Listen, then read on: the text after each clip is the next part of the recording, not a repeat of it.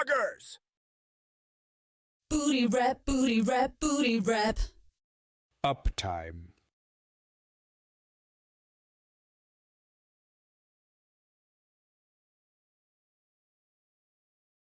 Booty, boogie booty, boogie booty boogie.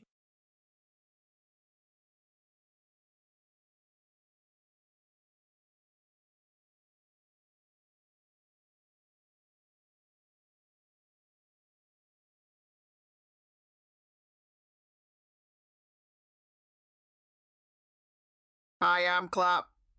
I am clap. I am clap. I am clap. I am clap. Booty rap.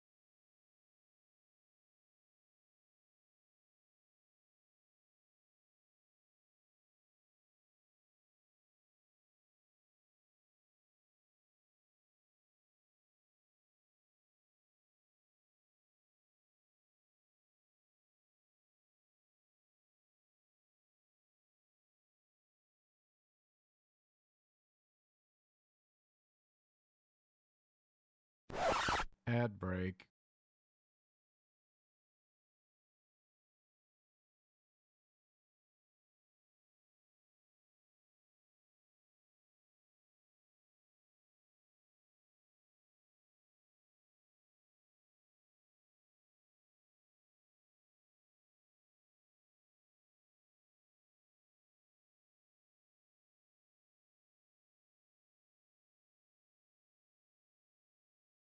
Puff, puff, pass. L finished. Puff puff pass.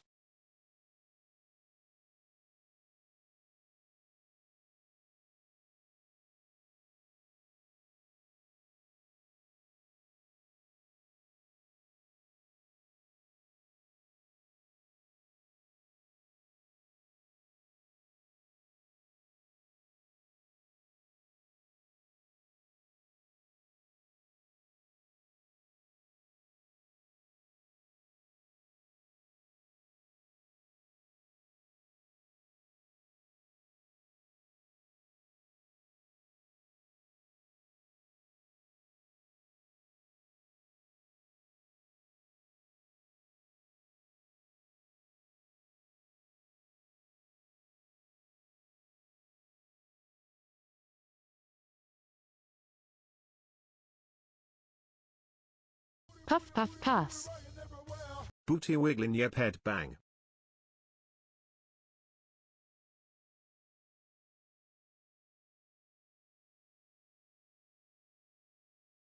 Puff, puff, pass.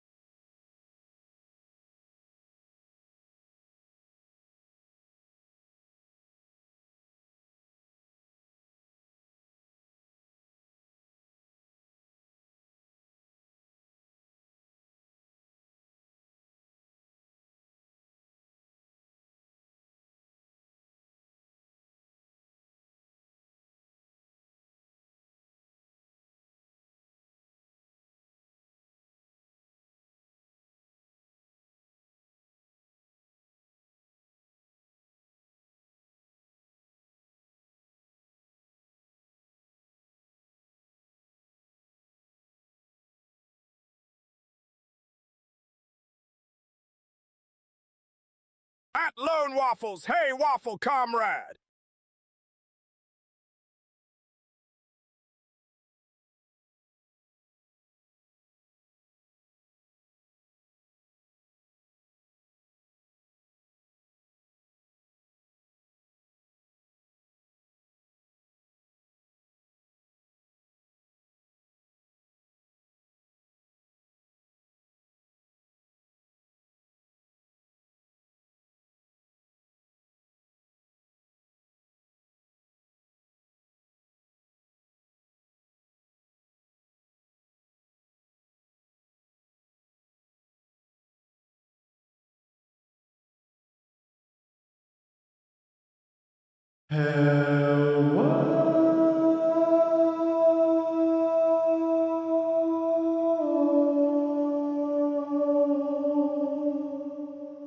That's a serve.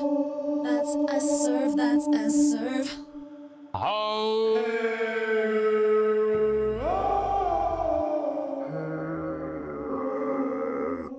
Brady. Waffles unite.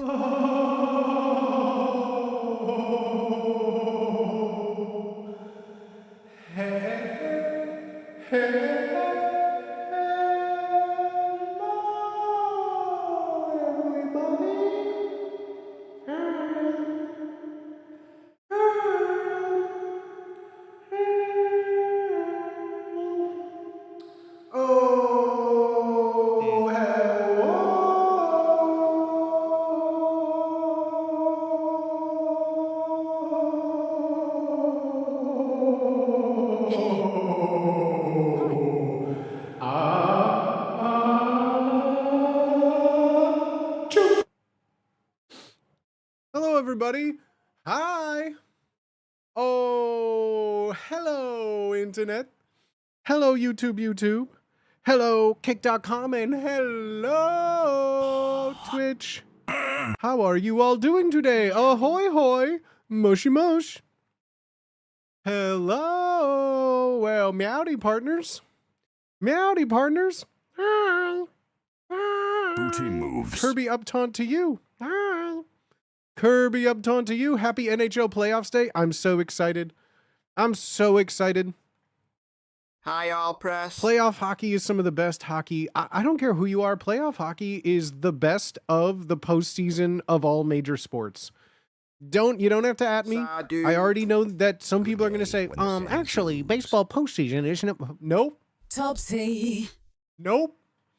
Hockey postseason is quite possibly the greatest season in any sport. Don't care. Other opinions are invalid. How you going? Playoff hockey is the best time of the year. I love it. I love it to death. I love playoff hockey. I think it's so much fun. I just love it. Good day when the Sens lose.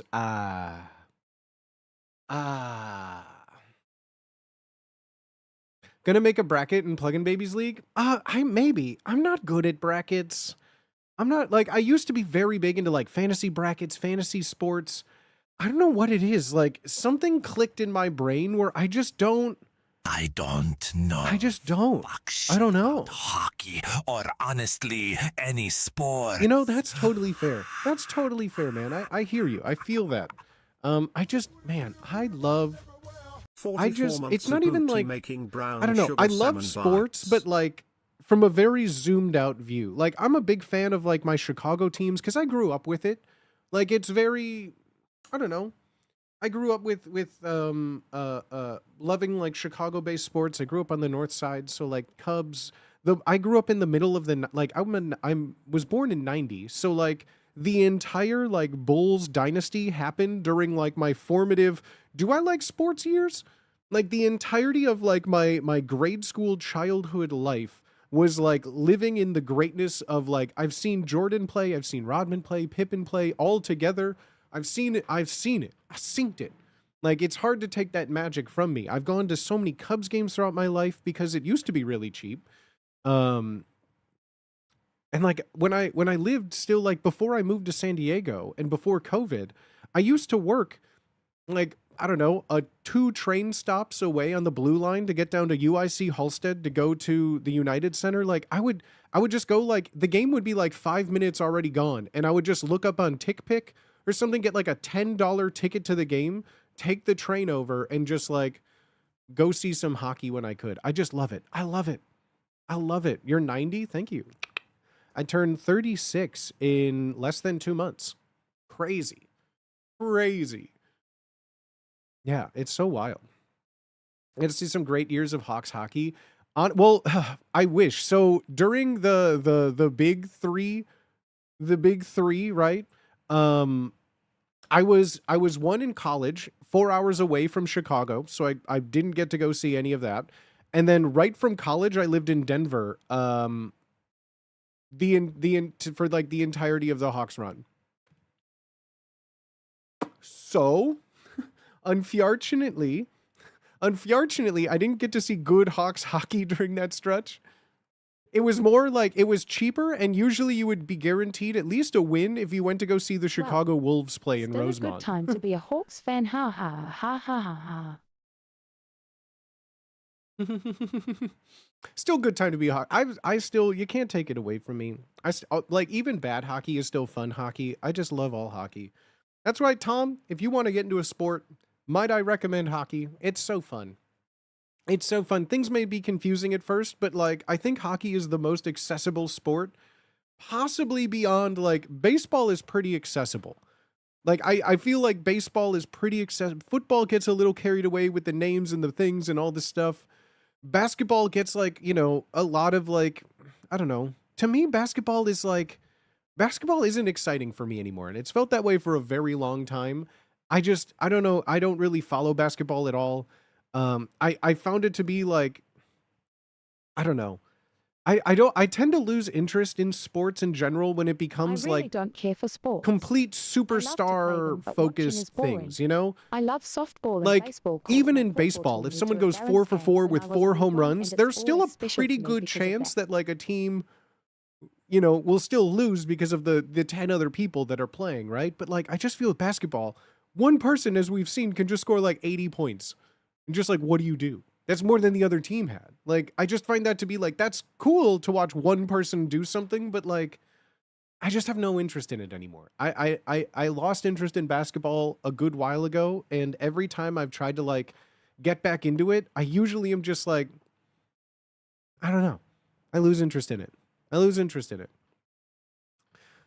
like when players throw hands in hockey. God, it's so satisfying. It's so satisfying, especially like you go back in the days of like true goons and enforcers where like you would have a hockey player, 6'9", roided to the gills, ugliest motherfucker you've ever seen. He does not play a minute of hockey until he's sent out in the ice just to fuck someone up who like hit another player.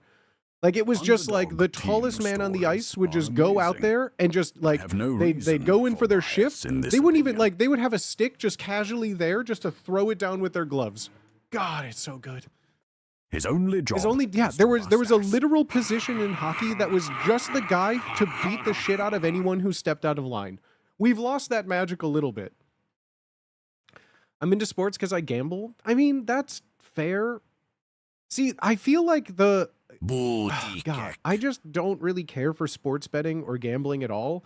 Simply for the fact that like I got really into a lot of sports that I didn't care about because of fantasy. Like I always cared about like, you know, Chicago teams, but I never cared more about football in general than when I was doing fantasy football, because then I cared about multiple teams, how people were doing. And to me, that was an investment. But sports gambling takes the fun out of it because it's not free. I gamble because I saw like that's where it's just like, I just kind of lose all interest in like spending money to have that kind of fun. And sports gambling and betting has even taken the fun out of fantasy sports for me. Because then it like removes the barrier of like the worst thing that can happen is you finish last in the league and you do something embarrassing. Now it's like, not only do I lose, but then I lost money trying to gamble or someone's gambling and then mad. Like, fuck sports betting. I think sports betting should still remain illegal. I don't think it serves any purpose to the sport. I think it's just absolutely the shittiest way to destroy interest in sports in general. True sports betting. I just don't ads care. are I just everywhere, don't and care. it's obnoxious. And people can like them. That's fine. I'm not trying to yuck anyone's yum. I just think sports betting in general has completely taken the fun out of like casual sports enjoyment. Like fantasy leagues, stuff like that, because it's just people get too angry about sports before betting. Like before, when it was just like a rivalry that people took too far, it's one thing. But now that like people are losing money and getting angry about, like, I don't have time for that nonsense. Fuck that noise. And people can say like, well, you don't have to spend a lot. You could just place $1 on stuff. That makes it fun and exciting. Like I know people that are like, I do sports betting, but it's just like, I bet $1 on my team. So it's more, ooh, I can win it. Like not only does my team win, but I win $1.50. It's like, ooh. And like that, I don't see a problem with that, but I feel like that is on such a far end of the bell curve of the I'd buy that experience for that it's not $1. to be counted, right? Like someone like me, I love gambling. I love going to a casino. I love slot machines. I know I lose every penny I have. I love playing blackjack and sitting down. It's just a fun social thing that I pre-plan saying, okay, I'm going to lose all this money. How far can I stretch this out? Like, sure, it's a fun thing that's not an everyday thing, but gambling is fun. I get it. But like just that it's so prevalent just makes like everything so much more boring. Are the tip of the iceberg for sure. That It's so annoying when children are someone asking adults just about doing sports the gambling because it's all over minimum regular to feed broadcasts an that families watch, addiction, right? Instead of just enjoying Yeah, the that's so thing. scary too. Yeah. Because like before it'd be like the Multi-strategy. commercials I would see are like, I don't know, stuff to make me want to play sports. It would be like, oh, here's a Gatorade ad. Like, damn, I'm thirsty for Gatorade and electrolytes. Like, oh, here's a thing for Icy Hot because, well, I trust Shaq. He's a tall man and I'm sure he has back problems like me. It's so relatable. So I'll get some Icy Hot. I'm And so glad that FanDuel now it's broadcast just is like, dead now. go on to Sports Duel, where we paid, Brett Favre $18 million to say the line chicken jockey because that was popular. Remember chicken jockey? Well, Brett Favre said it and we gave him $18 million to promote FanDuel. And it's like, ugh. I didn't think I could hate Brett Favre more. Now I can.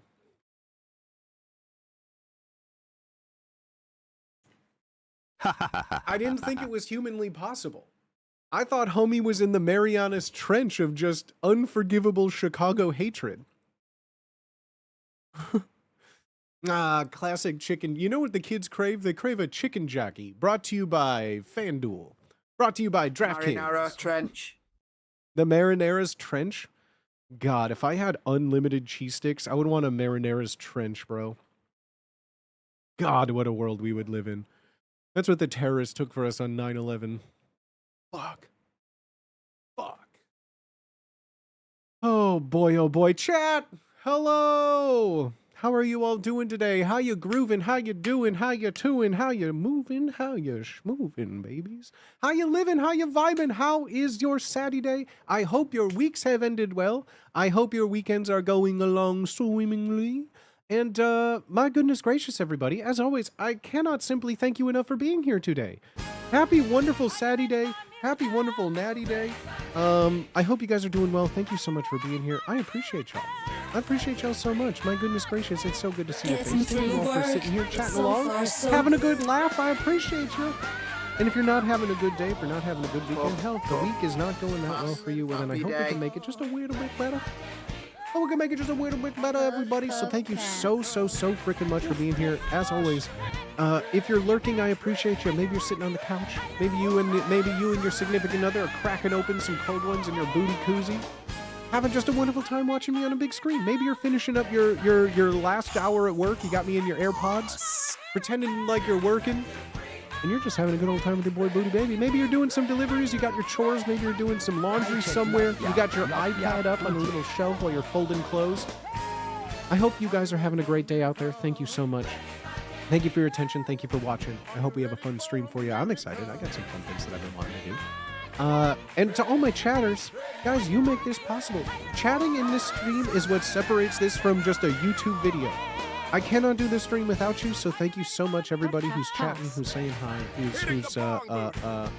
who's hanging out today. I truly appreciate y'all. Seriously, cannot do a stream without y'all chatting. YouTube, Kick, Twitch, thank you.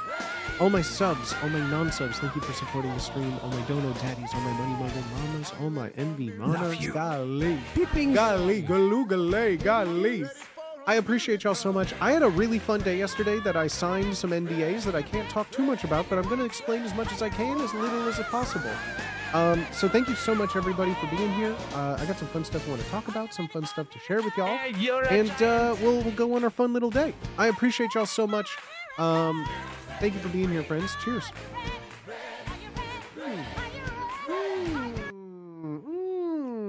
Book. Oh, wow. Big new. Oh, wow. So fun, chat. Fun. I told y'all on Thursday that yesterday I got a really, really cool sponsorship opportunity that involved me not on stream, nothing recorded for live content, nothing recorded Let's for go. YouTube content. Well, Booty. technically so, because everything is Perfect content. But time for a stream. I was Been a slow invited day and asked here. to take a trip down to. I'm going to be as vague as possible because there isn't like too much I can. I want to divulge before more details and things. But I was invited to go and film some let's say like short form kind of promotional content. I was invited down to go to Los Poggers. Angeles. I lived as an Angelino for a day. Poggers. I didn't miss It was the really story. fun. It was really cool, chat. Myself and one other creator that I got to meet were invited to go to like a fun studio and record some content. It was so much fun, chat. It was so much fun. Like this is the first time I've ever been invited to do something like this, and I had the time of my life. I met some really fun people. It was so fun. It was so fun. Everyone there was so nice. All the people on crew, the directors, producers, everyone was so great to work with. It was like supposed to be for 5 hours. It was supposed to be like a 5-hour quote shoot day. You say if I've met the other creator, I've never met this other creator before. This was the first time I've met them. I know of them because this was booked through my talent agency, through Dulcetto, and this other creator is also with this other talent agency as well. So I've known of them just because like our mutual agency. I've seen their name pop up. I've seen I've seen their name. I've seen them before, but this is the first time meeting. They were incredibly sweet. Yeah, it was so much fun, chat. It was so much fun. It was like, I got like, it wasn't acting necessarily, but when I say it was something that's like right up my alley, that I'm like, I didn't even know like not even like a sponsorship. I didn't even know like this was like a possibility, right? But I do want to share some really fun things with y'all because I think some parts of this story are so funny that I have to tell. So yesterday I had the option of like, cause as sometimes when I go to, this was not, so there was another streamer there, but it wasn't for someone's stream. It was for a company. It was for a production thing outside of the streaming. Don't think this was for, I was filming streaming stuff. This is not streaming. This is not like for a YouTube video. This is something completely different that I cannot say too much about until stuff is out for NDA purposes. But I went to LA. I was invited to go to this big lot area, this big building set to do a bunch of fun stuff. And so when I get there, chat, this is where it becomes like this is where it gets so funny to me and such like a separation of like stuff. Because so I get a bunch of directions. I had like to follow a bunch of like things to get to where I needed to go and to go down to the thing and to get into the parking thing. There was parking attendants and gates that I had to go through. So chat, it was either the option of like I normally do when I go to LA, leave at like 2 or 3 in the morning to beat traffic, get a hotel, stay the night, wake up, do whatever I need to do in LA and go back home, right? For some reason, I don't know what was going on in LA last night. The cheapest hotel on like Hotels Tonight or like something to get it like an hour before was still like hundreds of dollars. I can't, like hundreds of dollars is well out of my budget range, right? So I'm like, nah, we're just going to drive up that morning. So my call time was at 10 a.m. in LA. Probably. And I left beautiful sunny San Diego. Well, I woke up at about 5 a.m. to shower, to make sure I had coffee and to eat, because I had to hit the road by 6 a.m. because according to Google, to drive where I needed to could take anywhere from 2 hours to 3 hours and 55 minutes. I mean, what kind of time frame is two? It was 2.5 hours to 4 hours, basically. That's LA, baby. So I'm like, okay, my call time's at 10. I gotta leave at 6 just to be sure. Just to be safe at the longest distance, I don't want to be late for something like this, right? So I left at 6 a.m. The sun was barely up. Start driving. It says I'm going to get there at 8:15, 8:30. I'm like, okay, 2.5 hours. I'm on the earlier side. I'll get some breakfast somewhere. I brought my Kindle to read in my car. Great. And the more I drove, the mileage went down, but the time kept going up. Right. So like, I'm looking at my odometer. It's like, cool. I just drove 10 miles and the time went up 11 minutes. I'm like, uh-oh. The more I drove, the more the times not only just stayed the same, but would go up. Have you ever been in that situation where like you're driving and it's like, oh, okay, I'm going 60 miles an hour. I need to go 60 miles. It says 1 hour. And it's like, cool. I have 50 miles to go. I'm driving 60 miles an hour and it says I'll get there in 1 hour. What the heliante? It was basically like that, where the mileage went down on my trip, but the time went from like, 2.5 hours to being like, oh, I'm 100 miles away now from LA. I'm 100 miles away. You're 3 hours. The time went up to like 3 hours. I got there at I got into LA at like 9:15, about something around there. Like it was like a 3.5 hour trip. It was like a 3.5 hour trip.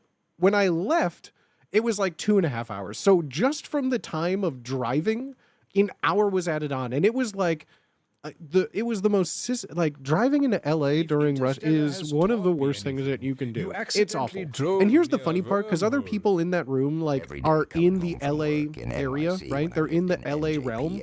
People were still driving, they had to drive across LA. Like they were on eastern end, western end, northern. They had to drive across the city, and it still took them over an hour.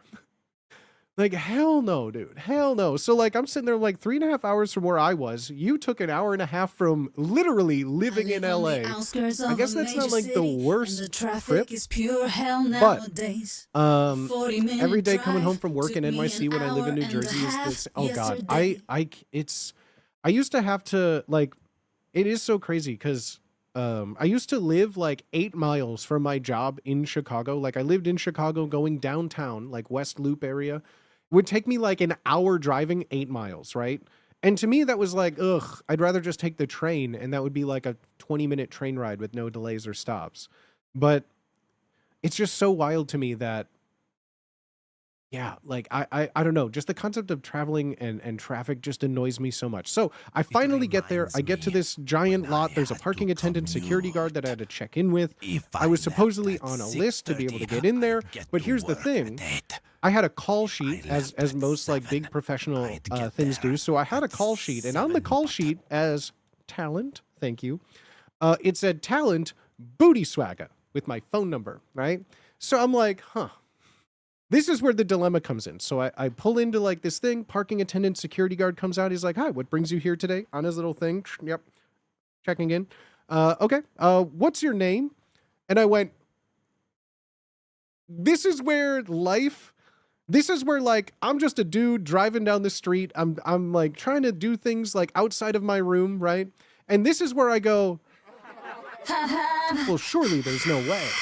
But and I pulled out my phone. I'm like, oh, let me see what name I'm on here as. Which alias am I under, right? And I went, so I believe the name is Booty Swagger. And the security guard's like, one more time. I'm like, Booty Swagger. It's on the call sheet as Booty Swagger. And he's like, I got a Booty Swagger at the gate. Is there another name you could be checked in by? And I went, let me check. I think check in under Booty Swagger. It says check in under Booty Swagger here. And they're like, okay, who's your point of contact? And I gave them their name and they went, yeah, they're here for this person. Okay, great. Absolutely. Yeah. So you're going to go down this lot right here. You're going to turn into visitor parking. We'll get you set in. You're going to meet me here. I'll walk you into the building to go to security there, and they'll take you to your checkpoint once you check in and sign in and everything, right? And so I'm just sitting there. I'm like, I love Booty Swagger. It is the best name. I am Booty Swagger. There's no other word to describe me. I envision it for myself, but like there are those moments in what I call the real world where like the streaming bubble as a whole just disappears. I feel this way whenever I hang out with people like YouTubers. I've talked about this before. YouTubers just can use their name. It's just their thing. And so whenever you go to like a party, right? The ubiquitous you go to like a party in LA or you go to like a stream event or something, you can always tell what platform someone is on by how they introduce themselves. Like I'll just be like, "Hi, I'm Booty Swagger." And they're just like, "Oh, hello, I'm my name." And I'm like, "I know your name. That's your name on the internet." "Oh, no, I know your name. That's your literal YouTube handle." "What do you mean?" And as for me, it's like, "Oh, Booty Swagger. Let me guess, you're on Twitch?" I'm like, "Oh, how could you tell?"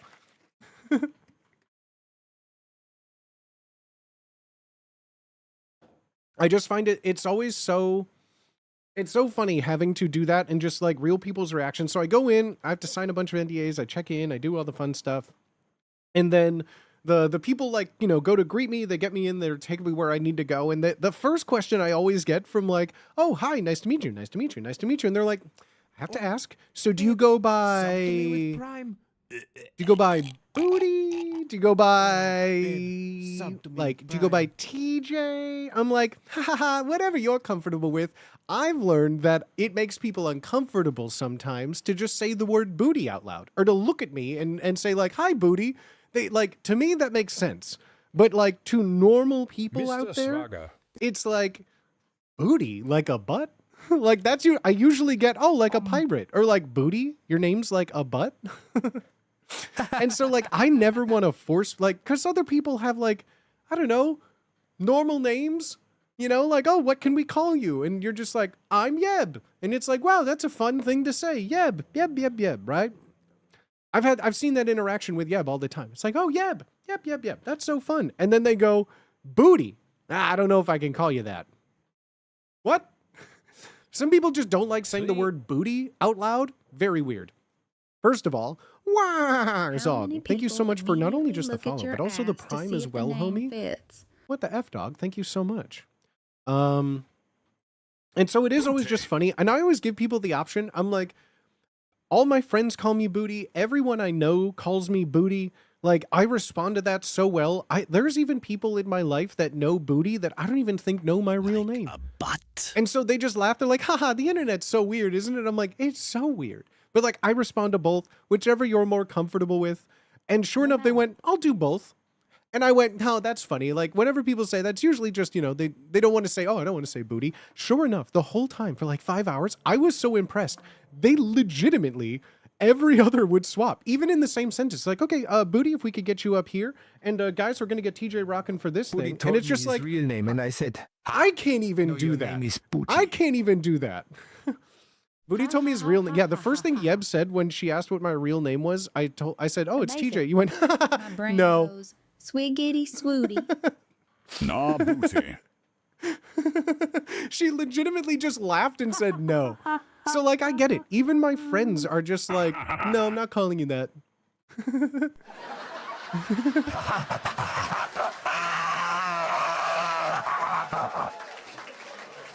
It's just so funny. Like, deadass, I remember laughing at his name, thought he was trolling. No, it really did hurt my feelings when you laughed. We talked about this. I can bring it up. Because I was like, no, I'm like, Yeb, that's not your name. damn. Yes, we have. Because, yeah, like, Yeb legitimately laughed when I said my name, thinking I was joking. Like, my name is a joke to them. What the fuck? Now I'm mad all over it. No. My friends, hold on. So much stuff happened. First of all the follows coming in, all the primes coming in. I gotta say thank you where thank yous due, homies. Let's go. Wubby's Left Nut, thank you for the follow. Hylian Hero with a triple baker dozen, 39 months, homie. Mwah. Thank you, dog. I appreciate you. Super Daddy Demon. Thank you for the follow as well, my homie. What is happening? Scarface with 44 freaking months, dude. 4 months. God damn. Galoo Galee Galee, Scarface. Thank you so much, my homie. I appreciate it. I appreciate it so much. Thank you, thank you, thank you. Stoned, thank you for the follow. Vogzog, thank you so much for the follow. And the Prime, my homie. Ooh, cool. Thank you for the 22 months. And Cobravelt with the 19 months as well. Goodness gracious, my homies. Goodness fucking gracious, homies. Triple Baker's dozen is a term for 39's crazy? That's what it is, though. It's a triple Baker dozen. Darts. It's the old 30. How would you describe 39 easily? Booties. Swag. Thank you, thank you, thank you. Yo, Stone Gooba. Stone Gooba.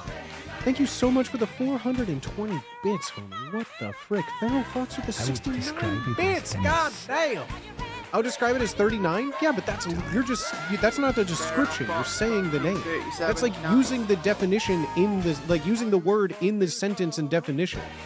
You can't just. I would describe 39 as 39. Yeah, that's how you would. That's the definition of 39 is 39.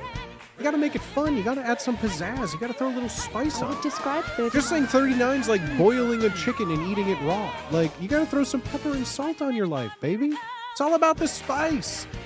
421 bits from Potato. That's the new leader. Do I hear 422? 422 bits. Do I hear 422 bits? Going once for Potato. Do I hear 425? Do I hear 500 bits? Do I hear 100,000 bits? Who got the 100,000 bits? I know someone got the 100,000 bits. Who won a 100,000 bits badge? Going once to Potato for 421. Do I hear 425? Do I hear 5,000? Do I hear 1 million bits from one person? And Booty is a good sub. Do I hear it? I don't know. I don't know. Do I? Do I even, where is my old, All I got. 3. do I hear 1,000 bits? Do I, Feral Fox with 341 bits? Oh, do I hear 342 bits? Do I, 100 bits from Major Magic? With 1,000 bits. Stone Godo is 666 bits. Do I hear 1,001 bits? Do I hear 1,001 bits? Such a bad day today. Thank you, homies. Thank you, homies. Live, Booty. I'm happy you're here too, Speedy. I thank you so much for being here today, for supporting the stream today, friends. I hope you guys are having a good Saturday. To all my homies gifting bits, to all my homies resubbing today, I appreciate y'all so much. I hope you guys are having a wonderful day today. Thank you all for being here, friends. Cheers, homies. Puff, puff, pass. Oh, wow. Wow. That's the kind of spirit that Milord. makes you wish you spoke a little French. Goodness gracious, everybody. If you can believe it, it is Saturday once again. Was the face ink easy to wash off? No. Nope. I had I still have like a bottle of like makeup remover from like doing face painting streams and stuff. And so I used cotton swabs, makeup remover. I was using alcohol, like pore cleansing pads. I used just like a washcloth and soap. And I still had like permanent blush on my nose and cheeks. I took a shower. I used a little loofah to scrub my face. I had to take a shower when I woke up in the morning to wash my face again to get all of the poison off of it. Bet10 Wonry. Thank you so much, my homie. Thank you for being here. Thank you for the follow. Let's go, dude. The face painting were great. Classic. But yeah, friends, yesterday was so much fun. It was really, really good. I hope I did well. They seem to enjoy what we were bringing to the table. It was the first time I've done something like this where I was just invited to go someplace. And chat, can I just say, like, it's so funny because, like, I don't know. I'm just a little guy. Like, I don't see myself. I know I should get a better, like, you know, what's the word of it? I should be more understanding to myself. I should like myself more. What's that word for that? I should think more highly of myself. I know there's a better way to say that. I should give myself more credit because I never do, right? S-O. And the whole time it was self-respect, self-love. I guess so, right? I don't know the right word for it. Self-care? No, not that word. I just need to think more highly of myself in situations like this because, like Like, to me, I'm just like a small little creator on the internet, right? Which is not what anyone that's hiring like an influencer to do, but like in my mind, I'm that, right? Like, I'm just a little guy. I'm not one of the big dogs. I'm not one of like, you know, the 2 billion clip views a month kind of a streamer. I'm very happy. I'm like, this is my career. This is my main source of income is this stream. This is like, you know, my livelihood. I'm successful at this, right? I'm successful at this. And like, it was like the biggest ego boost to be like, you know, invited to go to this place to get like checked in through security, to have like, you know, oh, I have to sign an NDA. Like, oh, look at me. I have an audience. I can spoil things. But no, it was like, it was so cool because I don't know. I've worked for a lot of streamers. I've done a lot of collabs with a lot of much bigger streamers than I have. And so when I hear the term like, oh, we have the talent here, we have the talent, they kept referring to me and the other creator. They're like, oh yeah, so our influencers are here. And I'm like, I don't know who you got your memo from, but I'm just a humble little booty swag. I don't influence nothing, but I do kind of influence a lot of things, actually, now that I think about it. And like, they kept saying influencer enough where I'm like, yeah, you know, I do influence a lot of things. I do influence. I am an influencer. So, yeah, the only thing I influence is more Malort down your throat. And don't you forget it. No, it was so fun. I've never felt more like, look at me, you know? That's what I mean. Like, I should think of myself that way more. I should. I am successful. I'm doing well on this platform, damn it. But like, it's something so else to hear like non-stream people, like, you know, industry people just be like, oh, the influencers are here. I'm like, oh, this is Booty. He's one of our influencers today. I'm like, yeah, I'm influential. Mount Rushmore of influence. Gotta put me on there, I guess. No, it just felt so good. It felt so good. I was treated so well. It was so nice. And I'm just like, it was the first time in a while I felt like, wow. Booty. Wow, I'm an influencer. Handsome booty. Handsome. I'm being influenced right now. Influence. No, and that's not to say, like, I don't think I am an influencer. I never call myself that, you know? So it's just so fun to hear it. It's like, I felt like my ego was getting like I was in a garden and I was just getting like a little watering can of like kindness and like support and appreciation from like outside of like a streaming sphere. And it was like equal parts validating and so much fun. Hypnosis. Yeah, I just had so much fun doing it. I can't wait to show you guys when it's out. I don't think this was filmed content for like a company, right? For like promotional materials during an event later. So I think I know like the general area of when this event is. It'll be like, you know, not saying too much, but I'm so excited for you guys to see some of it. It's really cool. There was like some like, you know, scripts and sides written out. It was all like recorded for stuff. So yeah, it was just really, really fun. Choo-choo, gritty. To just do some stuff and to like be able to just like play around and have fun. And they were so nice. They were so nice. They're like, wow. So one parts of it, like, you know, we're doing all these bits. We're given some guidelines to do some stuff. And then just like, you know, it was kind of like acting, improv, streaming. It's streaming. It was basically just like recording, streaming, but it wasn't live, right? And like with small like content, right? And there was one moment where I was filming stuff and I was doing stuff for a while. I'd like, you know, I couldn't hear too much of the world around me, couldn't see too much. I was just kind of like focused on some stuff and like what I was doing basically. And like by the time I was done, people were like every time we finished something that we were doing, there'd be like applause around. They're like, wow. And I'm like, yeah, I did it. Yeah. God, I just love like, there's nothing.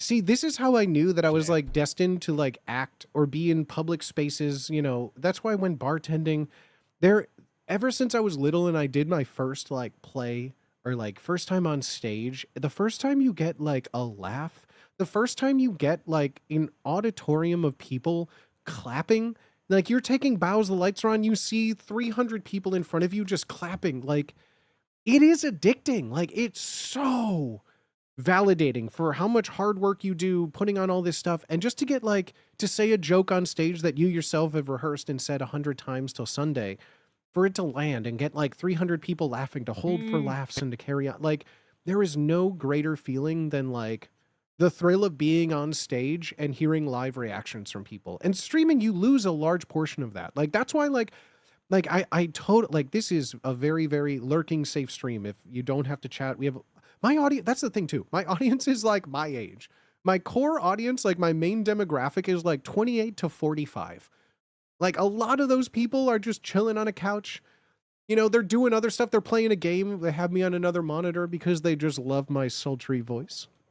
Depot comfy. And yeah, it's so fun to go and just like, even in like a smaller room, it is so fun just to get like, to see reactions, to hear reactions, to feel clapping, to be like, hey, great job. That was so fun. And I'm like, fuck yes. Yes, validation. Give me God, that's the thing with actors. We need validation. We need validation almost exclusively. I would say it goes like oxygen, vitamin D, attention. Like, or validation and then attention. Because validation is like a step, like giving attention is great. But I need to know that your attention and like appreciation meet in that validation of what I'm doing. Laughter, clapping, things like that. I love it. Setting up my Enfield production lines, I'm just enjoying. That's the thing. I've been very like self-conscious for a while because it's just like, you know, the streaming landscape has changed so much. I truly believe that Twitch in general and streaming is now like back to pre-COVID content times. And if you weren't on Twitch before, what that means is like gaming is very much in the heavy meta. Just chatting is kind of not it.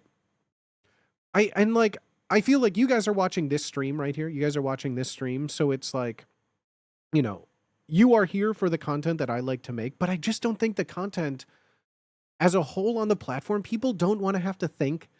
They don't want to have to like, you know, they like to know what someone is doing, put it on while they're doing something else.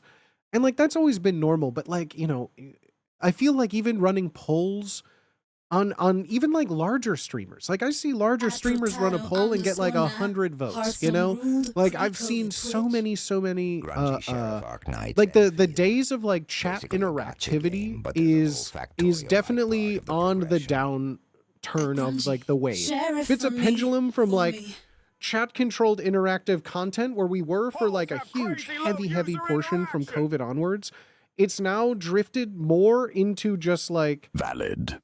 Watching, viewing reactionary second monitor content, and like it's drifted so far away from wanting to, you know, have big game shows, to have big chat interactive things, to do like even just for, you know, a lot of the games that I make for Wubby where we have like, you know, forms to fill out. You know, view counts have never been higher. You know, demands for stuff has never been higher, and we just get like like it's like the same group of people that are you know filling out forms for all this stuff. It's like the same core group of like, you know, 100 people will always fill out a form, but like getting anyone else to, getting new people to do it, it's really like pulling fucking teeth, dog. It's really it's like pulling teeth to, and that's not, again, this isn't any critique on my stream. I'm talking the big streaming sphere in general, right? Like it is so much more work on a board game or something. Yeah, I feel, and when I say chat, I'm not talking about you guys, because like it's all my fault. No, like a lot of people on this platform, I truly think are just, they just don't want to have to think. There's so much going on in the world. They don't want to have to, this is a release. This is an escape. This is like a TV show that's live. Either. It's just so, Plots too. it's such a different atmosphere because I started streaming over COVID. I've been watching Twitch since Justin TV. I've been watching Twitch out the from way forums back every when. now This and has then, always but it's more been like a when primary I gaming remember, first because environment. People, like I'm that's the usually high thing. as shit at Chatting home in most streams streams. was like, it was prevalent, but like pre-COVID, you know, you had 1,000, 2,000 people watching. You were one of the top people on this platform. And now I think there's just such a huge disparity between like the uppermost echelon of people and like the middling grounds of what I would consider very successful, and this is a career of people like me, of like 1,000 to like 100 people. Like inside of that realm, it's pretty much just like this scope of like, I don't know, of what to do in a way, because you can't change a whole platform, you can't change a whole dynamic in content shifting. You just have to kind of like ride the wave for the pendulum to switch back to like original, creative, interactive content, which is where I think I really thrive on this. That being said, I love streaming. I love yapping. I love talking. I like playing games on stream. It's just not what I started doing, which I know a lot of people are here to watch me talk, to watch me yap, to make me build things. But to grow in just chatting, I need to be rage baiting. I need to be clip farming. I need to be getting banned and saying horrible things that I think my audience doesn't want to watch. Have you know? heard the good news about I can't smoke because I'm job hunting. Would love to rip this vape. Oh, one day, my friend, one day. Usually so aggressive about doing forums, commenting on videos, liking, disliking, because how people actually do it. Yeah, it's so little. Hey, Booty, have chat. Have you heard the good news about a millipede and flip-flops crossing a linoleum floor? Don't know what that means, but thank you very much for bringing it to my attention. Sometimes games are just a vessel for yaps. Oh, and that's the thing. I feel like, because like over like we are so far out of like COVID streaming era, because a lot of people over COVID, even like afterwards, were looking to Twitch and other platforms as a way to interact with people, to get that kind of vibe. And now people are just over people again. Like the pre-COVID days of people don't want to interact with others. They have too much interaction. They get too bombarded with things and everything. So Twitch is not like a place for social interaction and for meeting people and for that still happens. Yes. Right. We foster that very well in this community, I think. It's just, yeah, the days of like people searching out new streams that are trying new stuff to build new things, to do quirky stuff. Like, I don't think there's a demand for it. You're missing a quote on doing bannable stuff. Please do something risque. Man. Fuck. Young elderberry. No.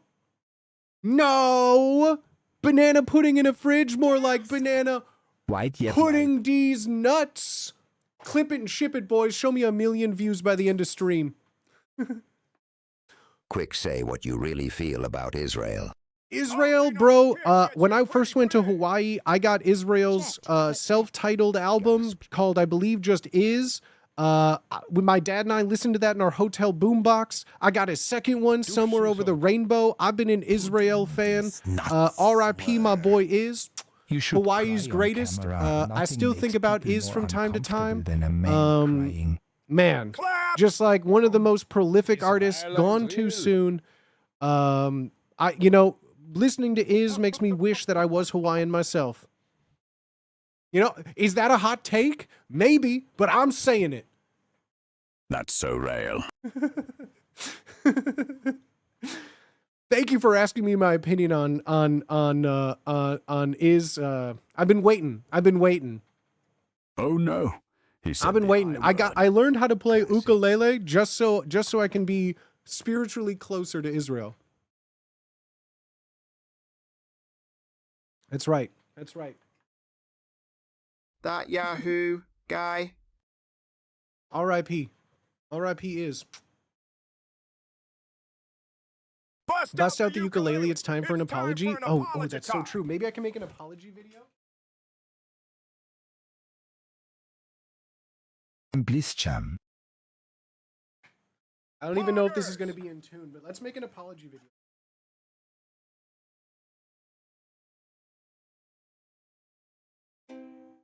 Little out of tune. Poggers.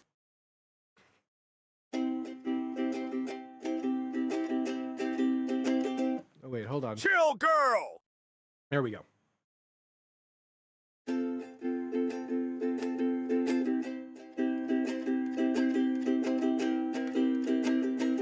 Toxic gossip train.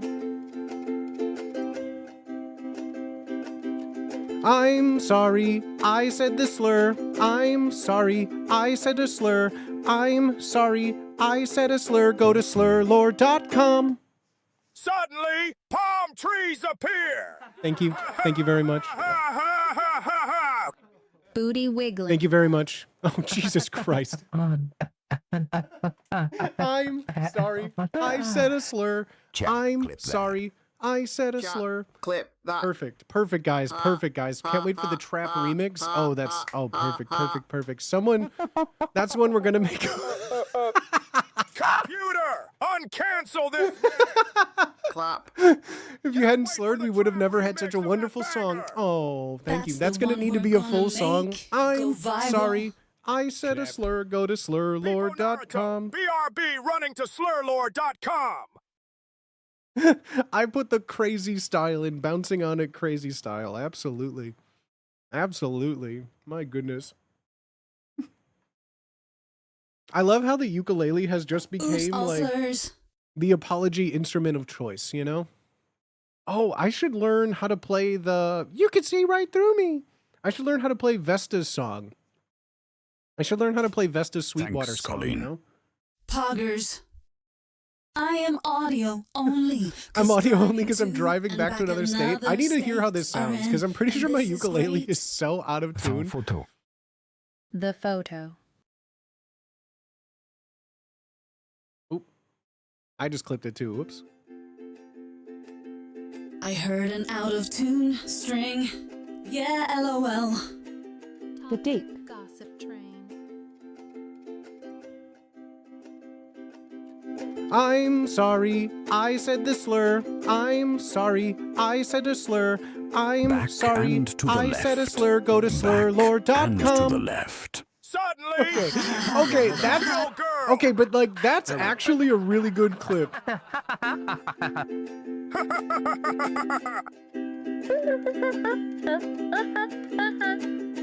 Booty boogie. Booty boogie. One take I'm Israel sorry, style. I said the slur. I'm sorry, I said a slur. I'm sorry, I said a slur. Go to You look like slurlord.com. you're thinking, what the fuck? It's an apology video, but it's also a plug. Homosexual. I think that's the next meta. It's an apology while also plugging your thing. Yeah, I said sorry. To I said sorry. PL. Wait, can we get this clip? Could we get this clip as a command for like I'm sorry, like exclamation mark I'm sorry? Hold on. I'm making this a command in chat. Add com exclamation mark I've I'm seen a couple of sorry. those where Or they just still sorry. I'm just gonna advertise make it stuff. sorry. Haha. Perfect. Sowies. Yes. There it is. So exclamation mark sorry. I think that's the apology.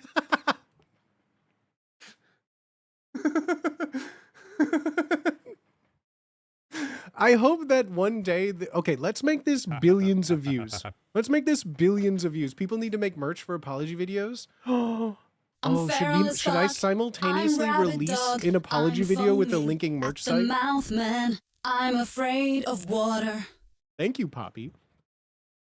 It's reminding me of Full House, Sorry. Uncle Jesse and Joey jingle writers. Oh, I love that. Writing jingles is so hard, but so fun. I would love, like, naming Crayola crayons, being an ice cream taste tester, naming nail polish colors, and, like, writing jingles would be so satisfying. Like, dream job status. People are going to go to slurlord.com just to find out what slur you're apologizing for. Good. Bring him in. Bring him in. Bring him out. Bring him out.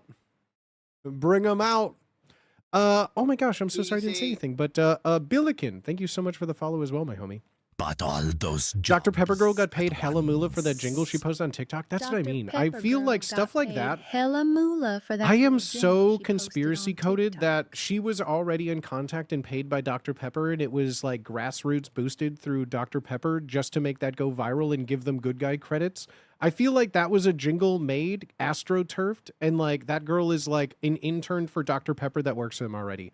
I'm just saying it. I'm just saying. Are we saying slurs today? Exclamation mark, sorry. I've already apologized for them. What brand we think gonna reach out for that jingle? Oh, for the jingle, it's I'm she sorry. was paid I by said a Big slur. Pepper. I'm John Pepper sorry. himself? I said a slur. I'm sorry. I said a slur. Drink Dr. Pepper. I mean, it works with everything. I'm sorry. I said a slur. Eat Pop-Tarts, baby. At McDonald's. Crazy. Like, I think it works for everything. Like, here, watch. I'm sorry. I said a slur. Go to DraftKings.com. $1 million, please. $1 million, please. $1 million, please. Slur. Very versatile. Mhm. I'm sorry. I said a slur. I'm sorry. I said a slur. Papa Murphy's. To be fair, I want a Dr. Pepper now. Cinema. Don't worry about. You guys are going to be humming that They song slip for a out week. every I quarter of a guarantee you. I second, need to 'cause post how that many clip now. people on the Speaking of world? chat, I want to talk to you guys I about got this A-list, because this is so which fascinating to race me. or gender. I didn't want to don't bring this up on discriminate. stream because I don't think This it's... chat is brought to you by I don't know. I don't think it's Bet365. necessarily like productive. I find it so fascinating, and it ties in exactly what I've been talking about today with like the Song of the content era of summer. Twitch, the not just Twitch, streaming in general, right? Like these numbers are so fascinating to me that like it's going to be a two-part thing, right? It's going to be a two-part thing. I want to see how this can potentially work. So some of you, Sponsor my as you lord. know, like how you feel about Kick in general, your personal feelings about it aside, even if you're like not subscribed, you don't watch anyone on Kick for personal, whatever that may be, right? It's your choice. You could do whatever you want. But have you continuously seen the rise over the last like a year, right? That no matter where you go on social media, you're only ever bombarded with clips of people from Kick or Kick streamers in general. Notably, like some of the big notorious ones that you're like, how are you not arrested yet? Who is this content for? This is just like designed to make people angry, to start shit, like to just be like some of the worst people that you've ever seen, right? Like, how are these the celebrities of the platform? Song of the South. No, that's not the song of the South. They don't apologize for that. Imagine. No, they're just like, yeah, that's right. I said a slur. I'm good Yeah, at what curating and my I feeds, said a slur. So I don't see that. Go to stuff, luckily. slurlord.com. Everything is rage bait now. I'm curating my feed so I don't see that stuff. Potato, I've been trying to do that stuff for a while, where I muted those channels, I blocked those channels, I don't see them, and they still keep popping up. And if you don't know why, I would like to talk about this. This is going to be like a little bit like inside baseball, but like I think the era of this has to be talked about. And I don't know. I feel like if you're watching me, it's something that you may not care about, you may not be interested in, but this is something I'm constantly thinking about. Any creator is constantly thinking about like this, right? And it's not just like live stream bots. I'm not even talking about live stream bots or anything like that. It has nothing to do with that. That's a whole different argument altogether, right? But this specifically is something called the Kick Clipping Program. And I'm live on Kick right now. I don't know if I'm allowed. I'm going to talk very disparagingly on this program. I am not sponsored by Kick. I'm not even like an affiliate or a partner on Kick. I streamed, my average on Kick is like 5, right? Like I'm not getting any of this, right? So this is something that has been I just saw a constantly video on that, every like, 10 creator I minutes know's ago. mind, because it's the pendulum has swung in such a fucking different way that it's so hard for me to wrap around. And this is kind of like enlightening me a little bit, so I would like to share it with you all, for those of you who may not know completely and fully as well, right? This was posted by a creator that, I'm going to be honest, I'll be completely transparent and honest. I don't necessarily agree with a lot of this creator's takes. I don't agree with a lot of this creator, and their takes on the platform in general. I will say, though, they do have a very big finger on the pulse of stuff like this. So take everything here with a grain of salt. This isn't the de facto Bible of information that I'm sharing with you. This is something that we have to look at it through, our own subjective lenses and come to our own conclusions. We can do our own research on this. We're going to, but it's something I want to talk about because I think it explains a lot of the current nature of live streaming in 2026. I'm ready to judge. And like how it does affect me, as this has nothing to do with me. This has everything to do with the Are platform you and how stuff. talking about Cav? Clav is a piece of this puzzle. Clav is a piece of this puzzle, right? So I want to get into this. I'm just going to read it to you because going on Twitter is a minefield with who knows what can appear there, right? So I'll just talk to you about this. This is going to be a little bit of a read, so bear with me, okay, friends? I'm going to show you a chart eventually of the craziest numbers and metrics you've ever seen. You know what? I'm going to show you the chart and metric thing first. I'm going to show you the chart and metric thing first because I think it's important to know what we're talking about here. So this is something that's gone around that if you watch a streamer or you follow a streamer on the platform, this is going to be targeted to you. And I would argue it's almost impossible to not be targeted at you. This is from 1 month. This is from the 5th of March to the 5th of April, 2026. This is data that is from the last month of the platform, right? What I'm specifically talking about is a program incentivized by Kick called the Kick Clippers Program, KCP for short. The reason that you've been seeing, and myself included, no matter how many I block, no matter how many I mute, they always pop up and it's always these same streamers, right? For 1 month, the total amount of views in this Kick clipping program, this is a very specific program. This isn't just like me. If I were to just post my own clips of Kick streams, it's not included in this, right? This is the Kick clipping program. They have a Discord for it. It's a whole thing to encourage regular people to clip Kick streamers, select streamers' streams, and promote them as much as possible, right? They get paid per views, right? It's paid per views, but there's a threshold. So let's just say, the paid per view is something like anywhere from people say 50 cents to $2 per view. People are saying upwards of some streamers during events have like $30 per view. No proof of this. I'm just saying what things have been read, right? Just saying. So keep in mind, regular people are being hired and incentivized to clip and send as many clips as possible. Here's the catch. Let's get to that in a bit. Total stats. They gave you some total stats. Total stats of the Kick clipping program specifically for 1 month from the 5th of March to the 5th of April. Total stats. Views for, I believe it's 4 times 1, 2, 3, 4, 5, 6, 7, 8, 32, 35, 40 streamers are involved in this Kick Clipper program. 40 streamers. We're focused on 40 streamers in this program, in this info here. 40 streamers in 1 month. You're really hyping this thing up. Just under 10 billion with a B views. 10 billion views between 40 streamers over 1 month. It's technically 9,868,919,475 views in 1 month. Fuck. The reason you're seeing so much of this is because of how much. How many videos in 1 month? In the 30 days? 309,814. There are 1,000 clips being posted a day for all of these. 1,000 clips being posted a day. Total clippers in this program, 1,737. 10 billion views in a month for these streamers. And before you get like, oh, that's the number one, and the reason you're seeing him so much is to the clavicular. Whether you know him, if you don't, thank you. You're on the right side of the internet. The guy has been unavoidable for months. Clavicular on his own has 2.2 billion views in this time frame of the month. 2.2 billion views, 69,550 videos in 30 days. That's what, 2,000, over 2,000 clips posted a day? 2,000 clips posted a day minimum. Right? With over 1,600 people clipping because of this incentive, right?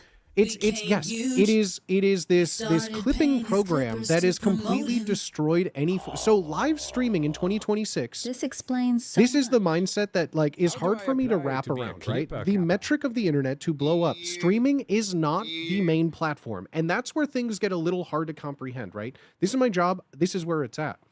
Streaming is a vehicle for the #1 platform of live streaming now, which is clip farming. Clipping, rage baiting, clip farming.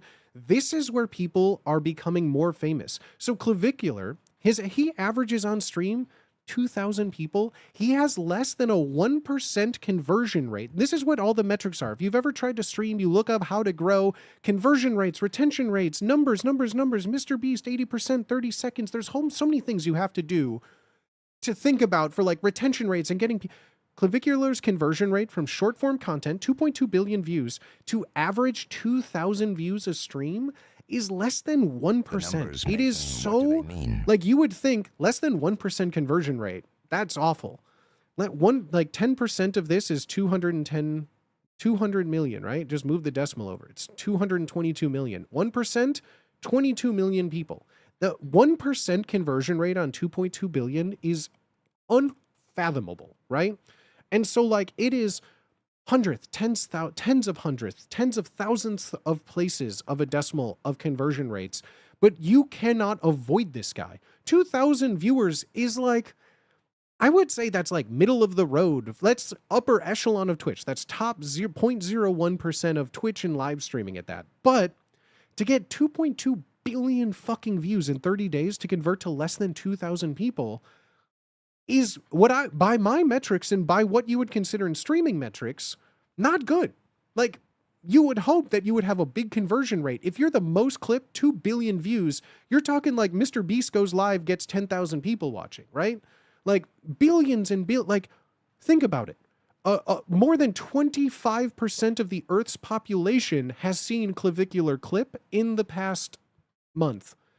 Think about that. Like, think about a quarter of the Earth's population has seen a Clavicular Clip.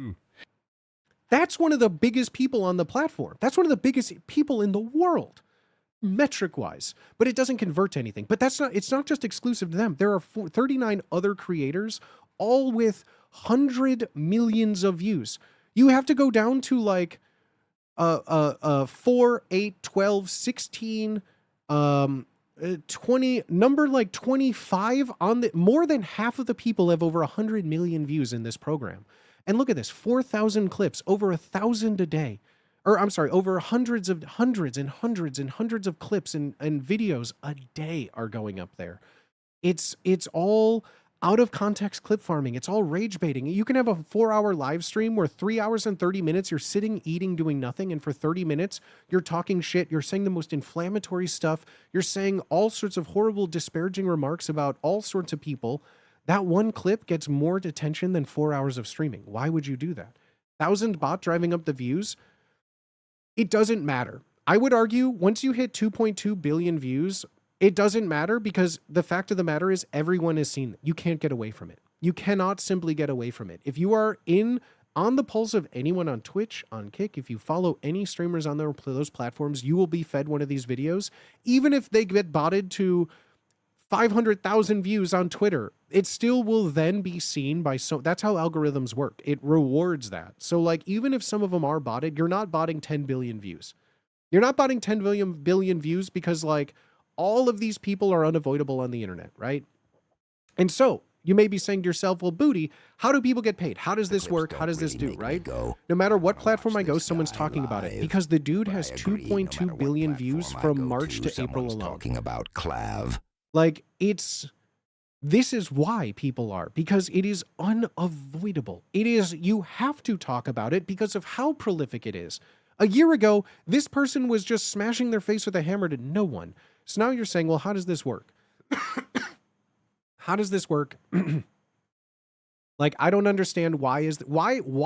First of all, why? Who benefits from this? Where is this money coming from? Is this on Twitch? Where does this work? So there is a Discord channel specifically. I learned about this from another streaming homie. I followed their journey on this online. A fellow stream homie, BB Jess. I saw them talking about this on Twitter before. Like, how do I get into this? How do I get into the Discord? Who do I need to talk to? And that was kind of the first era of like, oh, this is a program. This is something that people can get into, right? And like, I found out it was a Discord. They have like bounties. So like this week we want 1,000 posts of this person to get this many views. We'll give you an extra $1 per view, right? Not anyone could get into this thing. It's not like an open casting call. It's a very, very private, exclusive club. Who knows how it works? I don't know. I'm not going into how it works. But inside of the Discord server, they post these opportunities for anyone in it to clip content from a streamer exchange for CPM. Layman's terms, CPM are how advertisers pay streamers. Back in the day, it's pretty much like the worth of a streamer's audience is about $1 to $2 CPM.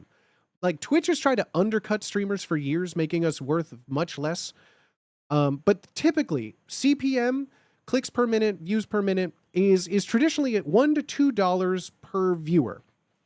So like, you know, on one of my normal streams, if I were to get an advertisement, like an ad paying for stuff, it would be anywhere from like my average of like $300 to maybe like $600, depending on the length of it, depending on the week of it, depending on one stream to a week of streams, right? If they want 3 activations in a week, 300 average, that would be like, you know, 300, 900. Easy way to figure stuff out, right? That's a good way to figure out ad revenue and stuff like that per.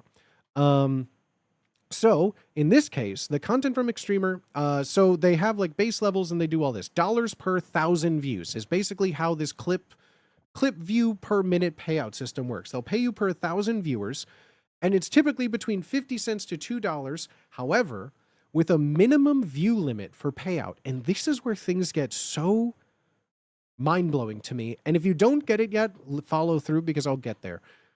With a minimum view limit for a payout of 100,000 views. So typically with platforms like Twitch or YouTube, you have to make a certain threshold of money before you can withdraw it.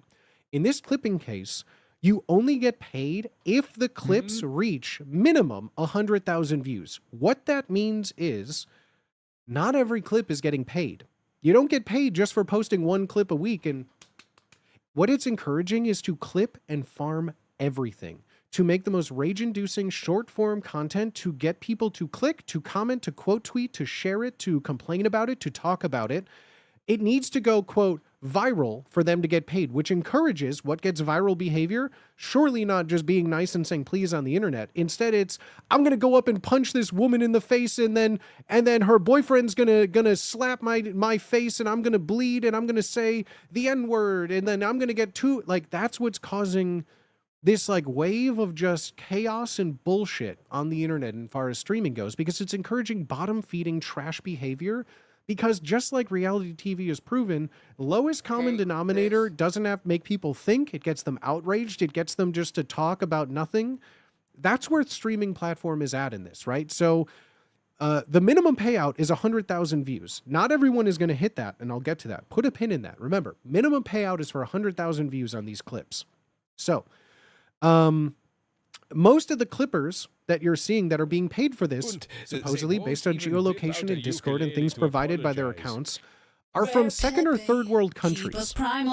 Keep that in mind too. This isn't just like, you know, Timmy in Missouri is clipping things and making $1,000 clipping clavicular. No, what's happening is it's run by these bot farms where even if it's made 50 USD from some of this stuff, even if they get $100 USD, US currency goes so, if you've never traveled or been to a place that's second world, third world, anything like that, US currency is king. Even if it's not the main currency, getting tipped in American money, a lot of places around the world is still like a huge thing. Huge thing. Places will accept American money, a lot of places in second and third world countries, because the conversion rate is so much higher, right?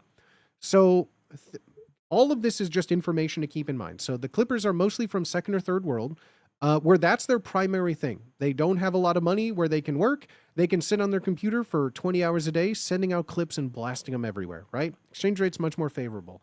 Platforms on TikTok, Instagram, YouTube Shorts, X. On stream, now this is where some of this detail comes from. I don't watch this stream. I'm going based off of what was presented here. As someone said, Clavicular on stream. I cannot fact check this. I don't want to watch his streams. Supposedly, so take this with a grain of salt. I didn't do this research. I'm merely reading what's written. I'm telling you, if you don't believe me, I'm sure it's out there to be found, right? Clavicular has said payouts are sometimes as high as $30 CPM, but this person who wrote this, that I'm reading is Devin Nash, right? I don't believe that. He says he doesn't believe that. So because of the view limit, like we said, you only get paid per 100,000 views. Because of the view limit, many of the views on these charts are free. Think about this, guys. Clavicular had 2.2 billion views. 2.2 billion views in 30 months with 69,000 videos.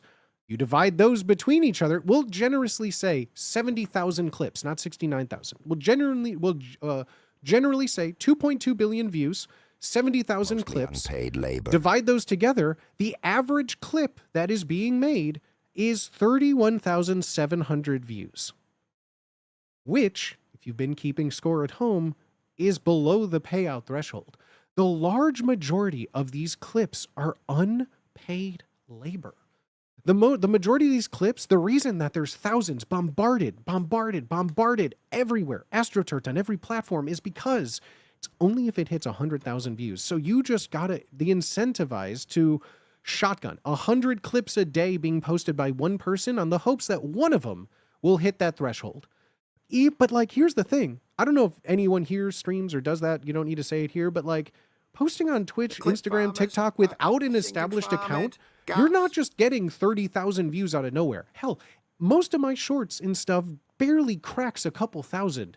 The good ones on my channel have like maybe 30 to 50,000 views on them. I don't even think a single one of my anything I've ever made and put on the internet has hit 100,000 views, right? So like, that's where stuff like this is crazy. Like, the average clip being so far below the view limit means the large majority of these things that, and again, you get 30,000 views on something on X, it's going to be sent to other people. 30,000 views on something hits the algorithm to still send it. It's still being shown. And those 30,000 views, then, you know, they'll go up, they'll get 50, 60,000, they still don't get paid, right? So, like a single clipper can count multiple clips towards that view limit. What that means is not only will you get one video that gets like, you know, 20,000 views the next day, they'll post the same fucking thing. Not even just the next day. 4 hours later, they'll post the same video, hitting the same video in every time zone's main demographic slot, adding all of those up. So it's not just one person posting one clip. That didn't work. Let's do another. It's posting the same clips 10 times throughout the day. Constantly recycle. So even if you avoid it from 11 to noon, from 1 to 2, that clip's being posted again, and now it's in your wheelhouse. The clip didn't do well in your demographic for 1 to 2 because your demographic is more online from 5 to 6 p.m. Guess what? That same clip is posted from 5 to 6. It's almost impossible to avoid this stuff if you have any connection to a streaming sphere. Like, they are being posted so much, so quickly throughout. Normally, like if you post something on YouTube, it says like, you know, your viewers typically watch between 11 to noon. That's your best time to post. You have the most active from people that watch your things. They're active from 11 to 12. Post it there for your best chance for the algorithm. These people are just literally, I'm posting at 8 to 9, 9 to 10, 11 to 12, 12 to 1, 1 to 2, 2 to 3, 3 to 4, 5 to 6, like a nonstop of the same clip just to barrage it to get it in there. And that's just one person. Now multiply that by 1,700 people doing the exact same thing every single fucking day. Every single fucking day doing the exact same motherfucking thing. 50 posts a day by people, guaranteed minimum 50 posts a day, average. With some people doing hundreds, 200s, right? So on top of just posting one clip, posting multiples of the same clip count towards that 100,000 views. Meaning, it's the same clips. You're seeing the same clip by 8 different people posting the same because rage baiting and clip farming on stream is one sentence. You have 170 people clipping the same 10-second scene, putting a different logo on it and a different thing somewhere. So not only are you just getting one person posting the same clip during every single hour of the day to appreciate it, but you have 1,700 people posting the same clip. So no matter what area you're in, no matter what demographic you're getting it, you can't avoid it. It is so you and I get to avoid bombastically doing it. It's crazy. And like, I have, anytime all these channels pop up, phase so-and-so did this crazy, mute, block, don't want to see it. 10 minutes later, the same clip by another person with a string of numbers in their name, 80 million fucking view on it, block, mute, clip. An hour later, same clip pops up, new name. It's a scourge. It's a literal scourge. It's crazy. It's crazy. Let's continue. So assuming that 90% of the views are free, right? Assuming on average 90% of the views are free for, we're just talking about Clavicular, 2.2 billion views, an average of 31,700 views per viewer. Not all of them hit. Let's assume with a big fancy bell curve, right? 90% of the views are free. We're only talking about the top 10%. Again, 10% of views of 2.2 billion is still 220 million. Ah, you're right, Yeb Sag. 220 million views. That's 10%. That's still nothing to scoff at. Again, that's like a YouTube career, much less 1 month of clipped content. So if we go for just a base, like $1 per CPM for 1 month, it would cost $222,000 a month. $222,000 a month just for paying out 10% of those clip views. Again, so like, sure, there's 90% free labor exposing this whole thing, but the top percent of people, the top clips, is so much money going into it. Like, people say like, oh, but view bots are ruining the platform. I would argue that this is the number one enemy to true creative growth right now, is it isn't rewarding creativity. It isn't rewarding positivity. It isn't rewarding being a nice person. The only thing that is being rewarded on this platform is mass fucking spamming the worst humanly shit imaginable. And it works. It's just like reality TV. It's a train wreck. You can't look away.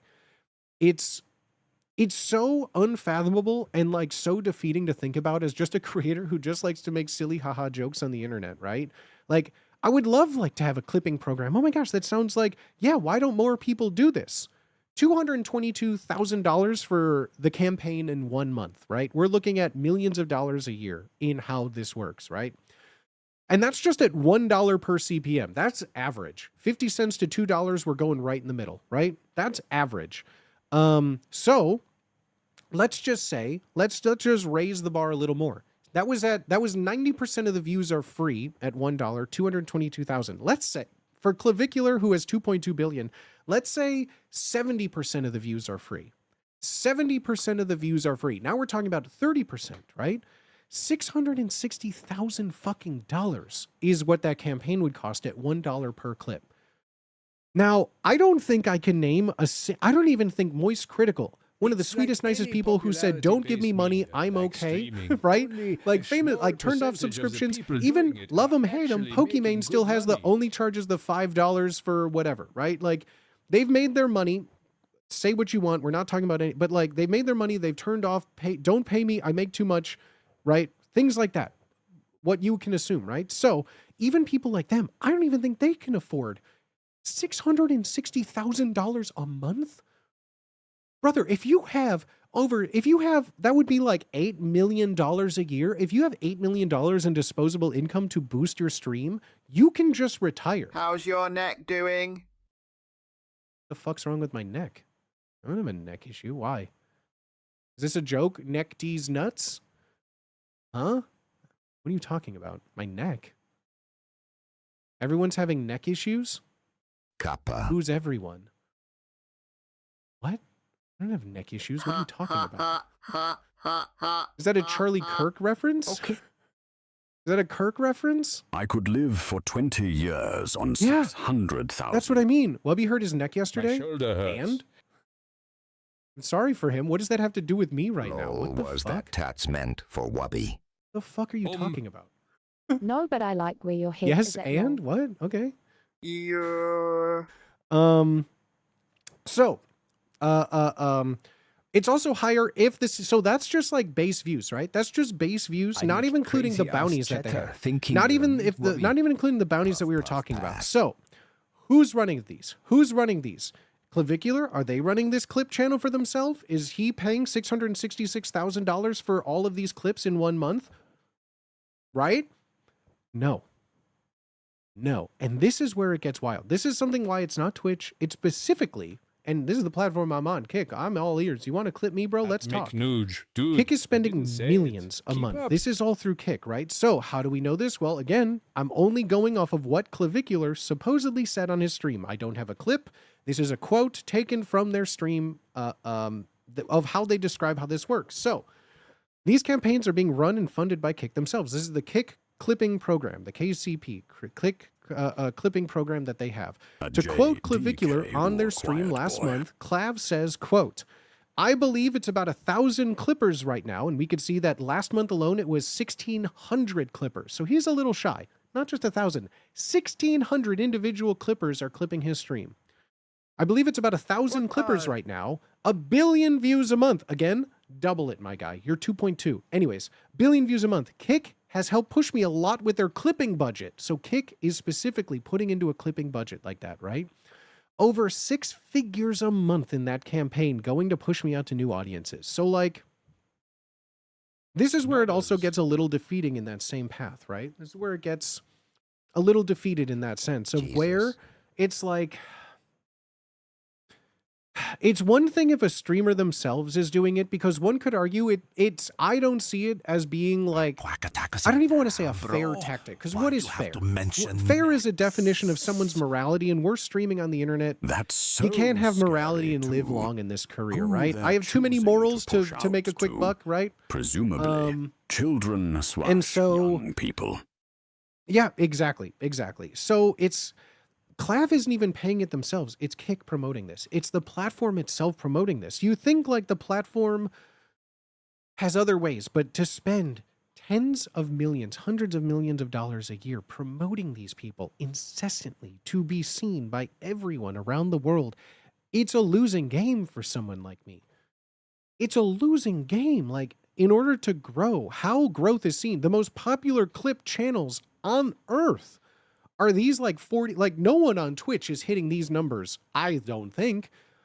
Maybe someone like Hassan, because like politics gets clipped out of context a lot. Like, I don't even think some of the most clipped watch streamers on Twitch are hitting these kind of numbers, because what Twitch streamer is spending $666,000 ceiling, 222 floor a month to get this kind of exposure? Like, I don't even think the richest people I know would spend that kind of money doing that. Like, that is so much money to throw away since all of this, right? Like, it's mind-blowing to me of how, like, before it would be like, you know, you want to grow as a streamer, make good content. People find good content. You make good content, you make good clips, you put it on the internet, it'll find its audience, right? You get it there. This is such an uphill battle. Like, how do you fight $666,000 before you've even made a clip? How do you even begin fighting this battle of being seen when there are 40 people getting 10 billion views a month on every platform? Like, how do you even, like, the lowest person on this list has 1.5 million views. Like that's, like, I don't even know, like, just to break in, I think all of my clips, all of my views throughout all of my history in Twitch in general doesn't even reach that, right? Like, it's unfathomable to, like, well, how do I grow on this platform? Well, make good content, do things that people want to see. Also, you have to have, you know, a multi-tens of thousands of dollar budget to just be seen now. And it's, you know, it's Catharin, it's crazy. DM. It's crazy. On the list is all people we love. And it's all about algorithm. That's what it's all about. That's what it's all about, is getting the algorithm to be on your side. But, like, it no longer is making good content to be seen. It's always been get lucky. The algorithm is a fickle mistress. It's always get lucky. You don't know what's going to work, what'll blow up, what won't. But, like, I feel like now more than ever, and this isn't doom saying, this is my job. This has been my career. I have a livelihood from my stream. This isn't like, oh, poor is me, woe is me. This is just the reality of anyone on the platform. This is woe is everybody. This is poor everybody, right? Even the biggest Twitch, even someone like my friend Wubby, right? He's not involved in this. He is one of the biggest people on the platform for years, right? He was the most donated to sub-2 channel on the platform for years, right? Like, and this is something that's just like, you know, this isn't something that's approachable for everyone, right? It's crazy. So it's nuts. It's nuts. And, like, again, this is so funny. This is not my words. This is, again, Devin Nash that we're talking about here. You could be the most uninteresting person ever, and some of the people on this 40-person list are. I don't watch any of these people. I've seen some of them some of them were featured in the Louis Theroux Manosphere documentary. Some of them are famous for being some of the worst humans you've ever seen online and alive, with the worst takes, the worst people you know. And you don't have to be interesting in this game. You don't have to have content. You don't have to have value. All you need is money to promote it. And that's where it just becomes like, what do you do? Like, what does someone like me do? I have too many morals to do this. I'm not about to just say inflammatory things to get clipped out of context, because that is the context. So it is hard. It's not just that people are voting on your popularity with engagement. It's the algorithm pushing it no matter what. Like, you would think the algorithm would say they don't want to hear anything with Kick, with this streamer, with this person. I personally have blocked like 50 of these clipping accounts for people that I don't care about. And every day, more and more just pop up on my feed. Even if I actively tell the algorithm I don't want to see this, it is so unavoidable because billions of people are watching it that it's pushed to you because it's like, well, everyone's watching this. You should too. It's crazy and incomprehensible. Like 10 years ago, I would block someone on YouTube. I would never see their video again. On Twitter, you would block an account or a channel. You would block a term. You'd never see them again. I have all of these people's, I have Clavicular blocked and muted by name in X. It still is 3 clips within 10 minutes of scrolling, right? It's crazy to me. Like what I consider to be something, the mysterious algorithm still doesn't work in that way. People got algo brain, but like, even if you actively attempt to avoid it, you're still fed it, you know? You're still fed it even if you don't want it. That's where it's crazy to me of like, YouTubers they're paying to make to that people guy and what it's about. That's where stuff is wild to me, you know? Like it's always talked about like, oh, they're an industry plant. They're this person's an industry plant. They became famous overnight. This is the industry plant. This is $10 million plus a year. Astroturfing these campaigns of people that have nothing important to contribute, have done nothing important with the platform, have encouraged nothing but degenerate, awful, homophobic, misogynist, transphobic rhetoric that like no one should applaud or appreciate or promote a platform on. And yet that's what the main focus is. Saying the most inflammatory, derogatory, horrible things to get clipped and become the most famous person on the internet. I'm sure Elon pushes these degens in the algo too. No. Again, I would say no, because the algorithm is pushing what people are seeing. The algorithm's pushing what people are seeing. Maybe, sure, they're pushing it further, but again, it's not just Twitter. Twitter is like the smallest percentage of this view pie. Let's get that out right now. The X percentage of these views is number 4 out of TikTok, Instagram, and YouTube Shorts.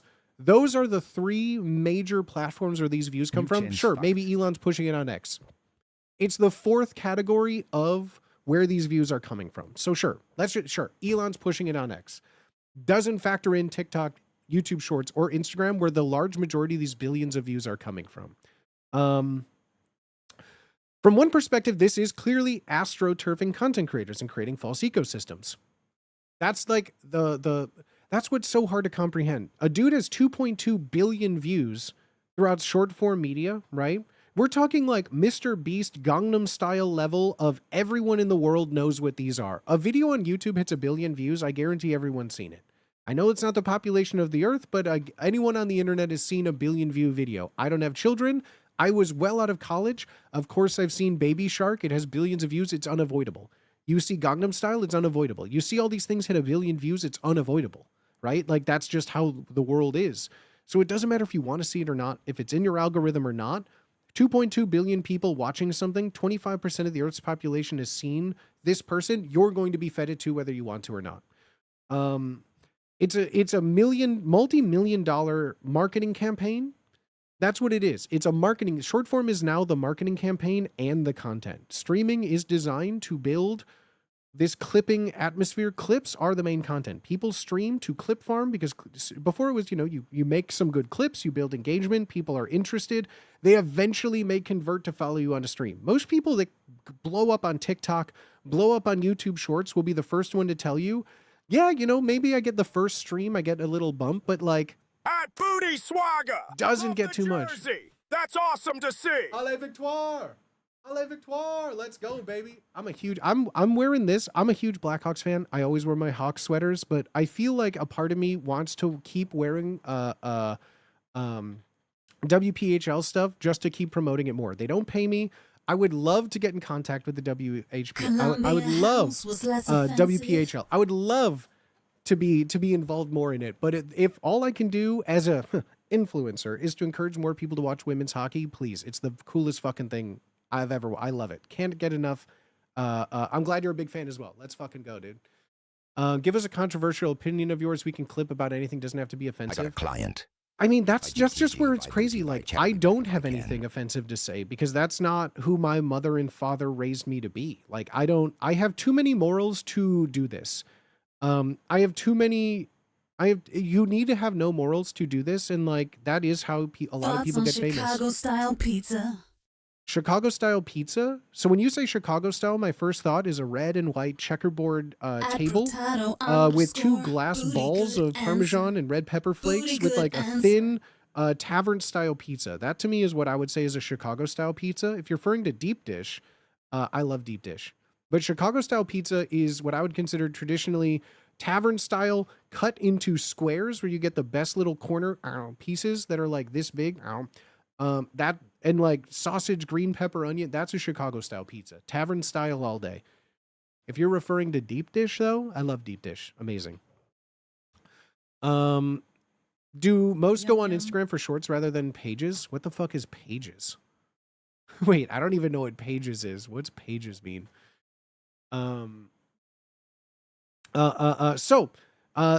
His final opinion on this all, his final opinion is whether, no matter where you stand on it, streaming is a much more gamed ecosystem now and it will remain so. There's no way to police this since it hijacks how algorithms perceive growth and serve content.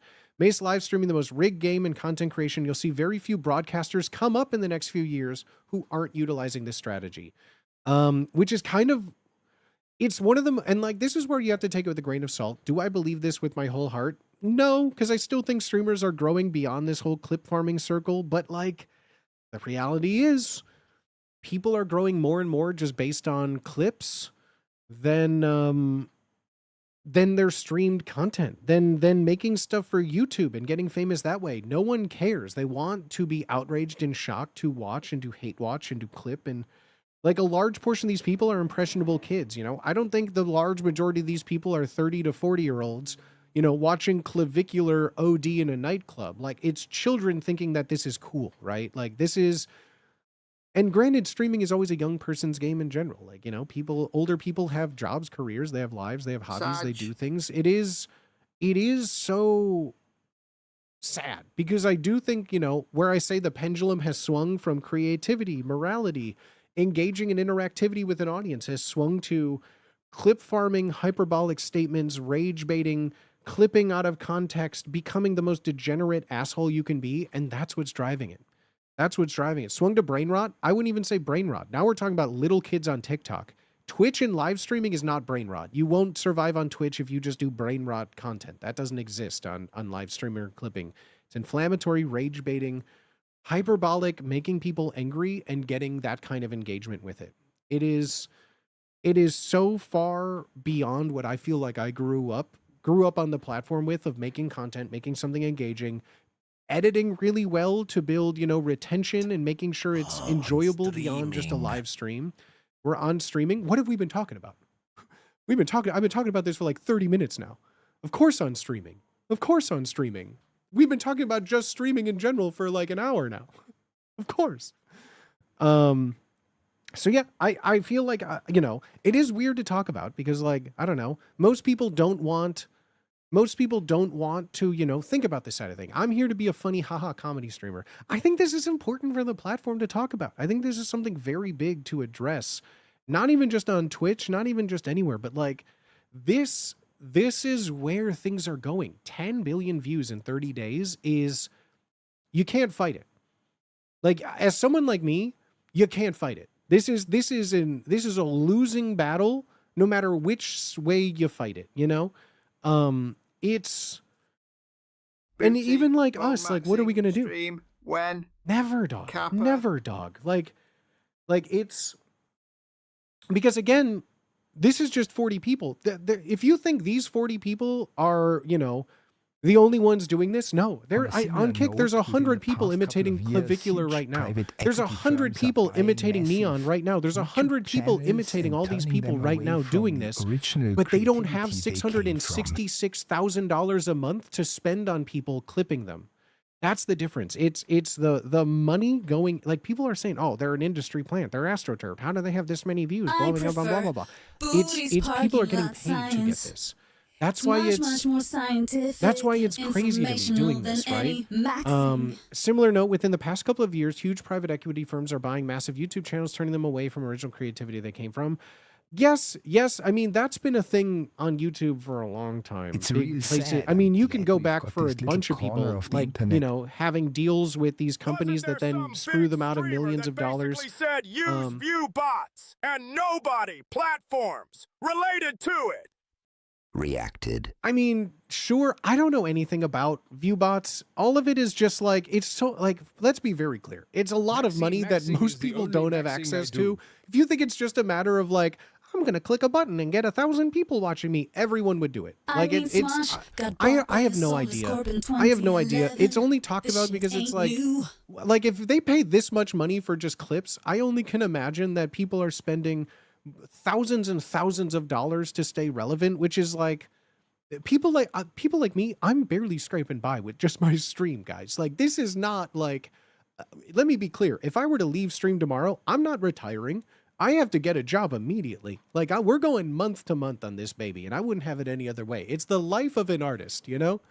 But like, Smosh got bought by a soulless corp. That's what I mean. This is nothing new. A company, private equity, we're not talking about that. We're talking, this isn't private equity. This is the platform Kick. This isn't like Kick bought Clavicular Stream. Like, this is Kick is spending $222,000 to $666,000 a month on one streamer.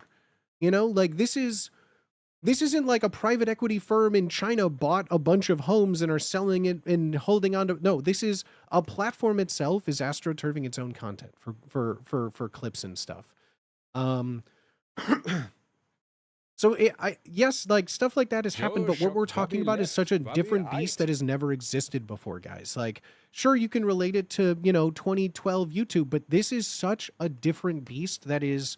This is 2026. This is the last 3 months, right? Like, if you were to get 2.2 billion views on your short form content 2 years ago, you would be one of the most famous people on this platform. Everyone would be watching you. DualShock. Clav has to pay out clippers who clipped his OD. Again, if you just tuned in, he's not. Again, if you just tuned in, I'm telling you right now, factually, he is not. Clav is not paying these people. It is Kick. If I were to pay people, and if I were to pay out of my pocket and get the same views, the same clips, I would have to pay people $222,000 to $666,000 myself. It's not the streamers doing this, guys. This isn't the streamers rigging the algorithm for themselves. This is being paid for by billion-dollar industries, short-form content. What's strange to me is I don't see these clips. I open Twitch, I click on a streamer, I watch. I would argue that you have. Like, do you watch TikTok? Do you watch Instagram? Do you follow streamers on X? Like, do you follow people? Are you not on social media? Because I've had these channels blocked and I see them. I see, like, they're unavoidable. They're unavoidable. The only way someone can tell me that they don't see this is if they don't use social media. That's the only way that I can fully say you've never seen this. 10 billion views for 40 people. You had to have seen them. That's more views than people on the planet. Like, I don't have TikTok and Instagram. I might see a few Twitch clips every few days. We're not even talking about Twitch clips. It has nothing to do with Twitch streamers at all. Again, this is purely based on Kick streaming and Kick stuff. There's a Reddit called Livestream Fails or something. Again, nothing to do with what we're talking about. Nothing to do with what we're talking about. I have my algorithm perfectly curated. Fortunately, I don't see any of this. I don't know how people do. I don't know how people do because I just checked my block list before I went live. I have 65 of these streamers' names, individual channels, blocked terms, and I still see them. You still see them. It's unavoidable. 10 billion views in 30 days is what I would consider almost unavoidable. And if you do, again, I'm so jealous because I don't know a single person in my circle that hasn't seen any of this. I'm on social media and I completely agree. No matter how much I try and block, I feel like I'm stuck. That's what I mean. Even though I watched the Turkey Tom on Clavicular, I'm still fortunately not seeing any of these clips. And ultimately, it hurts the whole ecosystem. Advertisers will shun botted platforms. They don't generate. We're not talking about that. Monster Energy Goth Girls. This is also the other hard thing of like, this is nothing to do with bots. This is nothing to do with anything of that. This isn't about Twitch. This isn't about Reddit subreddits. This isn't about anything, I see a guys. new androgenic clip every day. This is and they always specifically call him talking about the Clavicular's Kick friend. clipping program that has 10 Chat, what are billion you views even in 30 talking about? days. Some of you guys are just making wild statements about things that don't have anything to do with what we're talking about. Like, I've never heard of I don't clavicular have until Wubby started socials, talking about him, but and I've I yet to see him in the haven't wild. been I feel immune to lucky. it either. I see a new androgenic clip. I don't know what that means. And they will always call him Clavicular's friend. On my my Instagram is also Monster Energy Goth Girl Spit. I don't know what that means. I don't know what that means. I'm just saying, I guarantee everyone has seen something like this, whether they know it. One of these 40 people, I guarantee, has made your way on it, your algorithm, whether When you I know it or traveled not. to Europe, I saw Maybe this you've seen clip one, 5 but that months a day. still is what I would consider enough. Like, the smallest person has 1.5 million views in 30 days. Like, 2.2 billion views in one day, or in 1 month. Like, you've seen it. You've seen it. I don't know what to say. I don't know what to say. Granted, like, this, I think, maybe, you know, very centered on U.S. audiences, North American audiences, maybe, I guess. I don't know. 2 I don't know who billion half these is people are. inside. I don't know who half these people are. Honey. I just know them based on reputation and There was a infamy week where I alone, had a right? massive spike of Jim Skin clips on my FYP out of nowhere. I had a massive spike of And Jim now Skin clips on nothing. my For You page, and now nothing. That's what I mean. So, like, there's bounties for a week on most of these. People get bounties in this. So, like, this week it's this. Push this. Get brother is paid an very extra not $1 per online. views and all this And he stuff. came up to me like a week ago asking me about clavicular. Yes, dude. The algo looks at who you follow and what they look at. I would argue no. The algorithm does not even factor in follows anymore. It's a whole thing. In 2026, followers, subscribers on YouTube mean nothing.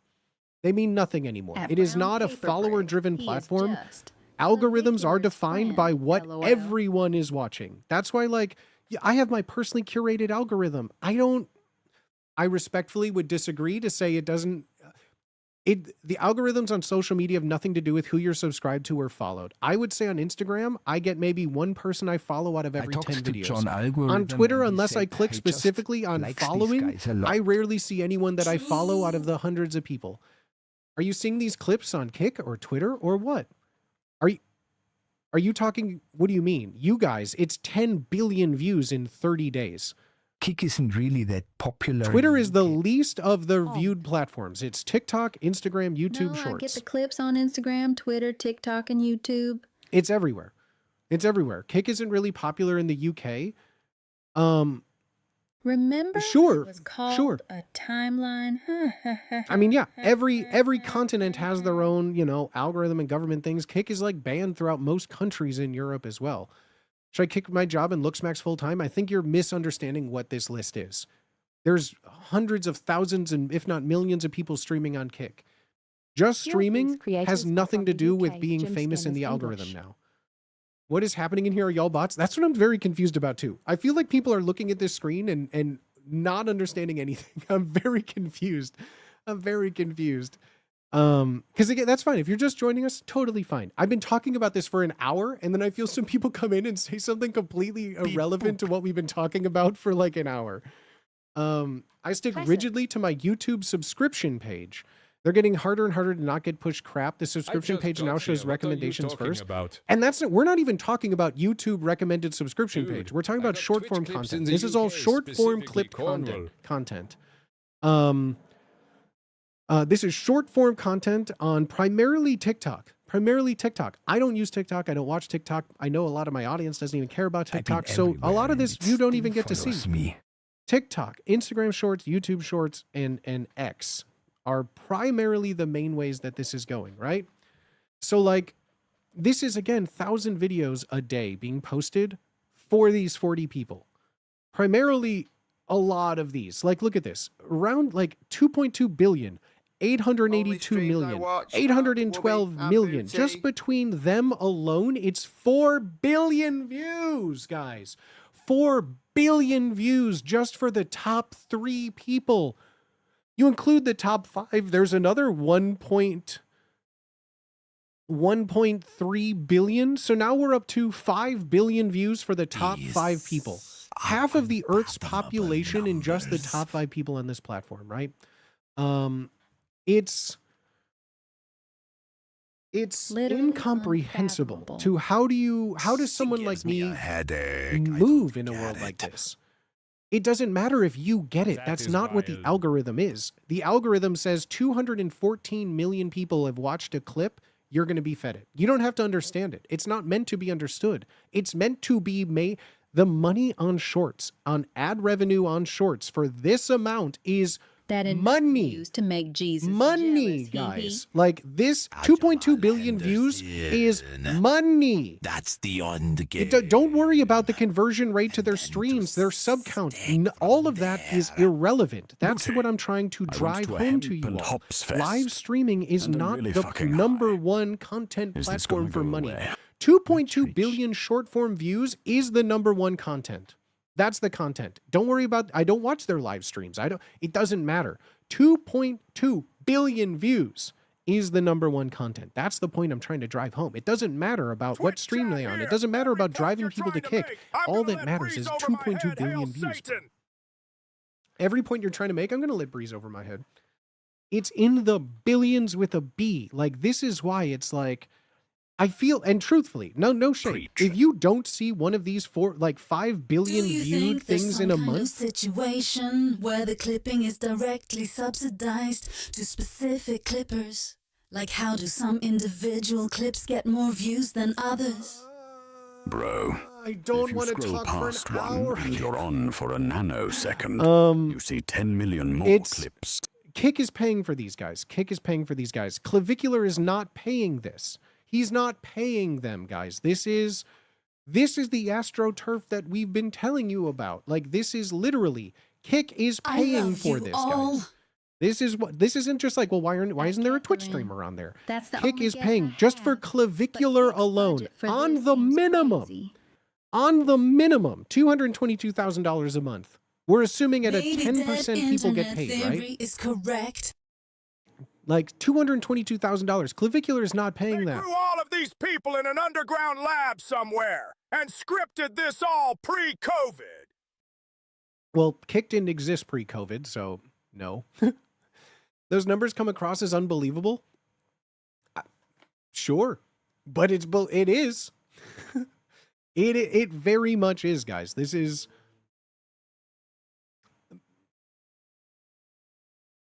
Like, this is the reality of streaming in 2026 right now, guys. This is the reality that we live in this worldview. I was going to say that. This is a program, this is a Discord channel. This is a Discord channel that not everyone gets in. You have to be invited into. It's very, very, very, I'm sure there's a lot of maybe NDAs, who knows, but it is a lot of people. There's like 1,737 clippers making 10 billion views, right? And this is only going to get worse. This is only proven to be effective. This is only proven to be effective, and people are making so much money, just clipping, rage baiting, not streaming, not doing anything productive. Just like I said, someone can stream for 8 hours. For 20 minutes, they react to Jason the Ween, making a comment on XQC, commenting on Cinna, commenting on NMP, commenting on an Aiden Ross quote, commenting on what Asmongold said about what Hassan said about what Destiny said. And like, it's just 7 hours and 30 minutes of nothing, silence, eating, doing nothing. And then 30 minutes of saying the most inflammatory shit, getting billions and billions of views. Like, that's what the platform is. It has nothing to do with rewarding creativity, positivity, morality, innovation, being nice. It doesn't matter. All that matters is saying something so fucking outrageous to get millions and millions of people to watch. Directly. It's about to get much worse. Is he even making money from this if his conversion is 1%? Well, think of what's 1% of 2.2 billion. Go on. Is Crave I'll wait. even making money from this? If his conversion is 1%, or is it just what's 1% of 2.2 billion? It's a lot. I'll give you that. 22,000? You should be the first nice maxer. A little bit higher. 22,000. A little bit higher. A little bit higher. A I little can't bit higher. do math. 20 million? 20 million. Yeah, it's a big number. It's a big number. Duckerman. At least 10. So like, and here's the thing you guys got to realize. Conversion rates of people, they're not making money from like, they're not making money from sub counts. They're not like, yeah, Clav's average view count is like 2,000. 2.2 billion. But like 2.2 billion views.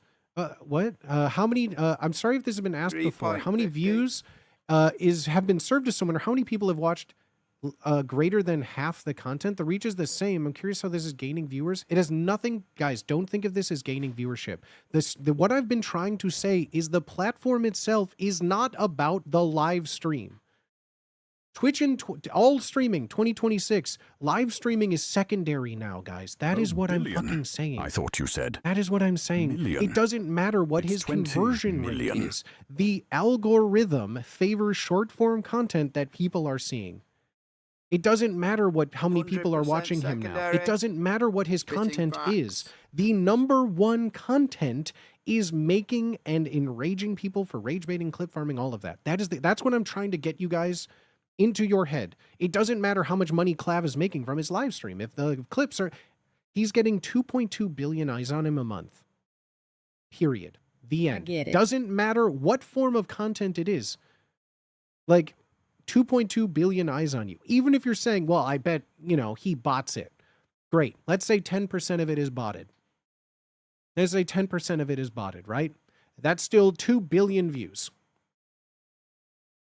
2 billion views. Algo Let's say is behind 50% of it all is this. botted. That's still 1.1 billion views. Doesn't matter. Like, that's what I'm trying to get through to you, is that it doesn't matter if it's botted. It doesn't matter. 1.1 billion views on a person in 1 month is still enough to drive discussion, to drive people to, they know about it, right? And here's the key that you guys don't, like, it's not about making money through subs or live content. If you have 1.1 billion people watching you, like I said before, even if we go like the bare minimum, even if we have the bare minimum of, let's just say 50-cent click per view, right? 50 cents per view of that. That's still $500,000 in potential. Just like, think about like, okay, they clip farm and now there's an ad on that.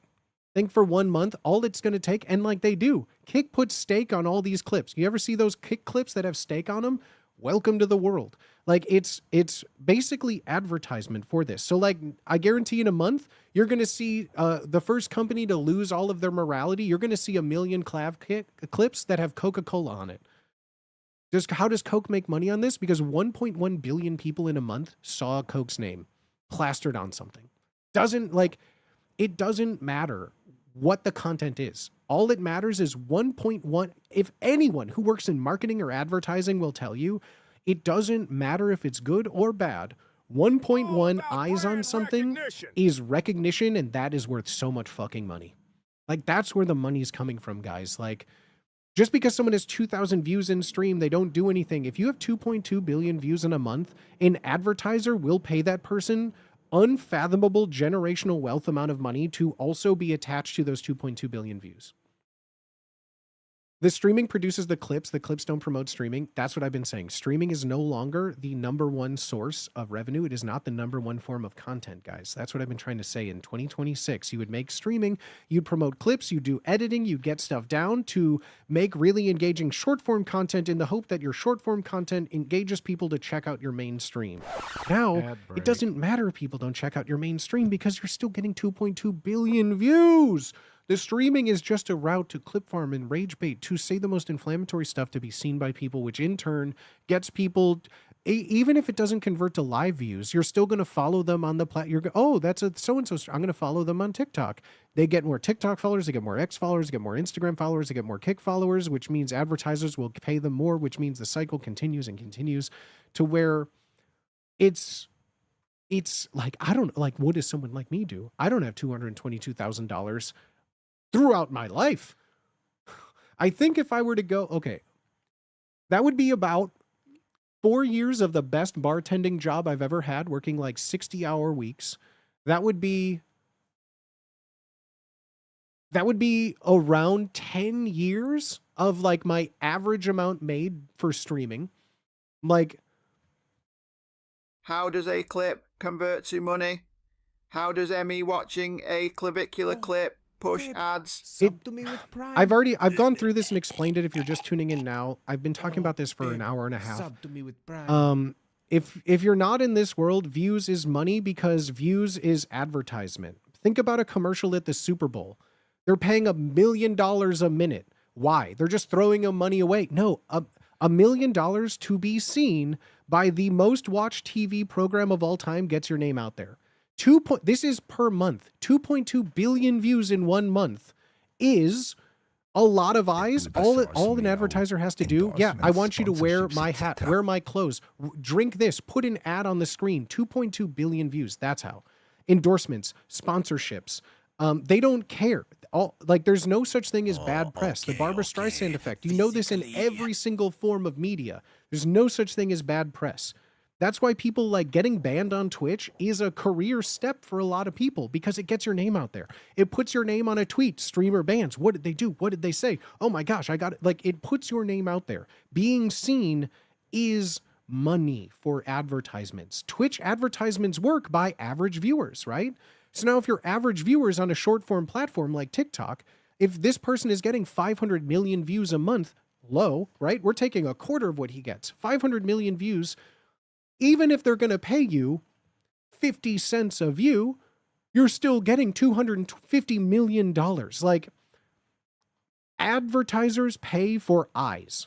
Advertisements, marketing is all designed to how can I get eyes on my product? The Super Bowl. And if you're getting 2.2 billion views, advertisers are going to pay you a fuck ton of money regardless of what their live stream content is. Regardless of any of that. Is brand safety not as much of a thing these days? Much of a thing these days. Doesn't matter.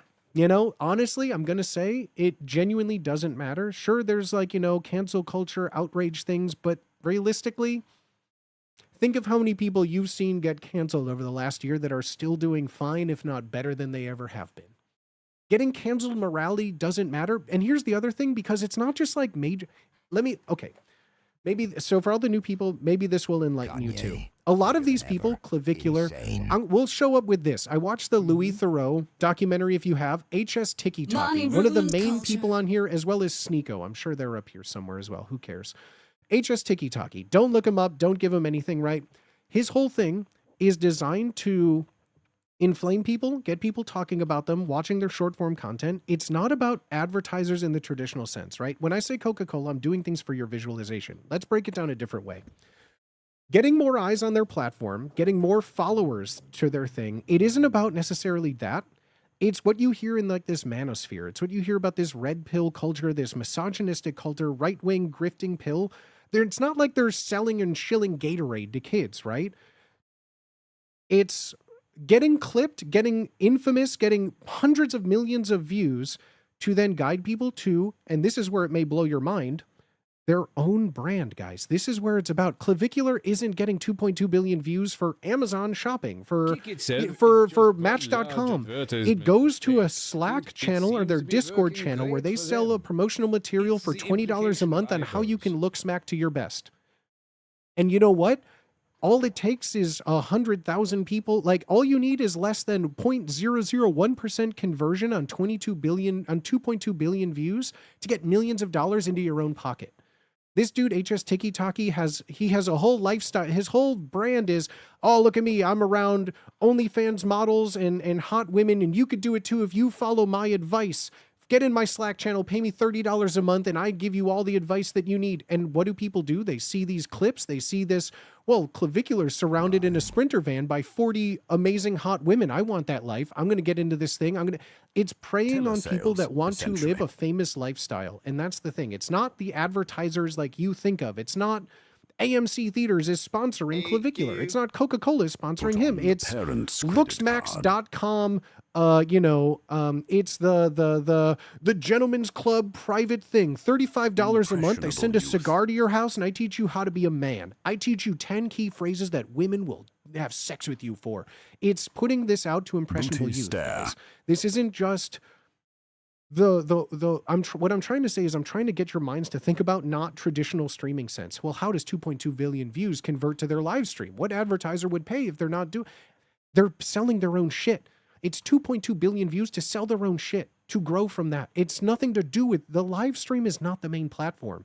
It's the side hustles. It's I get all of these views on my channel. Great. Join my Slack for $10 a month. I'll teach you all my secrets.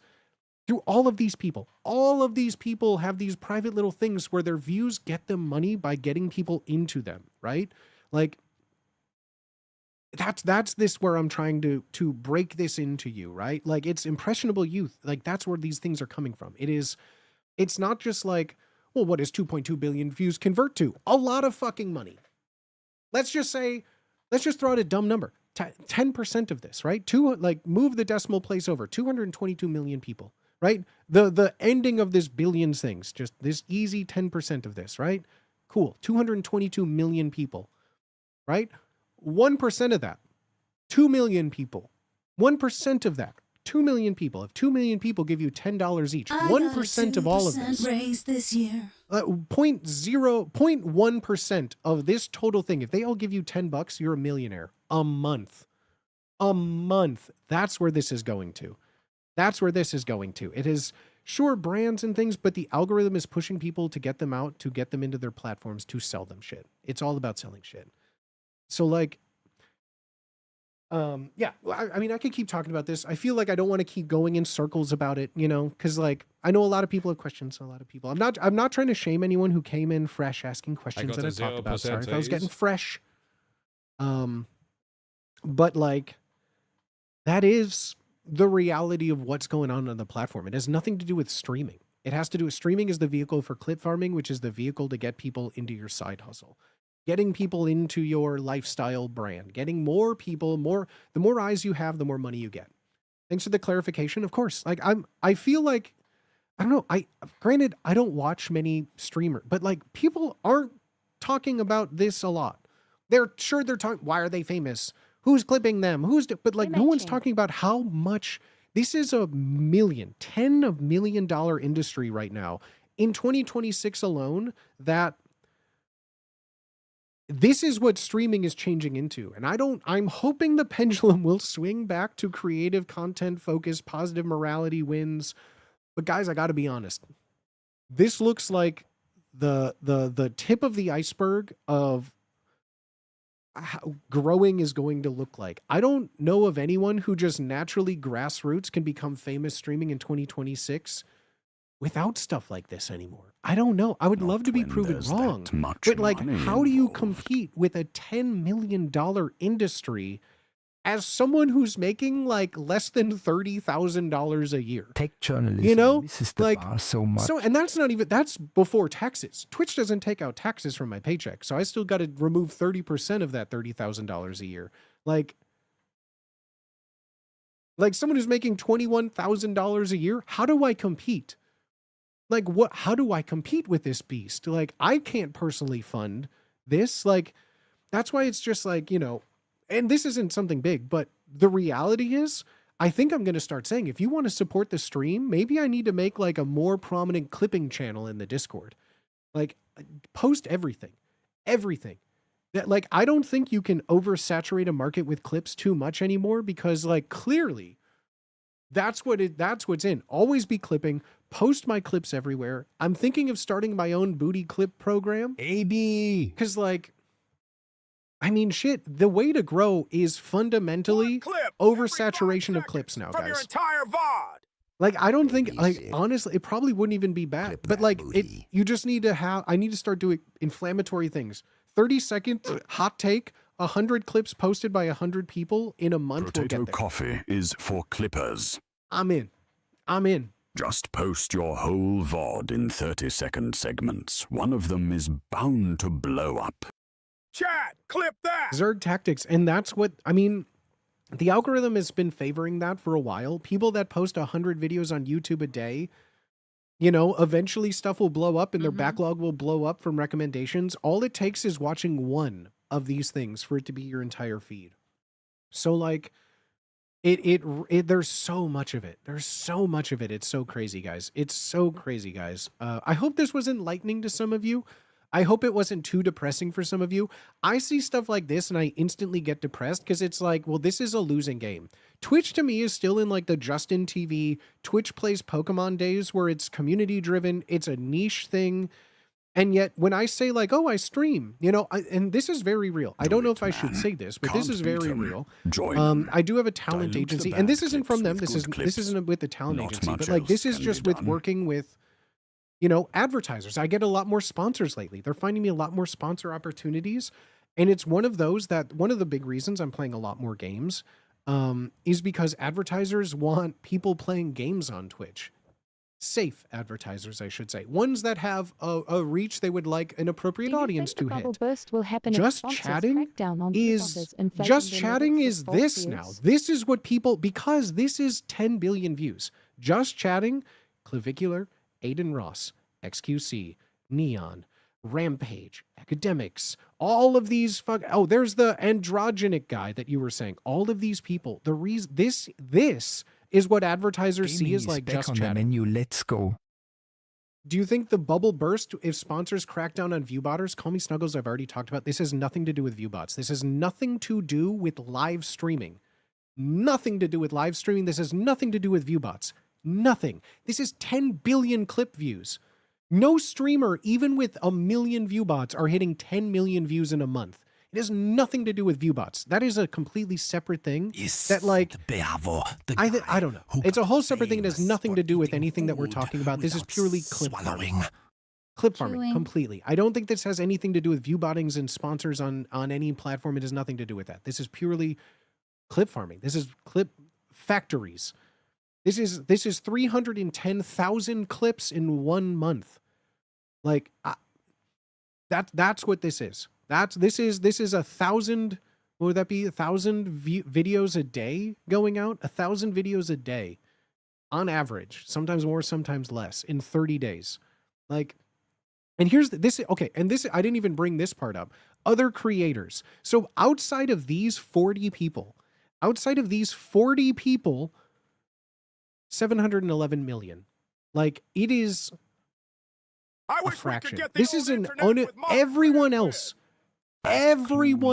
outside of these 40 people, everyone else outside of these 40 people is barely a fraction. This is like what the platform was, right? Think this is what the platform looked like 5 months ago, 6 months ago, right? This is like, you know, this is what is, this is the thing. These 40 people, 10 billion views. Everyone minus 40, what would be a rounding error of streamers, is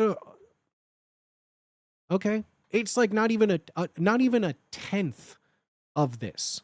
18,000 videos compared to 309,000. Like, this is it. Like, as a creator like myself, this is a losing game on its own of some of the top people that pay clippers that have, you know, 1 clip a day, 2 clips a day, top creators doing all of this. This is where all of it's coming from. And that's why it is so at least now is insanely top heavy. But it's not even, my issue is that it's not even real. It's not even real. It's tens of millions of dollars promoting this, which is why it's big. Like, how do you even like, AI clips viewed by bots? I don't think you know how AI or bots work if you think that's real. You may be joking, but like 10 billion views by bots is like, I don't think you know what AI or bots do, because that's just not a thing. That's just not a thing, right? Like, just not a thing. Again, even if we were to say 10 million people, what would be a big number for you of what would be considered a lot of bots? 100 million? A billion bots? A billion views were bots. Great. That's 10% of the views. Like 10 billion views on bots is, I don't think that's real. I as much as I would be loving to say, oh, it's view bots on clips, I don't think you're getting 10 billion AI clips viewed by bots. I don't. I think a lot of them could be bots. I think a lot of them could start that way, but you don't need bots for the algorithm, boss. You don't need bots for the algorithm. Sure, you can bot 50,000 views on a thing. Great. Now it's on everyone's feed. Now it becomes organic. Sure, you can pay people to boost it at the start, but like, you don't need to do that much. Think of any viral video you've seen. It's what, 1 million views? 1 million views is a pretty good viral video. Great. 1 million views is They have let's mastered see, flooding the algo with clips. Point, it would be 10, 1, 0.1, 0.01, 0.001. 1,000th of a percentage is like 1 million views to go viral. We're talking about 10 billion. A million, like a million compared to a billion is, we've done this game before of like comparing a million to a billion and like the vast discrepancy of that, right? Like showing like 10 things of like, oh yeah, look, here's 10 100,000 or 10 $100,000 bills, 1 million. Now we need a million of those. It becomes so incomprehensible from what a million and a billion is that sure, even if a million views is viral and like, you know, astroturfed bot, you're looking at 1/1000th of the total views. Like, I don't think it. Clips are the only way to access advertisers. You got to do what you got to do, got to pay the rent, use all tools available to boost your profile. Joe Shock, I'm telling you right now, I don't think you've been listening for the last hour and a half. I'm just saying, because yes, oh yeah, I would, you know what? Let's do it. Let's do it right now. Let's use all the tools available to me. Let me just bust out my $222,000 a month to pay for this. Like, let me just get my casual $222,000, my almost 10 years of streaming profits for 1 month.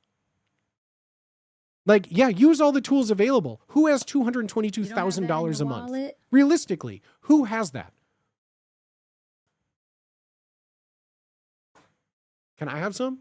Like, again, 222 is on the low end. That's if 10% of the clips converted to what they get paid for. If we take 70%, it's $666,000 a month for clavicular alone. When I say 222,000, that is just 2.2 billion views for clavicular alone.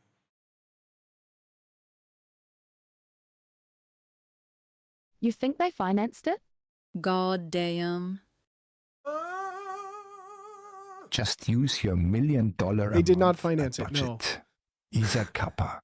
Just use your $1 million a month ad budget, right? A thirsty sailor. So the man picked 40 people, then propped them up. Who's the man? Who's the man? The man. Who's the man? What do you mean? Who's the man? This is...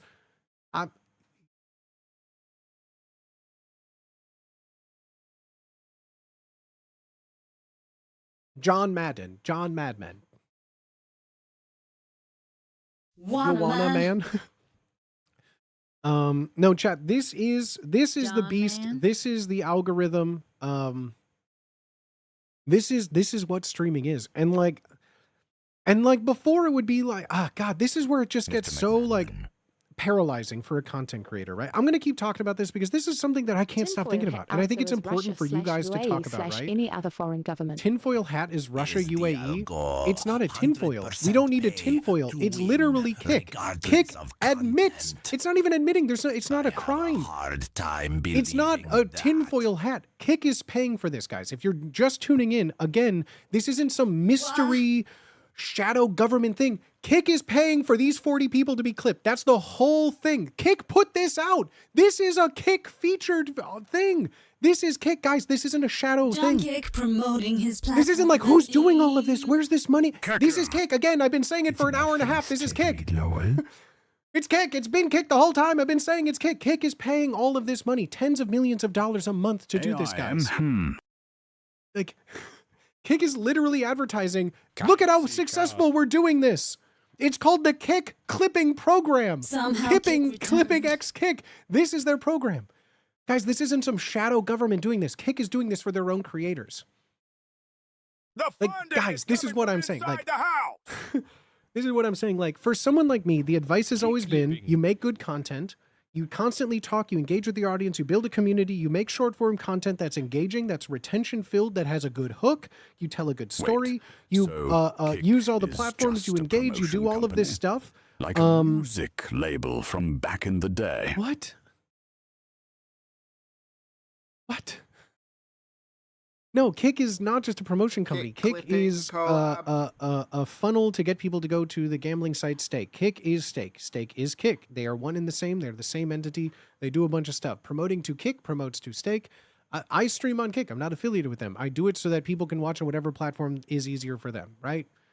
I have no incentive to stream on Kick other than some people just don't like Twitch. I don't fucking know. Some people don't like YouTube. I don't fucking know. Watch whatever makes you happy.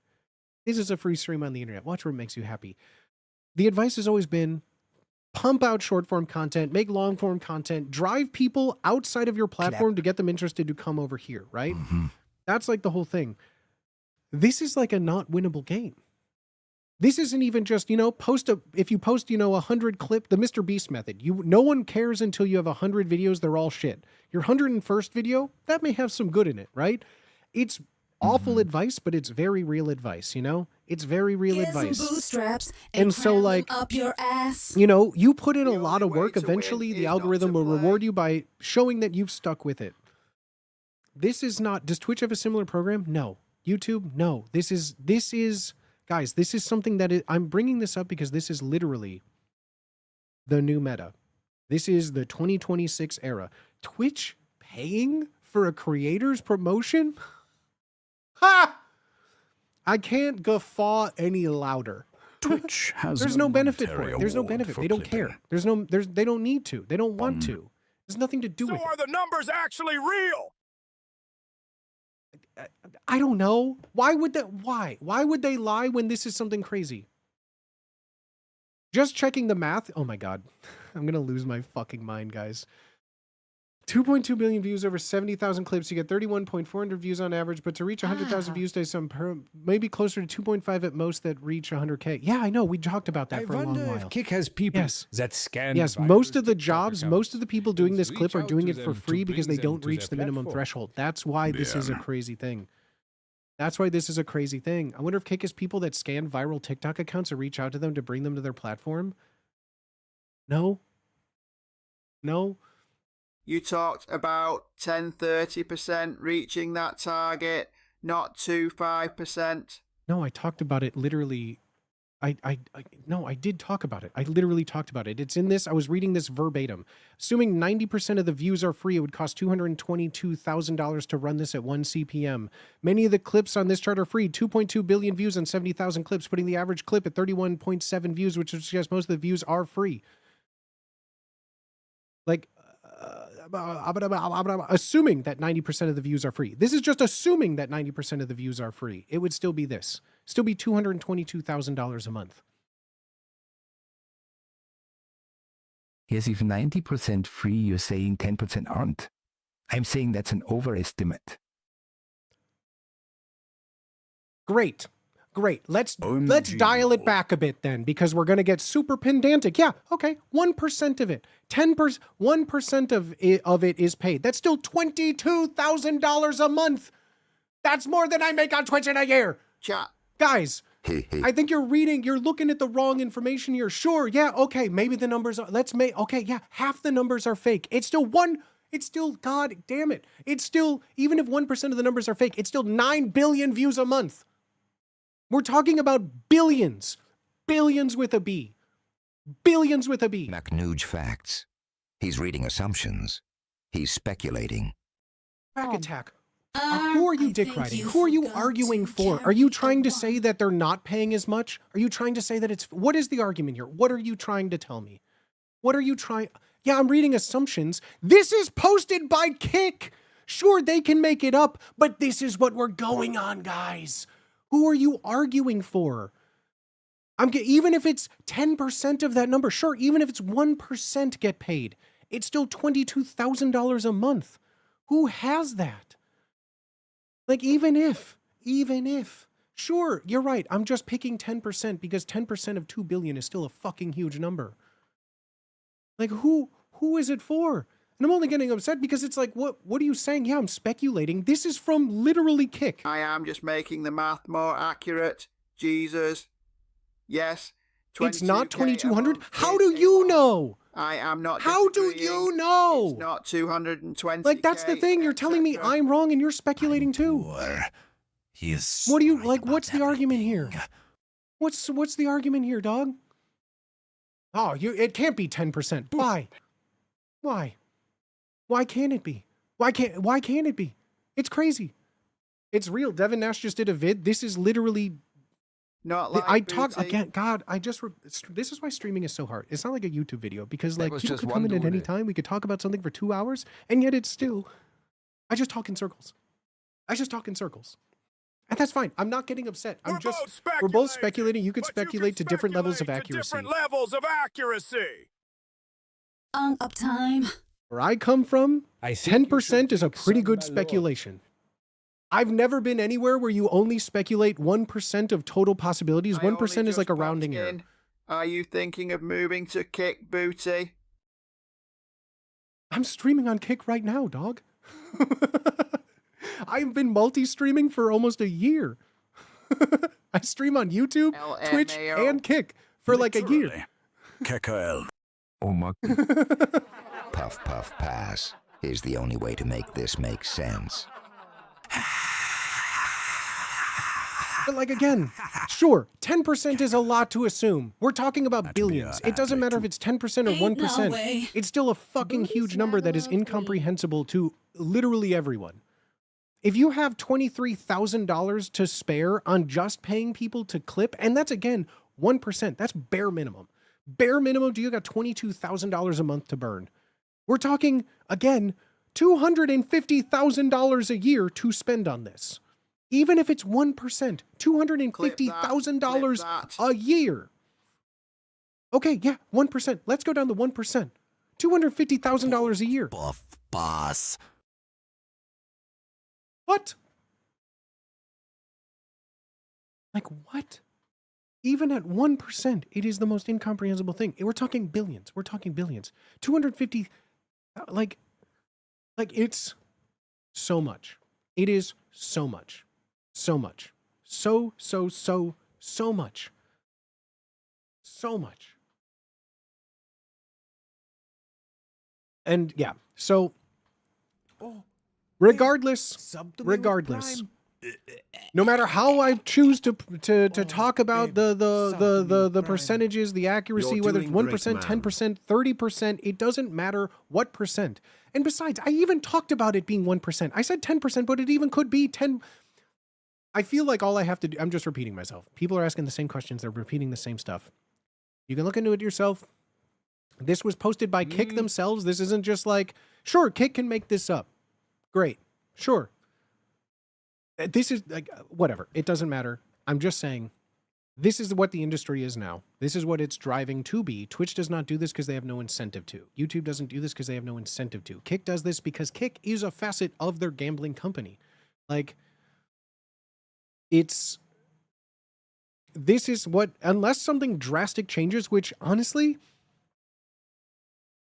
I don't know how you go back from this. I don't know how you unopen Pandora's box, because like, this is what's working for the last 3 months. This is what's driving conversation. This is what's driving eyes. This is what is clearly driving views. Again, everyone besides these 40 people in the same month had 700 million views compared to 10 billion.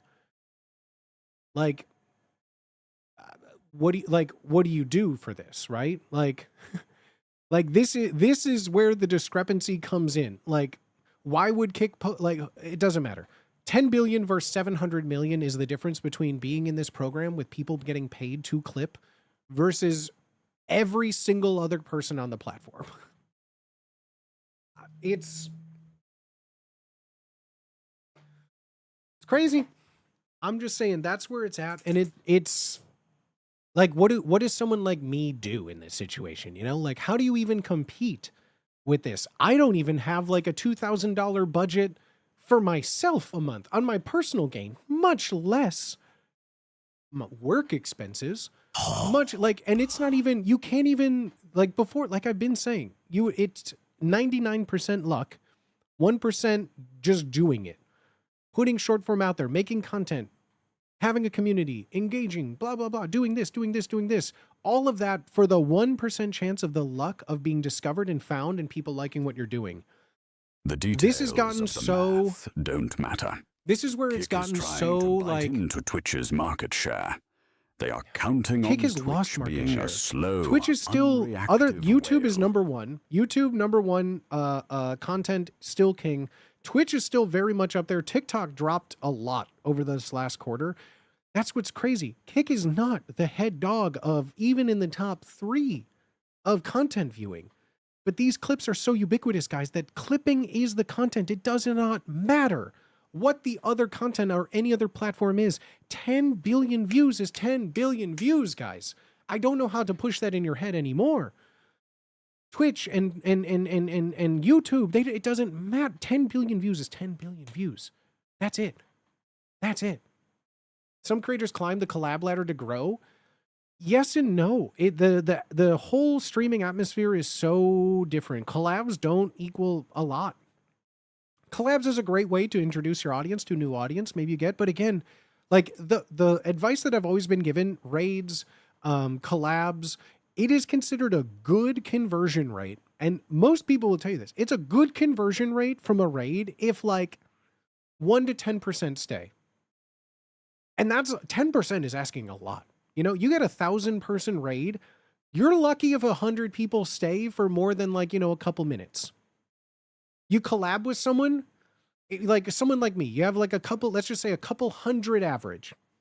My average fluctuates from like 200, maybe 400, depending on the day. I'm bad at social media. I don't really post when I'm live other than in my Discord. So like, you know, it takes a while for people to come in. I ping the Discord. People slowly come in, you know? But like, well, oh man, so what do you do? Blue Twitch does a lot better with discovery with their For You page. It's forgiving without clipping. What the hell is Blue Twitch? I don't know what that means. But even like with collabs, like, you know, someone in 200 to 400 range, you collab with someone of equal standing. I would feel lucky to get like a 1% conversion on that. To get like 4 new viewers, that's what I would say is probably about normal. Unless it's like a completely outside of all of your circles and spheres of influence in 2026 now, like anyone that I collab with, you guys probably already know, maybe watch too, you know? So like, yeah, where do you go? Where do you, like, I don't know what the, like, God willing, yeah, collabs don't mean a lot much anymore. Like, unfortunately so. I wish. But like, unless you're like, even like recurring characters, recurring people on things, like, you know, I did get a big bump from first coming down to San Diego and working with Wubby a lot more. But like, you know, I'm seen on a stream by tens of thousands of people once a week for months. And like, you know, most of the times now, like most people that have seen me on Wubby stream have seen me. There's not like a big new market every week of like collabs and stuff. Like, you know, it was a big, I got like, you know, 1,000 viewers in the first couple of months. And now like every time like I'm on stream, I got like maybe 2, 3 followers from being seen for a couple of hours by tens of thousands of people every week. Collabing doesn't have that big of a conversion rate as a lot of you think it does. Like, having your name out there, you know, being seen reminds people that I exist. Maybe people will check in on here. Alvea Sanctuary's only way collaboration is maximally beneficial. What does that mean? I'll have you know, I've reached out to Alveus, never heard back. I know even people that are bigger than me. Like, yeah, that Miko collab was crazy. Miko collab was amazing. I love Miko. I think I had like 6 followers from that. Like, collabing doesn't convert as much as it used to. Like, rating doesn't convert as much as people think. You know, people find someone that they like to watch, and then they just either watch them or they don't. They don't really like new things. The era of Twitch and discoverability and people finding new things, people don't like to find something new. They like to just watch what they're comfortable with. You know, I feel like, you know, a big portion of growth happened from like this last fall, doing things like being involved in stuff like Halfsuit. 24-hour tag was huge. I feel like I was in like 5 Wubby videos within the span of a month. And like from that, my view count like doubled overnight, it seemed. Like one after the other, a little bit here, a little bit here, a little bit here, a little bit here. And like it goes in waves. It goes in waves. Like it is what it is at this point. But there's like no... Like, I have friends that have, you know, TikToks, shorts, blow up, go viral, millions of views. Back in the day, like, over COVID times, plenty of my friends had one viral TikTok. Overnight, they get 2,000 views on Twitch. Nowadays, like, 1 million view short, 1 million view TikTok. You got one person in the last, like, month that said, oh, hey, I saw your TikTok. I wanted to check out your stream. It's literally Kick spend millions to, you know, farm these streamers on Kick for an amount of money that even those streamers can't afford. As in, if you wanted to get that for yourself as a creator, you are looking at $600K a month. So how does a content creator compete? That's what I Gold mean. pens It's all about getting FMG eyes on you, arrive. and how do you get there? Guys, Like someone normal. NFTs How are do you coming get there? back. Even people that are successful, large streamers that make a good amount of money don't have, again, 1% of that. $250,000 a year just to pay people to clip stream. That doesn't include bills, rent, food, anything. Anything. That's $250,000 a year in advertising your, like, it is not That's so crazy. doable for anyone outside of like multi-million-dollar corporations pushing this. And again, it doesn't matter. It's not meant, and the reason they're doing it, it's not meant to convert to live stream views. The short form clips are the content to bring attention to a person, to bring attention to their brand, who in turn their brand gets sold for money. Like, short form content is the king right now, but how do you compete with short form content when it's this? You know, it reminds me a lot of when like things like, you know, Reddit was new, the internet was new. You know, after Dig died and people went to Reddit, it was a niche thing. Subreddits were such hyper niche communities. Before Reddit, before big internet, like niche forums, right? Like I was on punktorrents.org, like talking in the trenches with people on bootleg copies of punk albums from the 80s, needing to keep up your seating and not being a leecher, and like all of this nonsense was like hyper niche and focused, and now it's like so German gamer. macro. Everything is such a macro environment that like it doesn't translate. Maybe AI can make the clips.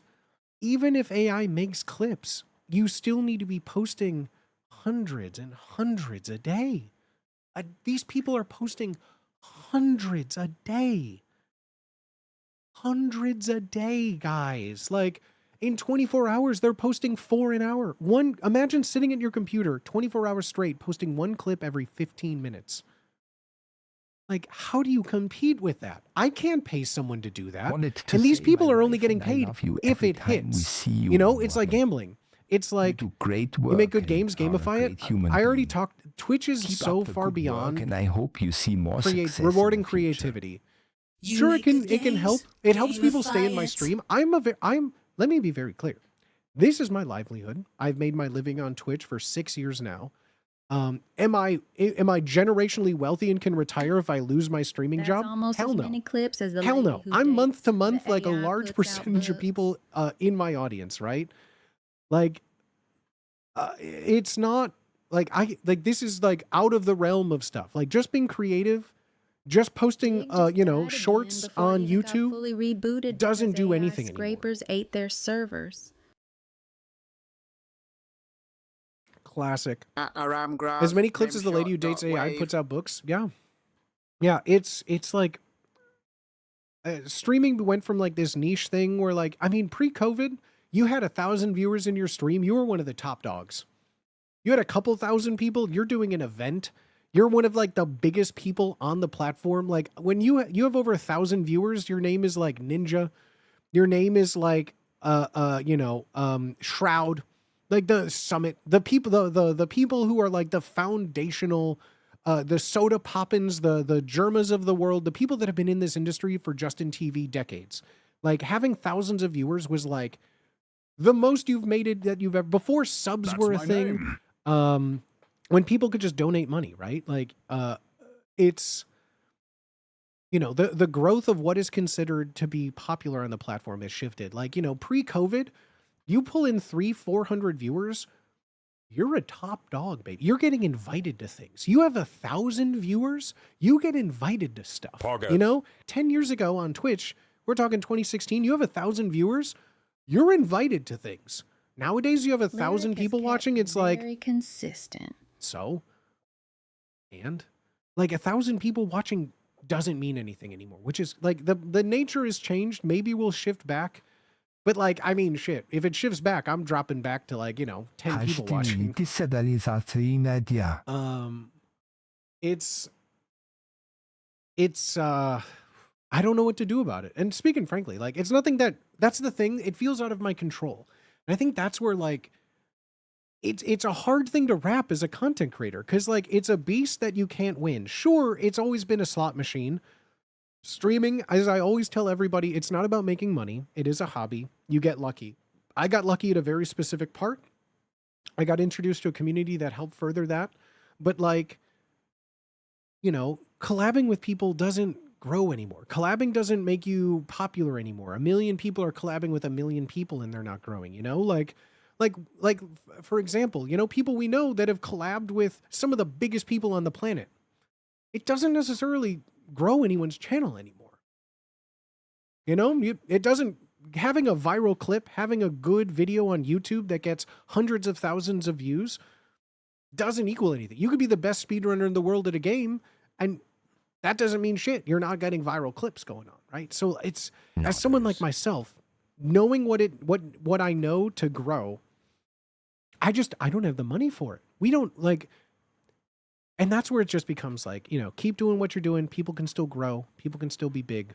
But like, to get to the level of like the dream, right? I just don't think it's, What's your thoughts possible. on the Extra Emily thing? The fact that her career took off from her Miss Collab, no, the other thing.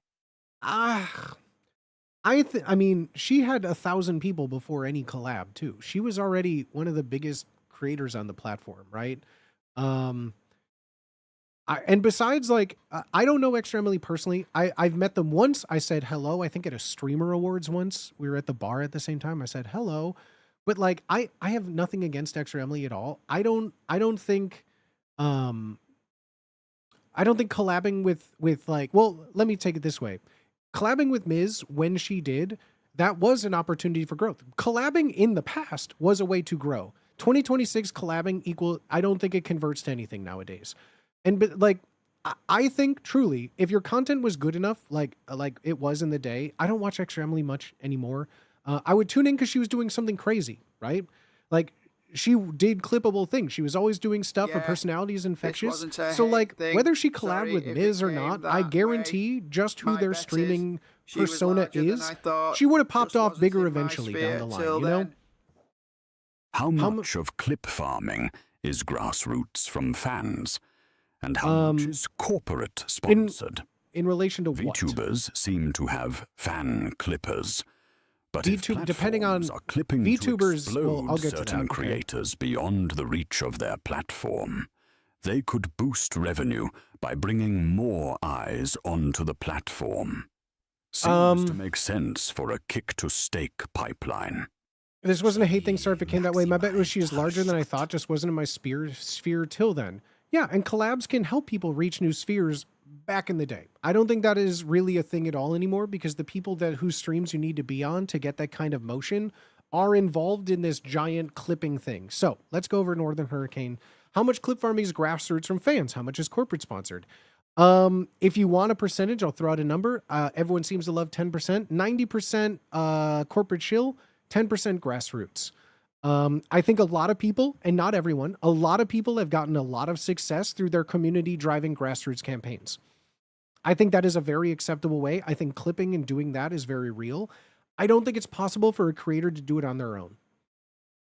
Flat out 2026, a creator, while maintaining being able to perform stuff here, just streaming isn't the job. Most people think streaming will be easy, and I'm not talking about the biggest dogs on earth, right? Someone like me, being live is half of the time. The other half is testing things out, building stuff in OBS, finding stuff to talk about on stream. And granted, I'm not saying it's hard. I'm just saying when you see me on stream is half the battle. The bigger the streamer, the more clips someone is able to produce for themselves. Even if you're the fastest person on earth, making 10 clips is still probably going to take a couple hours of your day. As long as I'm streaming in a day, clips will take that much. So it's like, to make 10 clips in one day will be as long as I stream in one day. But like, I don't make any money from that. Sure, I'm partnered on YouTube and I can get money. I think since I've been partnered on YouTube in 3 months, I've earned 7 cents. Lot of moving parts. Someone like me, it is not approachable. Sure, a grassroots would absolutely work from the community, but like, you're asking people to volunteer a large portion of their time, which I can't do. I have too many morals. I know like I'm successful in my Gotta own jump right, but out. like But have a great rest of your stream, guys, I booty. can't pay $22,000 a month for y'all to post my clips everywhere. Would I encourage it? Yes. Please. Post my clips on your channel. If you can make money off of clipping me, please. If it's too much, let's talk and I'll hire you to make a clip channel. But like clip and post, share stuff with friends. Like that is exactly how people can grow. Now, okay, let me continue because Northern Hurricane, you had a lot. Let me go over it. No worry. How much is corporate sponsored? Right. VTubers seem to have fan clippers, but platforms are clipping to explode certain creators beyond the reach of their platform. So VTubers in general, I think it depends. There are if it's someone, VSojo is one of the biggest content creating platforms in the world. So like when you say VTubers have grassroots, it depends. Because like I don't know I don't watch VTubers. I don't know much about the VTubers. I watch VTubers, but not like I'm not into the world of it, right? I know some names, I know popular things, but like they have most big creators are a part of large, huge international talent agencies who can't afford this, right? So like so I don't know, but like big VTubers, I guarantee a part of their contract, they have people that work with them that help develop clips and do them, right? So it's like, there is incentive for companies to promote their own people on that. Is that always the case? No. And a lot of the times too, something I've noticed recently that I think is so smart that helps and benefits everyone involved. I've seen people like professional clippers, right? They'll post clips of other people, but they'll post it in a way like, here, I'm editing. This is what a raw video looks like. This is what my edited video looks like, which also is a form of posting clips. So like if you're an editor, use an edited clip of mine to benefit yourself to get work, right? Like that's great. But it is such a different beast than just me being like, all right, guys, anyone who hits 1,000 views on my clips, I'll pay you $1 per. Like, I can't afford that. I can't do that. I don't have the means, the capabilities. And I'll be real. I am a very happy streamer. I am so blessed for the audience, for all of you guys, this is my job. I love it. I love it. I'm not wanting for anything. Like I have my bills paid. I can eat a month. Am I able to save? No. Do I generational wealth? No. But like, this is my job and I'm happy. I have a great audience. It's an interesting discussion and you are passionate about it. Stream a good viewer count. I don't look at my view count. I'll be very real. I don't know. It stresses me out. My average usually falls between 200 and like I think the highest average I had for a month in the last year was like maybe 470. Huge. Love it. Love it. Love it. Love it. So like that's huge. That's successful in my eyes. That is a big streamer in my eyes, right? Like on the platform Twitch itself, I think I'm like 0.1% top of Twitch, something like that, right? Like I am one of the top 0.1% on the platform. And I would even argue I'm kind of a nobody. Poggers. I am somebody. I am very happy and successful. But like in the scheme of things, the top 0.1% of Twitch, you're looking at it, Classic. right? Like you're looking at it. Right? Yeah, I think. Oh, what do I got right now? It's like 69,000 viewers. Yep, all real, all real. And so yeah, it's I to answer your question, I consider myself successful because this is my job. I am able to, thankfully, by the support of everyone through gifted subs and bits and things like that. And just from people watching and interacting and encourage, I've been working with a talent agency. I've been getting sponsors, and those sponsors fill in the gaps of what I need in a month to break even. And like, as long as I'm breaking even in a month, I'm like, I wish I had no morals. I want money. I wish I can be a millionaire. I wish I can retire in 10 years and buy my parents a house. But like realistically, I'm making like half as much money as I could if I bartended full time. But like this job is awesome. This is everything I would love to do for the rest of my life. I will need to work for the rest of my life on this month to month basis. So like, I don't know. I'm riding the wave as long as I can. I find myself to be successful because this is my job. Honestly, I don't have to have another job. Your point of view. Especially the games. Well, thank you, homies. And no, I appreciate all y'all watching. I'm very passionate about streaming. I am so passionate, but passion doesn't equal success. And I say success meaning the success of the I can afford $22,000 a month to pay clippers, right? So yeah, it's a different beast. It's a different beast, but I appreciate y'all. I always, I don't know, as much as I can be, I'm always open as much as I can. I always will share my thoughts and opinions. I'm too old to hide my feelings. If I'm upset about something, like, this is my platform. If you don't want to hear me, you can leave. But like, I've come so much into my own skin with, you know, twitch.tv/bootyswagger, youtube.com/@kingbooty_swagger, kick.com/bootyswagger. If I'm sad, I'm sad. If I'm angry, I'm angry. If I want to tell you something, I'll tell you something. Swagger Like, King. I don't know. The only way I won't say something is if I signed an NDA. So yeah, fan clipping I think is a huge portion. I think there's a lot of people on this platform that are incredibly successful with fan clipping. It doesn't need to be in the billions of views to be successful with clips, right? But it would take, you know, 10, 20 people volunteering their time, posting clips on LSF, posting clips on Shorts, posting clips, you know, when I see it all the time when streamers are like doing like viewing clips to react to them, you know, having someone from your community posting your clip in there to be seen by multiple more audiences and stuff like that. So I think as far as like grassroots, like an audience posting clips is one of the best ways for a creator to grow. But like, I can't afford to pay you guys to do that. That just has to be, you know, you guys want to see me grow. You guys like my clips. You guys post my clips. And in turn, as a creator, I have to make content that is clip worthy, right? Like just sitting in my chair, ranting, old man yells at old wise cloud. I know it's not a lot of clipping. I know I can't go on LSF by just me talking or playing a game. You have to have the conscious effort to go in to be reactionary, inflammatory, clip farming, to make all these things, right? Like, not always, but like, you know, some people do grow by their audience just posting their... Queso is a prime example.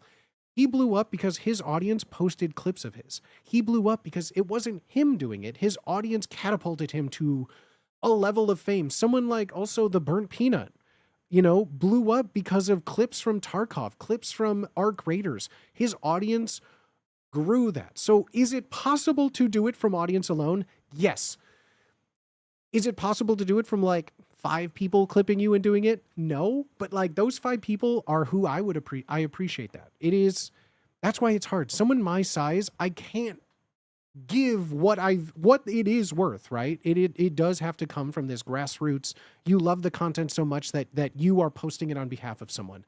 I have too many morals and I can't just like, you know, fake like we'll be best friends if you guys do this for me. I'm not trying to be like, you know, do this what's the term, parasocial thing where like whoever clips the most, I'll go to dinner with him and we'll be best friends and I'll call you my best friend. Like I don't have morals to do that. Like but it is like a big thing. If you're bored one day, you want to make some clips of my stream to practice editing, do it. Go for it. Post it on your own socials. I'm giving you permission. If you think there's something funny, post it. Like, the more booty clips out there, the better. Kind of like with my merch, you know? The more people that have my merch, the more people that watch my clips, however they're found, do it.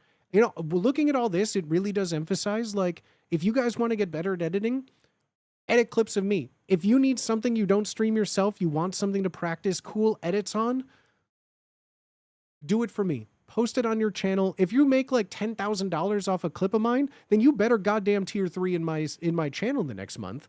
But like, by all means, if you guys want, like, use this as if you want to practice something I'm saying to make an edit for your own channel, go crazy. I have a whole Discord channel filled with clips that if you want to practice and like post to get stuff, go for it, dog. Go for it. At this point, like, I'm not relying on you guys. I'm still posting stuff. I'm still doing my own thing. But like, if you guys want to help out, if you want to contribute for free, like I like, you know, I don't know. That you guys totally can. You guys totally can. I'm giving you guys permission. If you want to make clips, edit them, do cool stuff with them, and you want to, like, you know, try and grow yourself from them, great. I don't think I've ever had like a booty highlight channel, a booty clips channel. Someone wants to start one, go for it. Go for it. If it starts making you a lot of money or career, maybe, you know, give me like 100 subs. Giving us 22K. You know, Got kick it. some back. But yeah, I'll give each of you $22,000 personally. You need a hater channel. If I no, I don't want a hater channel. If I have a hater channel, don't tell me. I don't want to know. Capitalism, TM. I don't want to know. Damn, he sold us pretty good on this. Great. Okay, more. I'm reading chat, and I also have Northern Hurricanes questions still up here too. They could boost revenue by bringing more eyes on the platform. Seems to make sense for Kick to Stake pipeline. Yeah, it is. That is the big thing of it. It is algorithm hacking. It is astroturfing the platform. That's all it is. Farms. Yeah, for big multi-million-dollar corporations, but not someone like me, dog. Not someone like me. It's gonna like. It just would take an audience and the creator themselves to create an environment to do it. So like, I think I'm going to start mentioning it more, but like, I don't know what I can do. Yeah. Someone mentioned like, you know, top clips, most viewed clips would get like free merch. Like if that's the incentive that it would take, but like, you know, the thing with that is a lot of people that do that, and not saying it, but it's the same, like, you know, I'm saying small community comparatively, right? In a small community, you know, even if it's 1%, you got 5 people. And like, you know, it could be 5 people is more than Most 0 viewed people. clip gets a kiss on the mouth. I like it. Yes. If it gets 100,000 views, I'll give tongue. No. But like, yeah, it's this weird thing because, okay, now we know what, before it was like make good content, make good things, do that kind of stuff. And like, eventually it'll be seen, you know, you get lucky, it'll be seen. But, nowadays it's like, how do you compete with 10 billion views? How do you compete with $10 million a month? How do you compete with that a month? How do you compete with a 10% of $1 billion a year? Like, I just like, it's unfathomable of like, this is what it takes to reach people. And the thing is, you don't even need content. Half of these people don't have fucking content. Their content is 7.5 hours sitting in a chair eating, watching music videos, watching a YouTube video, talking about how rich they are. There's nothing to do with anything, right? But all it takes is one sentence to be clipped by 150 people, posted 100 times a day for 30 days, and you are the most talked about person in the world, guys. Insane. Oh, stream switched. Yeb's online. I love seeing that because I know that if I'm not doing it, that means Yeb's alive. So yeah, it's like, where do you go? Oh, Yeb's live. Yeah, it's just like, I don't know. It's something hard to rationalize because, like, again, when something like that is so big, would you consider a clip compilation stream? React to your own clips. We can learn to clip better with feedback too. Maybe a booty edit contest. Winner gets a role in the Discord. Winner gets a role in the I mean, yeah, sure. I'd love to do something like that. That sounds great. Nice little wellness. Oh, that sounds great. Tweet also, guys, and like posting funny things on Twitter. That doesn't equal success at all because I would say I had tweet of the year 2026 in April, and I only got 50 likes on it, guys. So I'm just saying, why did no one tell me Clavicular was a drag queen? Bro was hitting death drops in the club last night. Yeah, slay queen. Tweet of the year. Tweet of the year doesn't equal success. If this doesn't equal generational wealth, nothing will. Nothing will. CM on. That's a banger tweet. Gold. That is a banger tweet in the height of virality. 50 likes. We're not like, what is a funny person supposed to do? Emoji, cheerful. Mom, get the camera.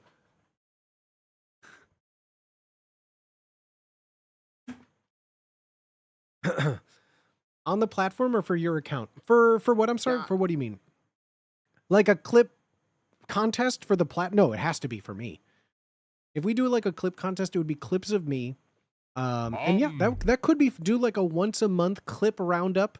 But I would say like not just Twitch clips. Like I would want people to do like edited clips, which again, it would be harder because that's asking people to do work, and I don't want to ask people to do work for free. Like, and the promise of only giving one person who did the best. See, unfair play. Like, because, you know, if someone posts like a clip to their YouTube channel, they already have a good following and it's seen a lot. Like, that doesn't seem fair from someone trying to break in. And like something subjective of like, you know, well, I've never edited before versus someone who edits for a living. Like, I don't know. It is a hard thing. Like, I don't have the capital to invest in you guys to do that. Like, that is the creator's job. That is the creator's job. Only now are we seeing corporations, platforms astroturfing their own content creators. Until Twitch is like, we'll give Booty $10 million to clip Booty stream. We'll give you money if you do it. Like, I can't compete with that. It's like a mom and pop shop competing with Walmart. They're just going to lower their prices until they're the only clip farm in town.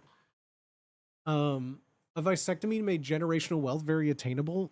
Yeah, if you live at home, you don't have bills, anything could be generational wealth if you don't got bills to pay. But like,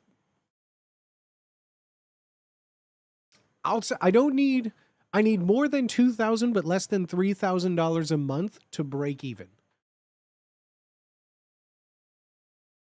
That's all I'll give you. That's bills, that's rent, that's food, that's groceries. 1B7. $2,000 to $3,000 a month to break even, right?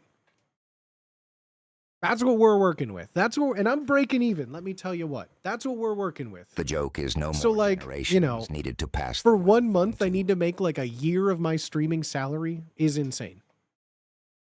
That's very efficient. Like I said, this stream, think of me if this was COVID times, I would be one of the heroes. You know, I'm a minimum wage worker.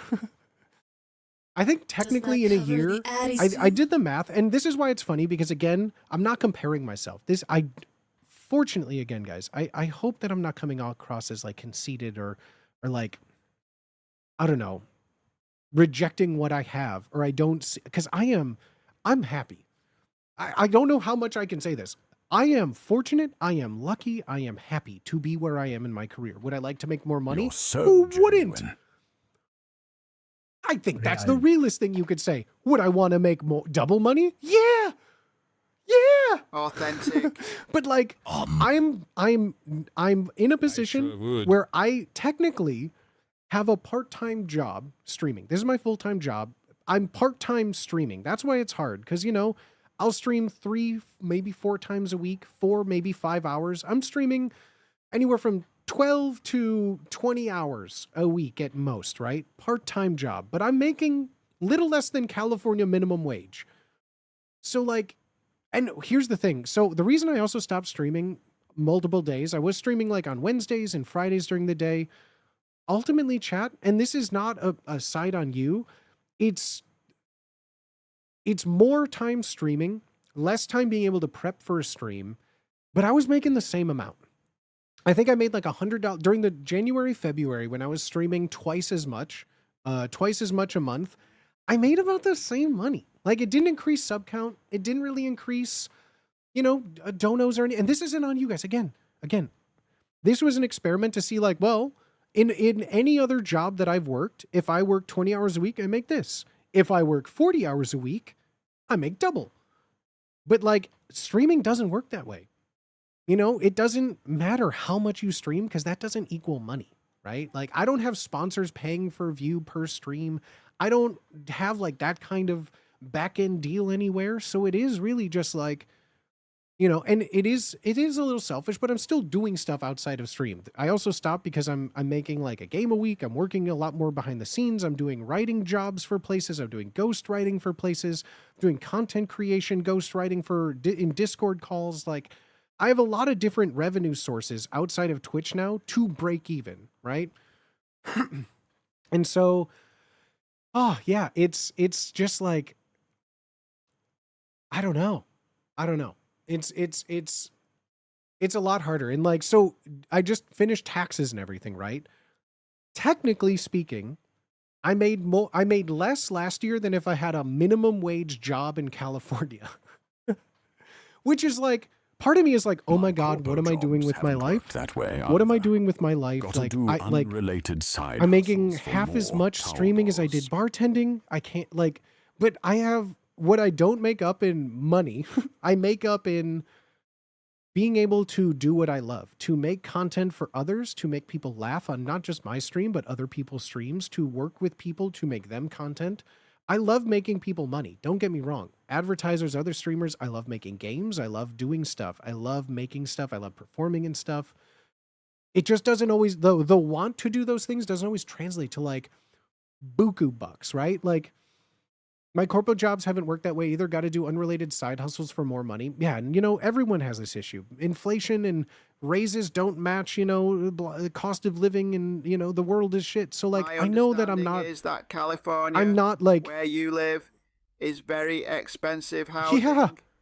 Do you share a place or live with? I'm not talking about where I live. Australia I just very won't. Similar. Not a personal thing. I don't talk about where I live. I live in San Diego. The end. When I lived in Chicago, I lived in Chicago. The end.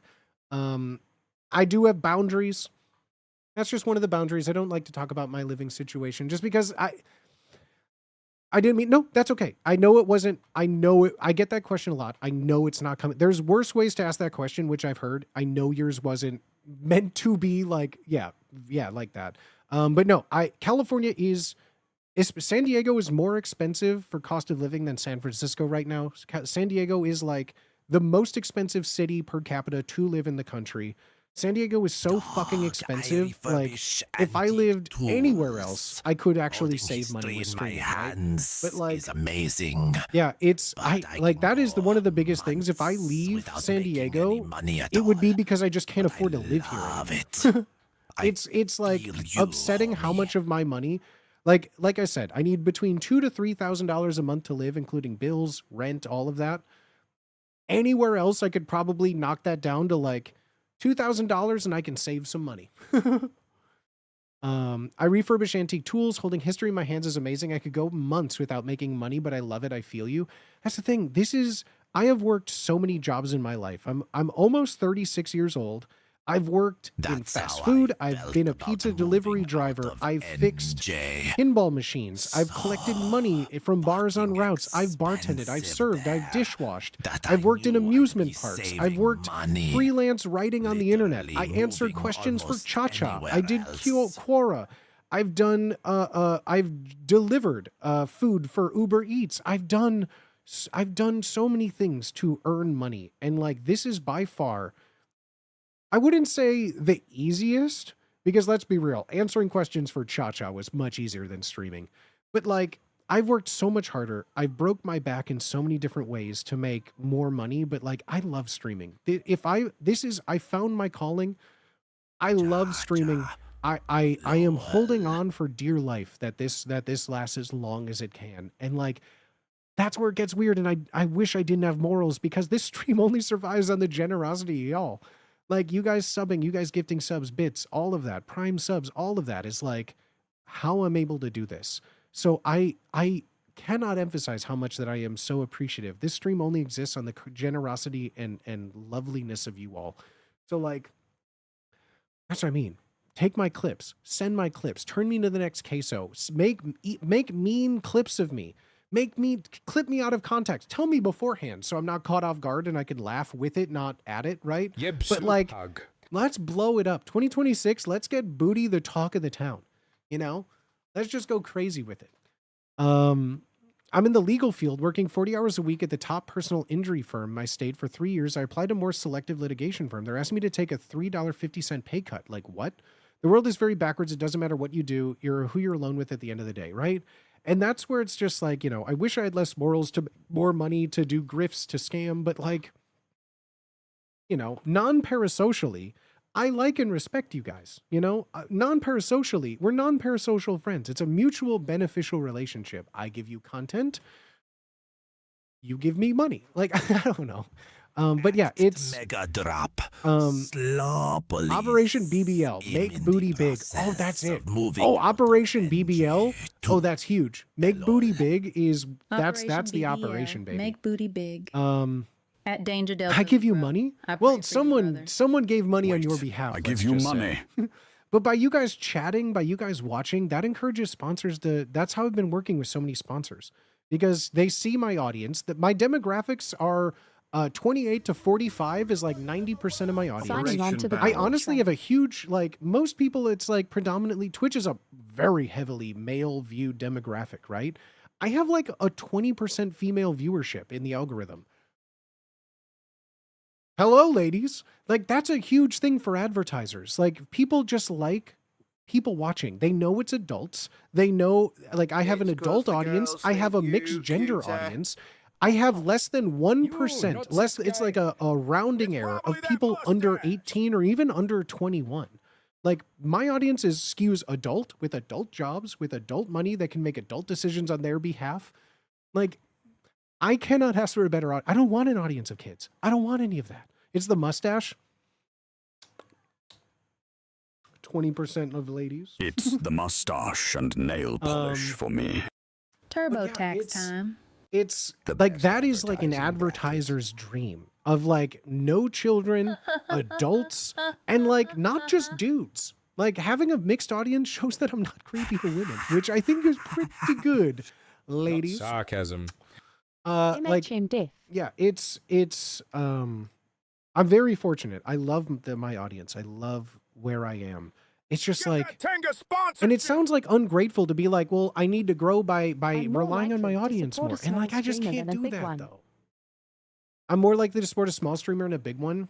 I think people have different definitions of that because I've gone through so many waves. And again, you can't convince someone to watch you. Like, to me, that's just as pathetic as a Jeb Bush, please clap.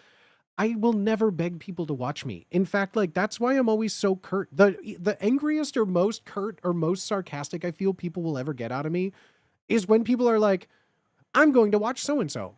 I'm going to watch so-and-so. Like, ugh, I only like streamers that have less than 70 people because I feel like that's where people can watch. Like, the homosexual community. It just don't, like, it is in that, it's also in that weird field because people do like to watch small streamers. And to some, I'm too big of a streamer. To some, I'm a small streamer. Like, there isn't a true metric for how to define that, right? Like, my content is predominantly focused on audience interaction and just chatting, but the primary audience of just chatting is politics, IRL nuisance streamers, inflammatory things, misogyny, red pill, manosphere. Like, just chatting has become this weird stratosphere where, like, advertisers are kind of afraid to sponsor a just chatting streamer.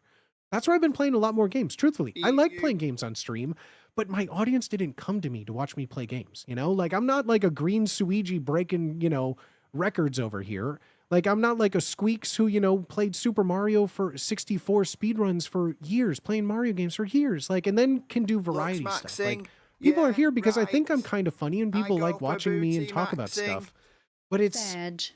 You know, so when I play games, it's not what I'm known for. I know, and people, you know, that are here to watch just chatting, they don't want to see me play games. They want to see me. They want to interact, you know. They love a good yap. They want to be here to listen. So, like, it's that crossroads of advertisers are very skittish of just chatting streamers because of the political nature and the atmosphere of it all. With clips and gel. No, I do not condone, approve any sort of AI tools to copy me at all.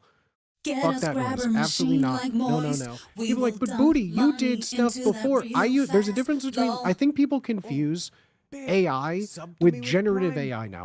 I don't want any generative AI based on anything, right? There are language learning models that I think are absolutely intrinsic to how the world can operate in the future, building better things for everyone. I don't think AI is an absolute evil thing. Generative AI is generated on stolen content that I cannot adhere to. I don't talk about politics. There's nothing for an AI to go off of, right? When we were doing our fun things of like, because I did all of it locally too. When we were doing all of our music, I did a lot of AI music where I put my voice or, you know, the big boom when it first came out before a lot of the Gen AI stuff, like, oh, look, someone, you know, trained a model local. Like, I trained all of my voice models locally on my computer to then locally train these things. So all of it was done here. I didn't kill any water. It just made my electric bill go up. Like we did all that stuff in-house. So I don't have a problem with AI. I think like AI in general has been around for decades and has been used in so many different ways. Language learning models are incredible. Calling something like text to speech a evil, oh, well, you use something that like, well, what about 11 Labs? 11 Labs is AI. Those words didn't exist and it's someone else's voice. And like, I feel like it's a losing battle because AI has gotten so bastardized in like what it is nowadays. I can do art. Microsoft Sam. Yeah, there's like language learning models that are trained on data, preferably locally, to then benefit people to do stuff, right? But like, it's when we get into the, that's why, nothing against you. I know you were joking. I'm just saying in general, I don't want to see AI Booty talk about nonsense because like, to me, that's devaluing my art of talking. And like, yeah, what is art? Art's subjective. Everything is art if human makes it. art has been like, people always are so quick to be like, artist and blah blah, artists need to stop gatekeeping, and Gen AI is why should I, who don't know how to, I wasn't born how to do art. Like, no one is, my guy. No one is. I feel like it's insulting to an artist. Like, if I were to say, Beazle, I would just wish I was as talented as you. I just wish I could wake up and draw one day. I think that undermines, like, years and years and years of someone drawing fucking circles over and over and getting better over time and training themselves to do something. That's not gatekeeping. I don't think someone learning how to do art is gatekeeping. I don't think someone learning... No one ever said, geez, Eric Clapton's really gatekeeping guitar. He's just too good. It's not fair. I should be able to pick up a guitar and play like Prince. Why is he gatekeeping guitar? It's weird how art suddenly became this whole Gen AI topic of like, well, it's not fair. It's not fair. I don't know how to code. I don't know how to fucking do art. Why are they gatekeeping it? I want Gen AI so I can do it. And it's like, I feel like that is so inflammatory for so many reasons. I'm not even mad about the AI thing. I'm mad that you're insinuating that an artist just woke up one day and could do art. Like that's where it's crazy to me. That's where it's just like people don't even understand what they're talking about anymore when it comes to this stuff. Because I'm really good at writing. Like, the people who I've known that are good at acting, who are good at art, who are good at any fucking thing art related, have been practicing it and have dedicated their lives, whether it's a hobby or personal or monetary values. It's like, that's the whole point of art. And for people to say art isn't important and people gatekeep art, I'm sorry, I did theater, and what I learned, you know, is, I'm just going to say it, and this may sound pretentious, art is the oldest human invention of all time. Art predates, you know, a blue-collar job. Art predates plumbing.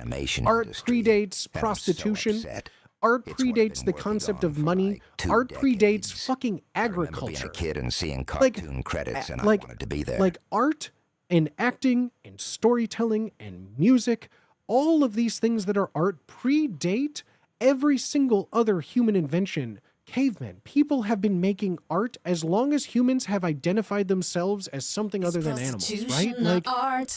Like people have been making art as long as people have been alive, you know? Like, agrarian societies are a blip in the radar of how long humans have been doing art. Every human invention is technically an art.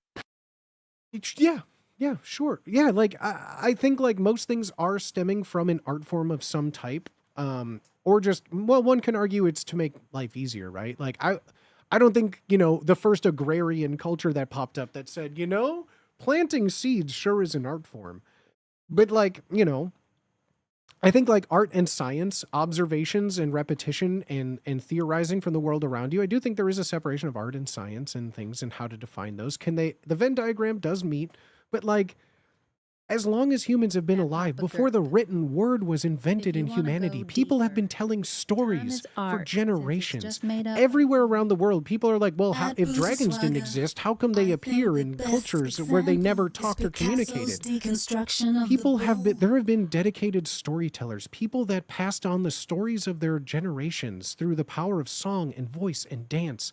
Before words were invented, before art was invented, before the concept of any of these things that we're talking about were invented, human beings are intrinsically so tied to art. It is inseparable from them as a creature. Like, humans are artists. We think, therefore we are. We think, we create. That is what defines humanity. So for people to be like, well, I don't know how to do it, so I'm going to make it because it's not fair, is like the most anti-human thing someone can say, and that's what drives me crazy, because you're like besmirching your humanity to be like, I can't art. It's like literally anyone can do an art. Whether it's good or not takes practice and dedication, and if you want to shortcut all that, fuck you. like that's where it grinds my gears when people are using Gen AI usage as an excuse because they don't know how to do something. That's why I chimed in on this whole stream with Meld thing. Gen AI in it, people are like, well, The arguments for it are driving me crazy because it's not even, if you don't know what I'm talking about, OBS competitor named Meld that's existed for a while recently came out with an update that they claim it's not generative AI, but they incorporated AI so streamers can, you know, type in a prompt. Oh, I want an effect that rains down chocolate bars whenever someone uses a chocolate command in chat. And like, it's the shittiest fucking thing you've ever seen in your life, right? And my problem with that is like, no one is creating anything original with it. It's not creating anything original. It's just so fucking stupid. Like a million things have been made to do that for free. That artist, my sideways chat, this chat here, all of this was made by an artist who coded it, and I've given them money so that I can use it. It's free. You can use it for free. I've been using it for 6 years, so I threw money at the creator. Their name is Nutty on Twitch and YouTube. Go crazy. Support them. Give money to artists. Things like people like Finite Singularity, people like Exceldro. Give artists money for making stuff. There's so much out there that you can get. It's pay what you want. You can have it for free. Clap! But if you use it, pay people. ATC Loki, thank you for the raid. Welcome on in, Raiders. Thank you for being here today. I appreciate you. Thank you so much. We're having heated discussions on things because, I don't know, that's kind of fun right now. But thank you so much for the raid, my homie. I hope you had a good stream. Welcome on in, Raiders. Everyone is welcome here. My name is Booty Swagger. I'm rocking my Victoire jersey right now. Are you hockey fans? AI-driven tools tend to be merely imitative. Good art does not push into what is beyond imitation. AI-driven tools tend to be merely imitative. Gen AI. Gen AI is imitative. Is that the PWHL you bought on stream a ways back? It is! I was saying for, this is the second year that when I was looking all the time, the Victoire kits were like sold out at all times. This year they had like the away sweaters out. And like, I just, this sweater right here, I didn't have a Chicago team in the PWHL. So I go by the metric of whose sweater is the coolest. The Blackhawks are the greatest sweater in all of hockey. #1, voted by the teams, by the way. #1 sweater forever. 06, greatest sweater of all time. Love it to death. Don't need to change it. It's pretty sick. So like, I'm pretty partial. I need to be wearing, if I can't wear a Hawk sweater, I need to wear the coolest looking sweater in the biz. So I looked at every single one of the PWHL teams, and you can't tell me that this isn't the coolest fucking sweater. You can't tell me it's not the coolest fucking sweater. Allez Victoire. I'm in, baby. Pardon my Quebecois. Pardonnez-moi, Quebecois.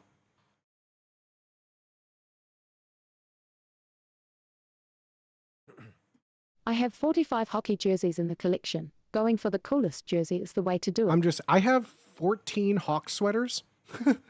I have 14, not all, I've only purchased 2 full price. All the others I've like thrifted or won on like low bid auctions. I have 13 or 14 Hawk sweaters. Mon frère. Tu es pardon, mon frère. Oh, oui, oui. Oui, oui, mon cœur. Mwah.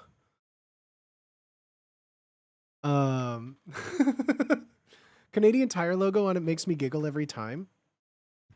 The Air Canada. I fucking love this sweater. The one that I was trying to get that always was sold out here, because no store around me was selling them. I really wanted the the Four Nations. The Four Nations face-off sweaters were so fucking Centennial sick. sweaters. The Canadian one is, oh god, that Canadian Four Nations one was amazing. I loved it. The US one is great.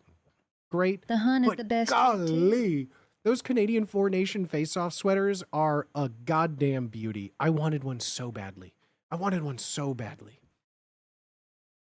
have a single Pred sweater in my novelty from my favorite band. Cronus, so badly my favorite thing was going on, now it's too oversaturated. Every time I go on it and place a bid, they go up to the hundreds of dollars for a used sweater. I got like 90% of my Hawks jerseys through like Goodwill auctions. I prefer the Frost jersey because I love purple. Totally fair. Totally fair. They act nice because they want you dead. Like Midwest people. No. I meant bitty fuck. No. I love my Canadian homies. But I love my Canadian homies. I love my Canadian hockey homies. I love everyone from everywhere in Canada. I got family in Canada. I got friends in Canada. I have friends from Canada. I love all my homies. And we did a poll here too. It like that is also one of the cool demographics for this stream. I don't know if it's because I wear hockey sweaters all the time or because I just talk about that I like Canada, but also I have like the second biggest demographic is Canadian viewers. It's like 88% United States. It's 88% United States, like 8% Canada. And we did a poll, we were talking about it. I think the only location, the only province in Canada that I don't have a viewer from is Nunavut and like the Arctic Circle area. But we have someone that was like, "Oh yeah, I'm from Newfoundland and Labrador."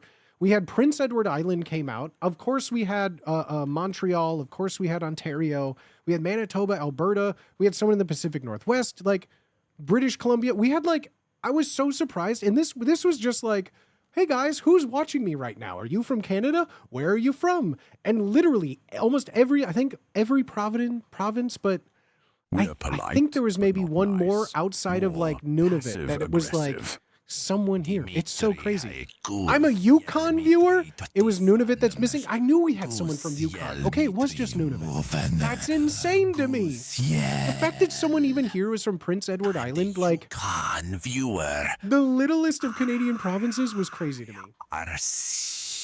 The fact that like Newfoundland and Labrador people, crazy to me. Like Ontario, sure. Toronto's huge. I love Toronto. Montreal, Allez Victoire. Let's go, baby. I love my Quebecois. Smithkicks, howdy. New Brunswick. I knew I had New Brunswick people too. Let's fucking go, dude. Even like, like even stuff like, Alberta. Like, I just love the concept of like, I have some Canadian cowboys rocking on a farmstead somewhere, rocking the hat, still got their old Johnny Ham and Cheese. Hockey-loving homies should check the Hockey A Discord channel and join the Peapod community. Bracket challenge hosted by X-Plugin Baby. Yeah, we have a hockey channel. All my Canadian homies, please get in there. Denver, Canada. I got rating in here was clicking around. Denver, Canada. Yes. Let's fucking go, dude.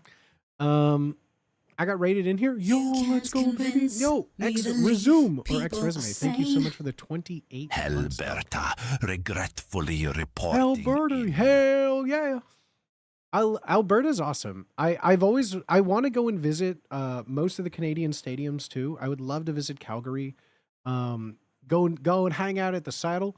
I just love the concept of Calgary being like the Texas of Canada. I don't know why that's just like it gives me as many tickles as I see that one Chinese guy on social media who does the whole like, well, nee howdy, partner.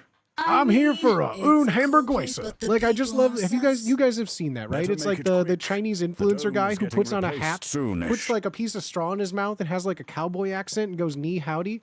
Love it. Cannot get more I love it. Give that man a green card, he's in.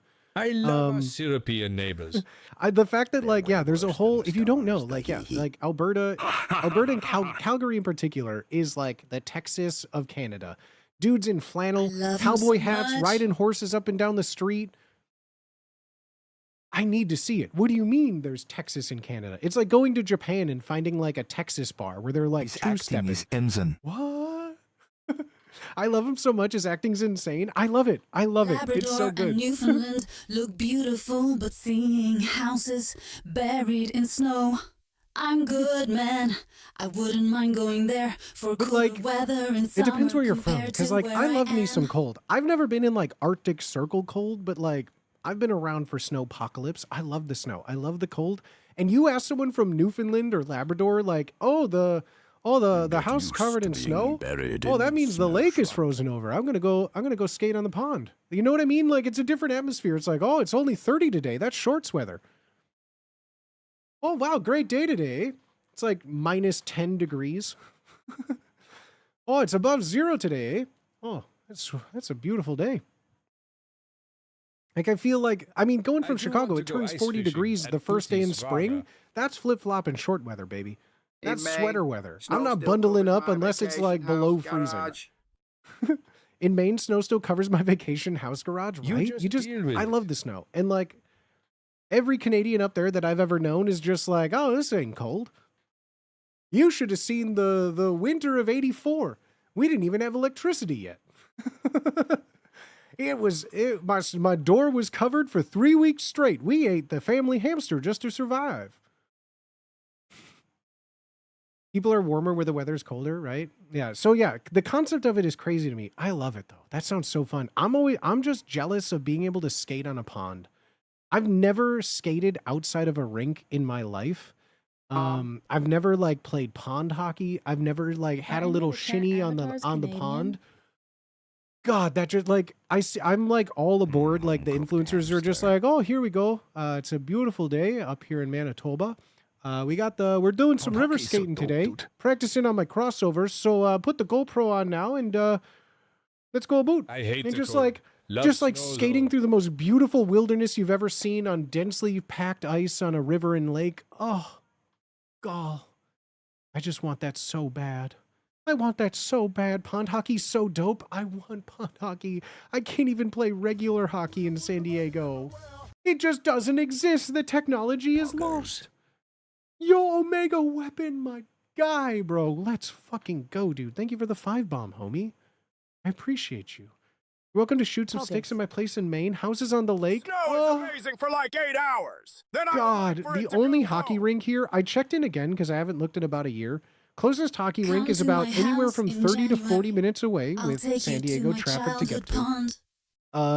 And throughout the week, maybe for 1 hour a day from 10:30 to noon is open skate. They don't do stick and puck. There's no beer leagues. They have adult leagues, but every time I've checked out the adult leagues, it's like former college players trying to get their fix without doing stuff, right? Like, there's no casual beer leagues for just like 35-year-old adult dudes who can't skate fast, who can't stick handle well, who can maybe lift the puck if I'm really trying, but I just love hockey so much, and that doesn't exist here. So sad. Eastern Washington, I used to always go out in lakes in the winter when they were frozen over. Hasn't happened in a while, though. Damn. Any ECHL jersey you'd want? Oh my gosh. I don't know. I'd have to look some up. I don't know if I can. Home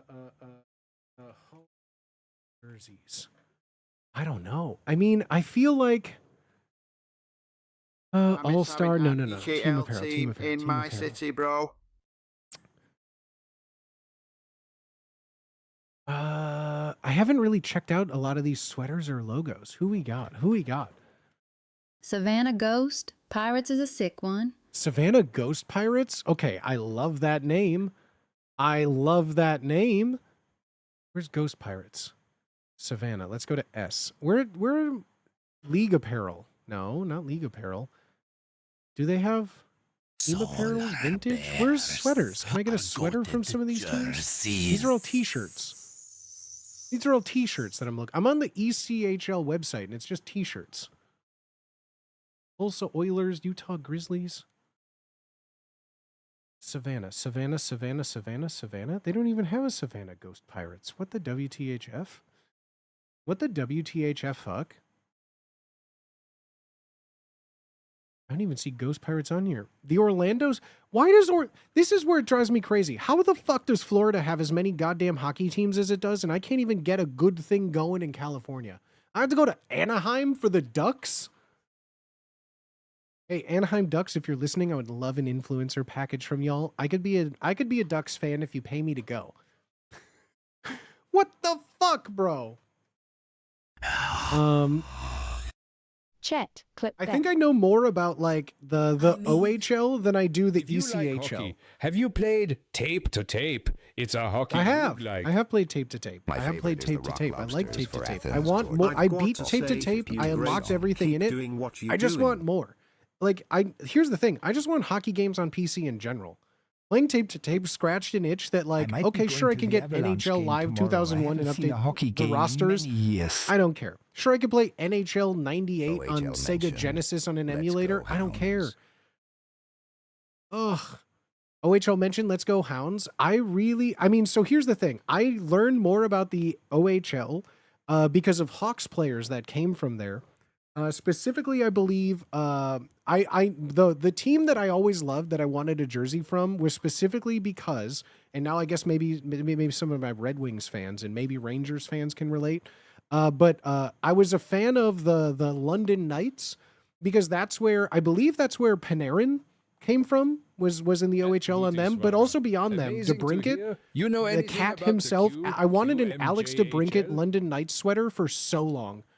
I wanted an Alex DeBrincat London Knights sweater for so long because I love the concept of that. And now he's on the Red Wings, so I'm like, fine, I'll settle for my Blackhawks Alex DeBrincat sweater. But if I were to pick an OHL team, of the ones that I can name off the top of my head right now, London Knights, just because I had some of my favorite Blackhawks players come from there. No Gulls games. I haven't been to many Gulls games. To get to the stadium as well is just a hassle. That's really what it comes down to. There's not good parking, which means I would have to like Uber or pay for a lot of parking. It just becomes more of a hassle to get down there to do it.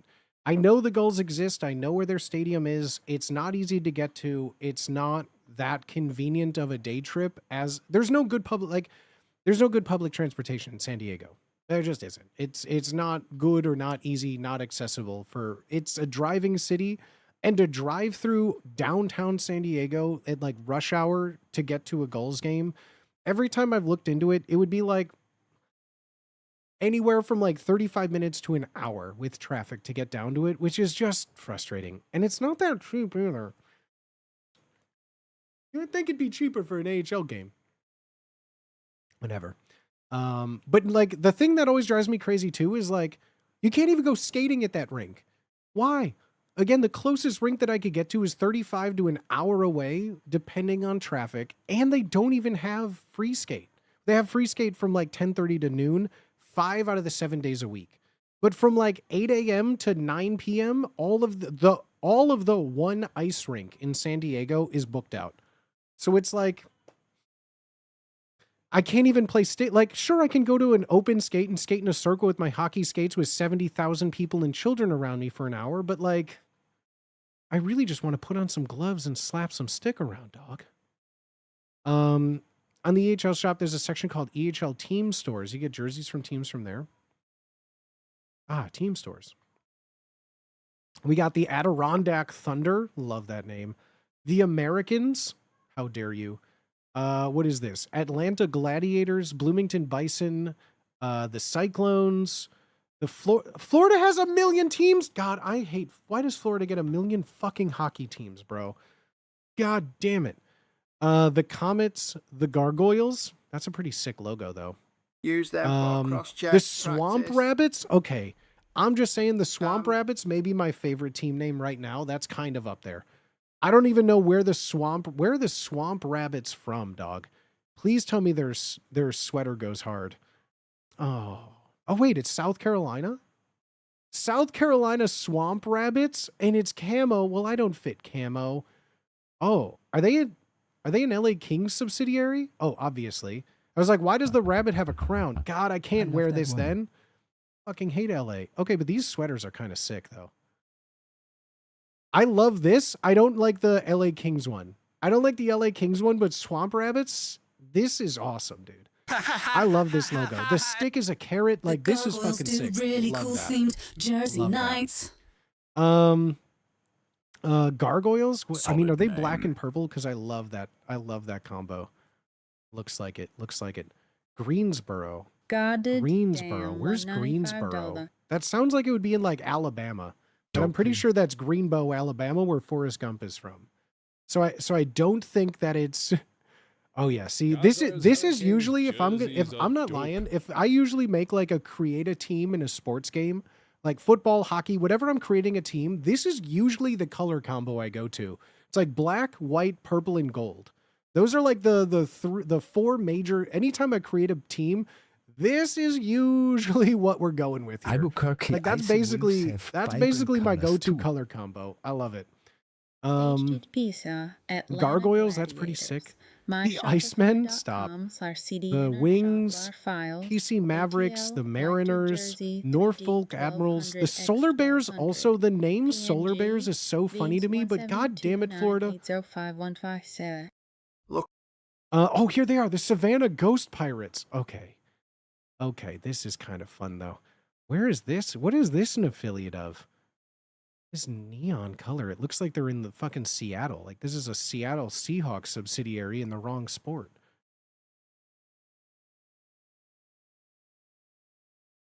See, this is, I don't like this necessarily. This reminds me of like those old like no fear shirts, you know? It reminds me of like the no fear. Like it kind, I don't know what this logo is for it, but it looks like no fear. But this, the Ghost Pirates, I just love that name. What hockey league is this? This is the EHCL. This is the EHCL. Who better start believing in ghost stories, Miss Turner? Ghost stories, Miss Turner. Ectoplasm. Also, this is like black. a straight, almost copy ripoff of like the 1920s Uptime. Blackhawks. This is like almost the same circle kind of build off as like the old school 06 sweaters. That's kind of fun. Oops. The Night Monsters. Okay, this is ridiculous. The Night Monsters? I was Brother, you're mainly either the responding to Knights where or the Greensboro Monsters. You was. can't be both. What do you mean your name is copying the Night Panthers Monsters? jersey. Spell, and it's not even night, like, I hate this. This is the one that makes me the most angry. This makes me the most angry. What the fuck do you mean your name is Night Monsters? What? It's not even a knight. It's a dragon. And here's the thing. I think it should be Monster Knights, not Night irritating. Monsters, or even like Dragon Knights. But Night Monsters with, I hate this. This makes me so mad. This makes me so mad. How dare you? How dare you, Night Monsters? How dare you, Generative Tahoe? AI ass team. Stingrays, the walleye, that's kind of fun. This is a fun logo. It's kind of a fun logo. The Fleur de Lis, but it's what? Is that like a lion or something? It's kind of cool. They're The Tulsa Vegas Oilers, well, you're not in team, Edmonton. so You they can't have do the that. Golden Knights, The Silver Utah Knights, Grizzlies and the with Night like a Monsters. knockoff of the Memphis Grizzlies logo in a way. That's Lions. crazy. The Wheeling, does that say Nailers or Whalers? Awful logo. Is that an N or a W? I don't know. The Wichita Thunder. I mean, if it was the Whalers, that would make sense. That's like you know, that's because they're not the Whalers anymore. What are they now? And the Worcester, the Worcester Railers, Ligas. the Wichita Thunder. That's crazy. Some of these are so fun. So I would say Gargoyles is like one of my favorite color schemes, right? This just looks like it's like this looks like it's a cleaning supply logo. Like, I don't know if it's because Comet is like the rug cleaning powder, or if it reminds me of like the Brawny logo of like Let's go paper towels, but this is just giving like Is there a paper towel Boston company. team? This is just giving me like cleaning supply. Is there a Boston team? I'm sure one of these is a Boston affiliate for the Bruins. Because a lot of, not always, but a lot of like minor league, AHL, ECHL teams are all in cities that don't have a professional hockey team already. So what usually happens though is like a lot of these are affiliate teams for them. So like this is like where they would go before another one where then they would go before the NHL. Like they get drafted by this team and then they're sent down to their affiliate team in like the minors, right? So I'm sure one of these is like a Boston affiliate, but like, okay, how many fucking Florida teams do they get? Jesus fucking Christ. Florida, what is this? The Florida Everblades. Great name. Mariners are the Love a good Bruins pun. coast Florida Everblades. Jacksonville Icemen. Orlando Star Bears. I'm so fucking mad that there's It's fair play 3 of fun. goddamn Florida hockey teams, and Florida hates hockey. Florida fucking hates hockey. My parents who now live like outside of Orlando, but my dad has been like a big Tampa Bay fan even as a kid. He was a Blackhawks fan, of course. But as all kids grow up, you have your main team and then like you have another team that you just like. Fuck the Panthers. No matter what it is, time. right? So like my dad's team was always like Tampa Bay. That was like his other Florida team, right? beats Florida. So Tampa Bay, if you know, in the NHL, has been pretty good. Tampa Bay, throughout all sports in the last decade, has been one of the most dominant cities in all of sports. So can someone tell me why, when my parents were looking for a Tampa Bay Lightning hat, they went to like 5 different sports stores and not a single place carried hockey gear? Like, Tampa Bay Lightning are one of the, like, they can arguably say they had a hockey dynasty winning nonstop Stanley Cups for a fucking decade, right? No one fucking cares in Florida. Just give it to me, bro. I went to a Panthers game on my honeymoon. Even their most passionate fans don't know what Yes, icing dude. is. I went to, so because it's closer to go to like a Florida Panthers game than a Tampa Bay game, usually where my parents are. So we would go to Panthers games sometimes. But being from Chicago fans, it's so hard to relate because there's more Chicago fans all around the country and world because of, like, you know, WGN and people being able to see Chicago baseball and hockey wherever. But like, there were more people in Blackhawks sweaters when I went to a Florida Panthers game. This was pre-Stanley Cup Panthers. Awesome. But like, there were more people there in Blackhawks gear because they were playing the Blackhawks. Obviously, that's why I went. But there were more people there to see the Blackhawks than the Panthers themselves. Please. Milwaukee has had many Star Wars nights. They're awesome. Oh, I go to Milwaukee. Milwaukee was always cheaper than going to a Chicago sports game to watch a Chicago sports team. I've been to, what is it? Miller Stadium, Miller Park. I've been to, are they bought now? I always would go to Milwaukee Brewer games when they would play the Cubs because it would be one indoors. So it would always be nice.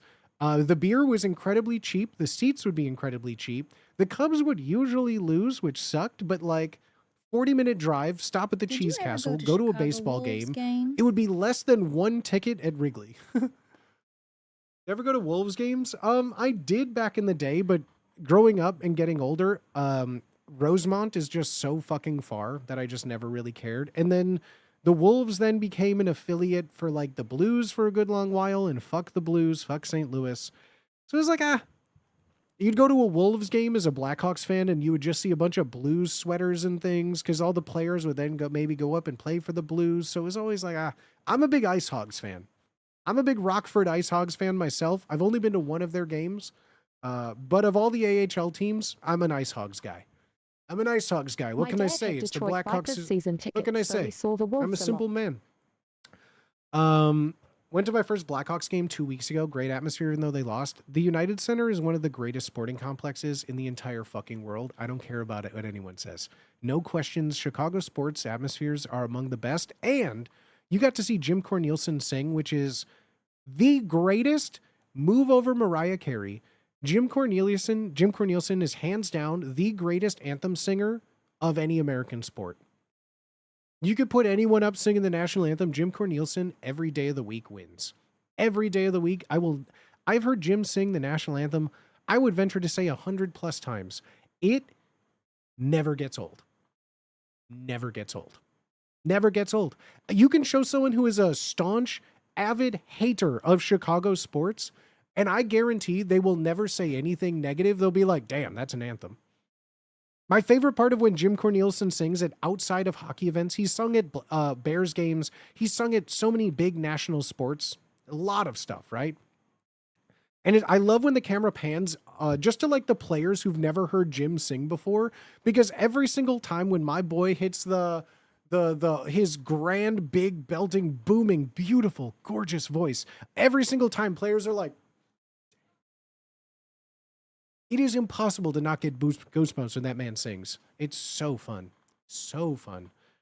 My dad had Detroit Vipers season tickets, so we saw the Wolves a lot. I went to a bunch of Wolves stuff because, like, it was a Chicago hockey team, even if it was in Rosemont. But, like, I remember I went to a lot of Wolves games because they would do, like, Cub Scout nights when I was in Cub Scouts, or Boy Scout nights. They would do events to bring kids and things in to go see hockey. So I saw so many Wolves games just from like being in Cub Scouts. Like at least once a year, there'd be like a Cub Scout night with every troop in the Chicago area would get invited to go to a Wolves game. And so like I saw a ton of Wolves games, usually through things like that. As an avid Chicago hater, will say great anthem vocals. You can hate Chicago as much as you want. Because, like, at the end of the day, it's sports. We disagree, and it's all fun. I don't care that much. It's fun to have rivalries. It's fun. Like, think. It's fun to say, oh, what, you're a Mustard Cat fan? Like, it's fun. We have rivalries. It's fun, right? Like, I love that. It makes sports interesting. Taking it too far is not fun. But having fun with friends is, like, that shit talking, it's great. But, like, I will never stand slander on Jim NHL team would Cornelius. have my Jim high school Cornelison as marching long as I band at fucking games live. sometime. You could talk shit about the Blackhawks. You could talk shit about Chicago. You could talk shit about my pizza. Whatever. I just have opinions on you that I won't share. You talk shit on Jim Cornelison, Shout you out are to the Mustard Cats. beyond help. They got it this year. You are beyond saving as a human. My broom is stuck in Clip and ship that. 2017. Someone get that to Jim. Ship that. As I'm in my Victoire jersey. Lord Nah, Tismic. okay, let's make it very clear. I am not a Les Habitants fan. I'm not a Habs fan. I'm also not a Leafs fan. So don't come at me about my preference of Canadian 06, okay? But the Where'd you Victoire, get your PWHL jersey? that's my booty? team right there. That's my team. Is there any hockey That's my games we team can right play there. on stream, or has a manager mode where we can just check in on a custom team playing for us? Where'd you get your PWHL jersey, Booty? I got it from the PWHL site, my friend. So these have been sold out forever. I hope you can still find some, but check out the PWHL website. It'll link to all like the team stores as well. They sell out pretty quick. This I think was sold out when the season started. I don't know when they restocked it, but on stream, someone was like, they got them in their shop now. I bought it live on stream. I didn't hesitate because I've been waiting 2 years to get a home sweater. I think right now on their storefront, they have a lot of the away jerseys, a lot of the white back ones. So you could definitely check. Definitely please check still. Is there any hockey games you can play on stream? Oh, it's so funny, chat, because I was looking through this the other day. I go through this all the time. The last NHL game, because the NHL is a proprietary video game, blah, blah, blah, as all things are with EA. EA hasn't made a hockey game on PC since like 2001, maybe 2003. That was the very last time a hockey game has been on PC. And you're saying, well, maybe I don't need, that's the thing. I don't need like licensed players. I don't care. EA games are fucking balls and a half. If anyone plays 2K, you know it. If anyone plays the Tiger Woods golf games, you know it. If you play Madden, you know it. EA games suck fucking balls, dog. So even if it were to come on, like, sure, we can play it, but they just suck. They're just so bad. Like, I want anything, but no, sadly, there is not a good, like here, I'll even show you, because I do this all the time in case something new comes out that I don't see. So you click on sports and you go through all of these fun things. Was this where it was? You go through simulation. That's where most of them are. That's where most of these games are, under simulation. You have all of these wonderful things, popular titles, new and trending. Do they still have, where was I looking before? It was, I can search by, You need to put in to learn the let's go like controls is realistic. Sure, ridiculous. why not? It'll go here, football and soccer, right? Look at that. You got football, you got soccer, we got Madden on PC now, we got FIFA, we got football club challenge, we got football manager if you don't want to play, but just do stuff, right? You got basketball, you got 2K, you got, a bunch of like rebounding. There's a basketball freestyle, basketball manager. You got all draft day, college basketball, you got Sims, you got management stuff, you got arcade games, baseball. Like baseball and hockey are kind of some of the ones here. There is this like, this is just a mobile game. Don't, this isn't, the big one is what? The Show, MLB The Show, right? Out of the Park Baseball, this is just a management sim as well. You can make a stadium, you get people, so it's management, right? I'm not big into these games, but sure. But even with this, there's tons of baseball 2015, right? We've played, the Out of This Park Baseball. There's arcade baseball games that we made teams. Some of that's so fun, right? Diamond Baseball, Bat and Ball, arcade sim games, a bunch of fun stuff, home run derbies, all of this. Super Mega Baseball, Ray Sist, our favorite pitcher of all time. There's arcade games, right? Golf, million golf games, super accessible. Session, skating. Look at all these skating games, Scooter Flow, Skate Sim, fishing games, hockey. Franchise Hockey Manager 2012. That's their #1 debut on Steam. Franchise Hockey Manager 12. We have Eastside Hockey Manager, okay, from December 2015. Hockey Legacy Manager. Okay, positive. This is new, but this is just a spreadsheet simulator. Hockey Manager, but a bot mode, College Hockey Manager, and just watch a game. Franchise Hockey Manager 2011. Would honestly enjoy Actual Ice Hockey 2. Whoa, dude, look at this. It's basically like playing Sega's NHL 98 in 3D. Whoa.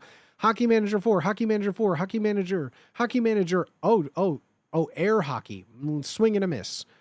Hockey manager, hockey manager, hockey manager, hockey manager, hockey manager cards, hockey shooter VR, lacrosse, floorball, hockey computer league.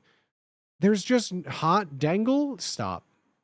What the fuck is this nonsense? Like, hockey is there's more fucking bowling games than hockey. There's more golf and fishing games than there's hockey. It's so goddamn annoying. So yes, I played Tape to Tape. I don't think I have it installed anymore, but like I played Tape to Tape a lot, but it didn't scratch that itch because at the end of the day, it's still, I have like 12 hours. I think I unlocked all the content that I needed that was out at the time, but like 12 hours for arcade hockey, like I beat it, I guess. Hot Dangle, I think it's just like a VR pass-through application to practice stick handling. I don't think it's a real game. New LAX game on the 24? What does that mean? They update Tape to Tape. I played the last update. Their campaign 2.0 thing, I didn't like it that much.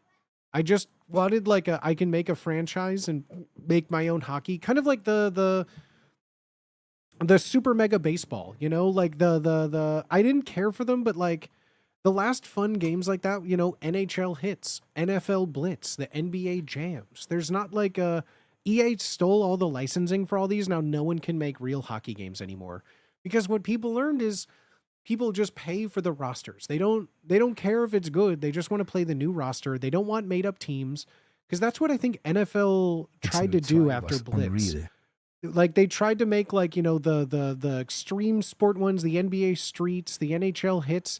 They couldn't use licensed team anymore. And so they had to make up teams and their sales dropped by a bajillions because no one cares about playing as the Atlanta Dragons with superstar Pikel Tick. You know, no one cared. Looney Tunes B-Ball in the SNES best basketball game, prove me wrong. That's just like saying Mega Man Soccer is the best soccer game, prove me wrong. You can't.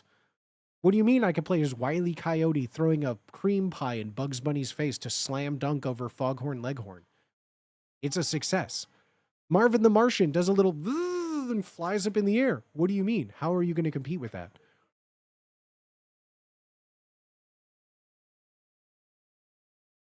Yeah, I love Looney Tunes basketball. I used to rent that from the video store like once a month because it was my favorite basketball game. And I had NBA Jam Tournament Edition with Unlock Bill Clinton as a big head mode. So I know what I'm talking about with best basketball game over here, okay?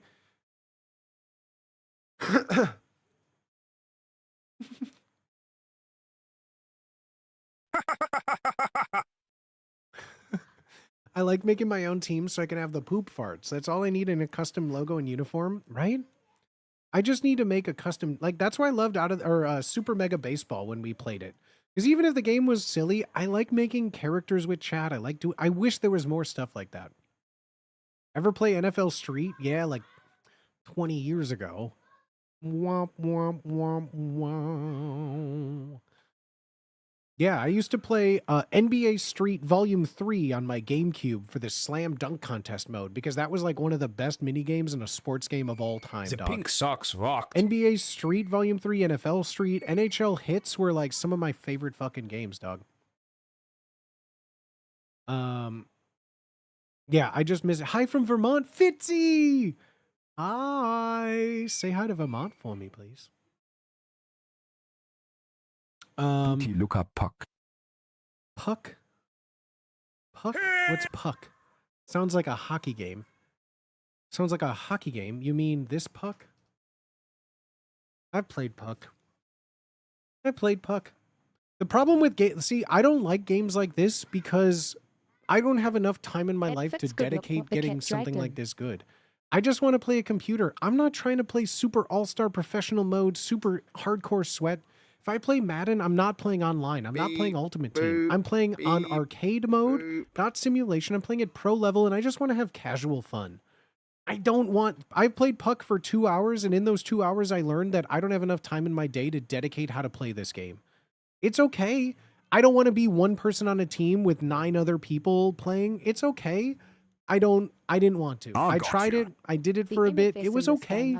But like, I'm not about, I don't want to practice how to stick handle using my mouse wheel to adjust the angle. It was fun, but like, I'm here for arcade. I want a fun game where I can make a team with silly names, play other teams with silly names.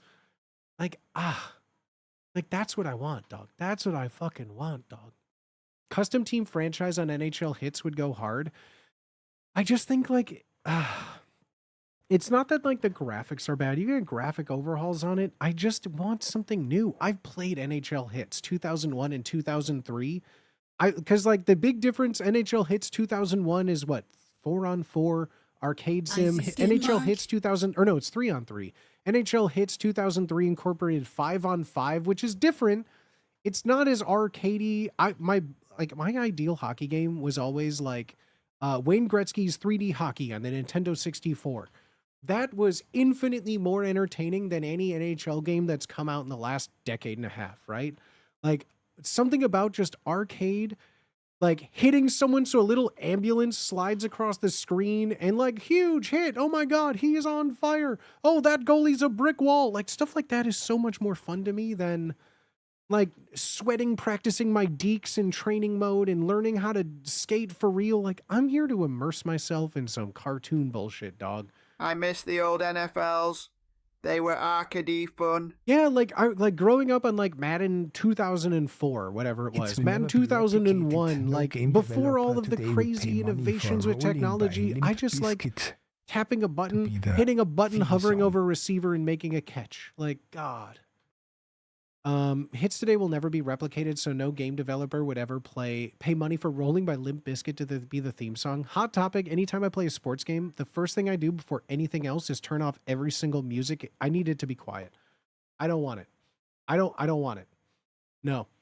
You know, when I boot up Madden, I don't want to hear Lady Gaga followed by like Ty Dolla $ign. Like, what are you talking about? This is mental whiplash. I'm not trying to listen to like Kendrick Lamar followed by like Charlie XCX. Like, what are you doing to me? Face into an early NHL game, making her an op goalie. Right? Like, I find stuff like that to be more fun. Than like, I don't know, just stuff like now. Like, I love playing, like making a team, Super Mega Baseball, making a team in Backyard Baseball is so fun. There's not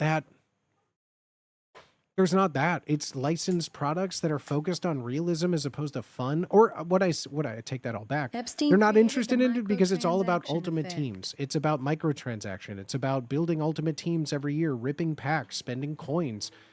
I stopped playing NBA 2K once it became online. I used to love the career mode in 2K. Like I played, like, where is it in here too? Like 2K13, 44 hours. Most of it is all mods. Most of this is all, this is where like one of the only like Steam photos that I have on my account is taken from 2014. Like, this is funny to me. Where 69 happens. You love to see it. This is 6 years before I even streamed too. It's still going by booty, baby. It's still so funny to me. Fuck better. Nice. Like games like this is where it was fun. And then by here, it just became, I never even played it. I think I got this in a Humble Bundle once. This is where it became like online only. Mods didn't really work. Things are just kind of more jank and broken. But like the 2013 era of stuff of these sports games, before everything became online only, before everything became Ultimate Team necessary to play and do stuff, like things like this were kind of fun. Programming. I like this. I like this a lot. 2K13 I played so much of with mods, like having like the Toon Squad versus I had hundreds of hours. Looney Tunes bullshit. Cartoon Network people was so fun. NBA 2K franchise, hundreds of. This is the thing. I didn't even care about basketball, but playing games like this, where the right amount of like arcade silliness, fun, like games now are too focused on Ultimate Team. Like the career modes, like make a career, build a player mode, are so far like removed from anything fun that like I just don't care. I don't want to play Ultimate Team. I want to make my own character, call him King Booty, wear 69, make them OP, and just have so much fun. My dear beloved FIFA died many years ago. I've played every single one. What was the other one that wasn't FIFA? There was another one on PS2 that my cousins liked more, Pro Evolution Soccer. My cousins had Pro Evolution Soccer. That was the soccer game I was into more than FIFA. And then PES suddenly died, or they couldn't get real teams anymore in like this same era, 2000s, Free to play now. 2020, 2010 era. And like FIFA, I like the arcadey aspect more of PES than I did of FIFA, which was more real at the time, I guess. Yeah, my cousins were more into soccer than I was as a kid growing up, and the preferred one was Pro Evolution Soccer more than FIFA when I was growing up. PES is more realistic now, and FIFA is much more arcadey. That's so funny. Yeah, I like the concept of football, of soccer games. I don't know. I don't like sports games in general now because it's so not built to what I enjoy. And they're catering to what makes them money. And Ultimate Team is what? $1 billion. How much? Let's just see. FIFA Ultimate Team 2025 revenue. $4.4 billion from extra content sales, including Ultimate Team mode and its sports titles, including that's just EA in general. EA in general for fiscal year 2025, which is April of 2024 to March 2025, 4.4 billion. That's more than the sales of the game. Like they don't need to sell copies, they cater to whales. It's how the internet, it's how everything in this world works, man. And it's so why make a good game when you can make the same game and make people pay the same $4.4 billion every year, right? Like, who cares? Who cares? Yep, Sag. So, yeah, I wish there was more. Like, that's the thing, you know? And I think truly, if EA thinks that they could make money on an NHL game on PC, they would do it. I hate all the Ultimate Team stuff. I never touch it. Yeah. But from a long-time FIFA player's perspective, the gameplay has improved a lot in terms of animation and randomness and things you can do. Yeah, and I will say, devil's advocate for someone who doesn't play these games, something that I do know, because like I got Wubby gifted the homies a PS5 one year for Christmas when they were really rare, really hard to get. I haven't owned the last console I owned from them was an Xbox 360 that died when I was in college 15 years ago, right? Like that's I've been a PC gamer since like the tail end of college for the last almost 2 decades now. And for Christmas one year, it was Wubby played God of War Ragnarok, and he none of us could relate. All of us in San Diego were like, sounds nice. And so for Christmas one year, he's like, I want you guys to experience this. This is one of my favorite games. And he's incredibly generous to us, right? So like got the homies a PS5, and now I have a console, right? I'm like, wow. And the first thing I did of my own volition, I'm like, I gotta get it. I haven't played a NHL hockey game since like I owned NHL, I want to say 2010. It was either 09 or 2010 that I had the last NHL game. I think it was it was NHL 2011 based on the 2010 season because Jonathan Toews was on the cover. Patrick Kane was on the cover. NHL 2011. Yep, 2011. Johnny Toews, Captain Serious, T-Bone himself. NHL 11 was the last hockey game that I had bought, and that was 2010, right? Flash forward, I have a PS5. I'm like, I'm going to get the new NHL game. And, if you don't play these games for 10 years, there's a lot of new stuff. I think a lot of complaints come from people who buy it year to year to year to year to year to year. And they're like, nothing's changed. It's regressing. But I will say, over time, a lot of stuff has been added, right? It's fun to go back once every 10 years for some of this stuff. But like, yeah, so FIFA, I'm sure it's gotten a lot better. They've added a lot more stuff, but I think viewing from like year to year to year, nothing's changed. It's so gradual, and now it's like $70, $80 to pay for this shit. Hell fucking no, dog. Hell fucking. PS3 is the last console I cared about. I have had like handhelds. I will say I did have like a 3DS.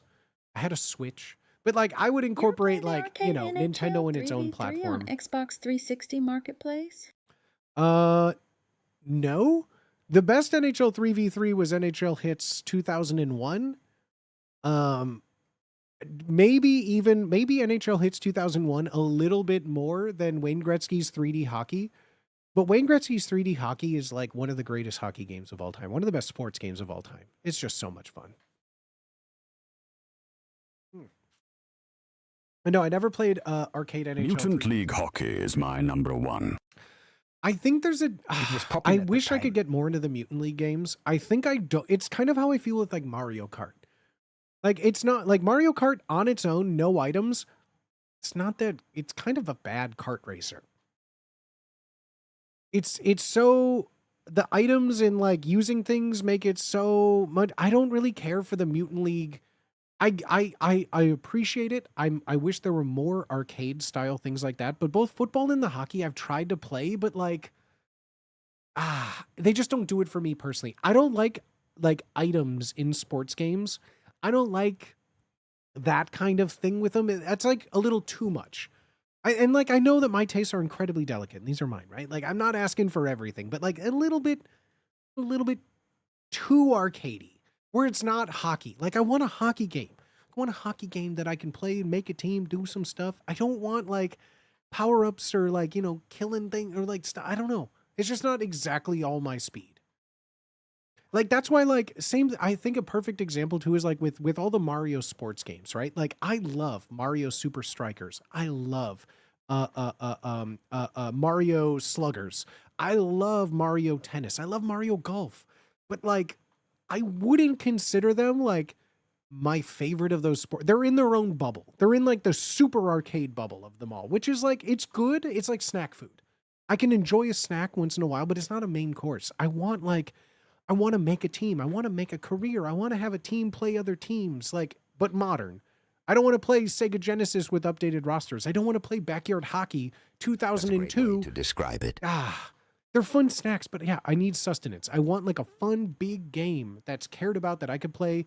That's not like simulation. Make it still fun and arcadey. They nailed this. Like this was like the go-to arcade game experience of like the mid 2000s to 2010s. The NBA 2K13s, this era of sports games were like graphically took a step. Like, you know, the 7th gen games of like or I guess this was 8th gen. This was like PS3, Xbox One era of consoles, little after 360 time. But like that leap up in technology, really like the difference of like a PS3 and a PS5 is like more like visual RAM, more fidelity, you know, lighting, but like in its core, the jump from like, you know, N64 to GameCube to like a Wii was like huge. The difference between even just like an Xbox title to an Xbox 360 title was huge. Like there was so much improvement that this era was like in that arcadey style, but it looked so real. And now it's like everything can look as real as possible, but it sucks. I don't know. I don't know what the answer is. This is just old man yelling at cloud situation, but man, I just really miss some good hockey games out there. Really miss a good, like, I just want to make a team that's a little arcadey, that's like, you know, fun. I think about the Super Mega Baseball where we made our team and like we had our Ray Sist, our amazing pitcher, like even Backyard Baseball. I'm excited for the new Backyard Baseball because we're obviously going to make a team. Hopefully we can make the Pink Sox go the distance again. Racist. No, Ray. It's Mr. Sist. Mr. Sist was our famous closer. Everyone loved Mr. Sist. 360 era. Everyone loved Mr. Sist. SEGQ Soccer Slam. What is that? Ray Sist, the goat beamed. Held up through the 360 era, right? All I know is the blue can suck it. God, what a great time. What fun streams those were, man. Those are so fun. I would love to play more sports games. They just don't really exist on PC. Or Madden games now I don't want to play Madden on stream. Especially if we make a team, they're not as arcadey anymore. It's too serious and real. MLB, it's too serious and real. I just want, you know, NBA Jam proportions. I want something silly. I want to be able to dive 10 feet to make a catch while still having some degree of baseball about it. Like, you know, like, I just want a little arcade. I just want fun. NFL Blitz. I want an NHL Hits. I want all of that fun stuff, baby. I want an NBA Street Volume 3. Like, I want to be able to do, like, super dribble, back flip off a wall, slam dunk, spectacular. That's fun. That's fun, baby. I like us. I like us. Allah. Yeah, I love those kind of games. I wish there was stuff, but it's really the EA licensing. Nothing like that will ever come out again. Nothing like that will ever come out again. And like, yeah, sure, 2K Sports has a, you know, NBA 2K. No one cares. Everyone is, those are Booty so. Swagger. The 3-on-3 are NHL Arcade. Yes, dog. And the NHL Hits That's the kind of pre shit I want. 2003 when they made it 5-on-5. The Wayne Gretzky's 3D hockey. I love the 3-on-3 arcade, bro. We're getting backyard sports soon. We're getting backyard baseball soon. And I'm still holding my breath. Still holding my breath. I love me some backyard sports. But backyard baseball is the only one that I've liked. I've tried hockey. I've tried football. I've tried basketball. I'm not, I don't know. Baseball works for backyard sports for me more. But like, I have most of the backyard sports. If we can try to make another team on them. But like, I don't know. A lot of them aren't. Like, I have baseball. We played both the baseballs. We're global world champions of them. Global world champs, 21 hours. We got 17 hours there. I have hockey and I have soccer, but like, they're okay. It's okay. They're not the best ones, though. That's always the problem. They're not the best. Is Kenny coming back for the new backyard baseball? Oh, you know it. I think they're bringing all the homies back. I think Kenny Kawaguchi. I think Pete the Wheeler is on there. Pablo Sanchez, obviously. Keisha's up there. I think all the main core cast is all up there. Absolutely. Why does it look like that child has a beard? Child has a beard. This one? The shading? I think it's just shading. I think it's just how the shading looks from far away. Oh. What the fuck button was that? I didn't hit that. Where did that come from? That's just the shading, I think. But all right, Twist. Chat, thank you so much. I appreciate y'all. This was just like an old man yells at cloud stream, but I know a lot of people like watching me just yap about stuff. I hope this was entertaining. I hope you guys had a good night. We're going to be calling here. We're going to go raid our friend Yed, so if you're still looking for some fun content tonight, I cannot send you a more appropriate place than our friend Young Elderberry. I know that we got serious today. We talked about serious stuff. We talked about the nature of streaming in itself, but chat, I hope you learned my takeaway message. I hope you just, the only thing I can say is I hope you guys just know how appreciative I am of you guys. I hope you guys know how much I am so fortunate in where I am. And that is you guys. Like, I can do as much cool stuff as I want, but it comes down to just you guys wanting to watch it. So thank you for giving me this opportunity to have this job. Thank you for watching. I hope I can at least reciprocate by giving you stuff that makes your day a little better. I hope the least I can do is just giving you a little bright spot in your day, no matter how much it is. Some real just chatting. That's what this is about. I ain't trying to clip farm. I'm not trying to, cause any disparaging remarks in anyone. Everyone's welcome here. Trans rights, women's rights, free Palestine, anything, right, dog? I just, I love Israel, the Hawaiian ukulele player. Iz K is like inspiration. Love me some Iz. I don't want to butcher his last name. So I love my brother Iz. I appreciate each and every single one of you for being here, friends. I hope this is a space you feel welcome, that you feel good watching and hanging out in. No matter how you're watching, whether you are lurking, whether you're chatting, whether you're subbed, whether you're not subbed, whether you're one of my dono daddies, a money mogul mama, or an ND monarch of mine, we love all of you here. Thank you so much for your support. I am very fortunate and blessed. Thank you for supporting me. Thank you for watching me. Thank you for chatting with me, homies. I hope you guys have a good rest of your weekend. I really, really do. If you're new here, if you just followed the stream today, I'm live Tuesday, Thursdays, and Saturdays at 2:30 Pacific. I'm on all the social medias, !socials. And if you're saying, Booty, I love this stream so much. I've been so enamored with your voice and everything you've had to say. Please, if you forgot, maybe hit the little follow button down below. You can find me streaming on Twitch, on YouTube, and Kick all the time. I appreciate y'all so much for being here. Get in the Discord if you want to know exactly down to the minute when I'm live. We got a lot of cool people in there. Everyone is very nice in this community. Thank you, everyone, for being here today. I'll be live again on Tuesday. Thank you so much for your support, my friends. We're going to go raid our friend Yeb, so stay tuned. I would appreciate it if you guys hung out and stayed through the raid. I'd appreciate it if you stayed through the raid, everybody. Thank you so much for being here, my friends. I hope you guys have a wonderful rest of your night. And, yeah, friends, I appreciate y'all. Stay hydrated, stay golden. Go say hi to Yeb.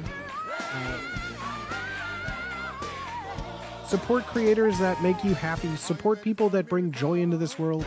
Too many people are thriving and being successful on being a negative spot, a black hole. Just the worst of humanity has to offer gets rewarded more than others. So even if it's not me, support your local artist, support your local drag queen, support your local poets, support your local musicians, support your local anyone who does art. Support people who make art. Support good people. Say please and thank you. Do something nice for people. Do something nice for yourself. Like, just be a good person. It really doesn't seem that hard, and every day it seems further and further of a possibility for people just to be good for no monetary reason, just to be a good person. So I appreciate y'all. Be a good person. Do a good turn daily. All of that fun stuff. Sit up straight, drink water, go to the bathroom, get a snack. Go say hi to Yeb. I appreciate y'all. Thank you so much for being here, friends. Have a good rest of your night. Go say hi to Yeb, everybody. Mwah.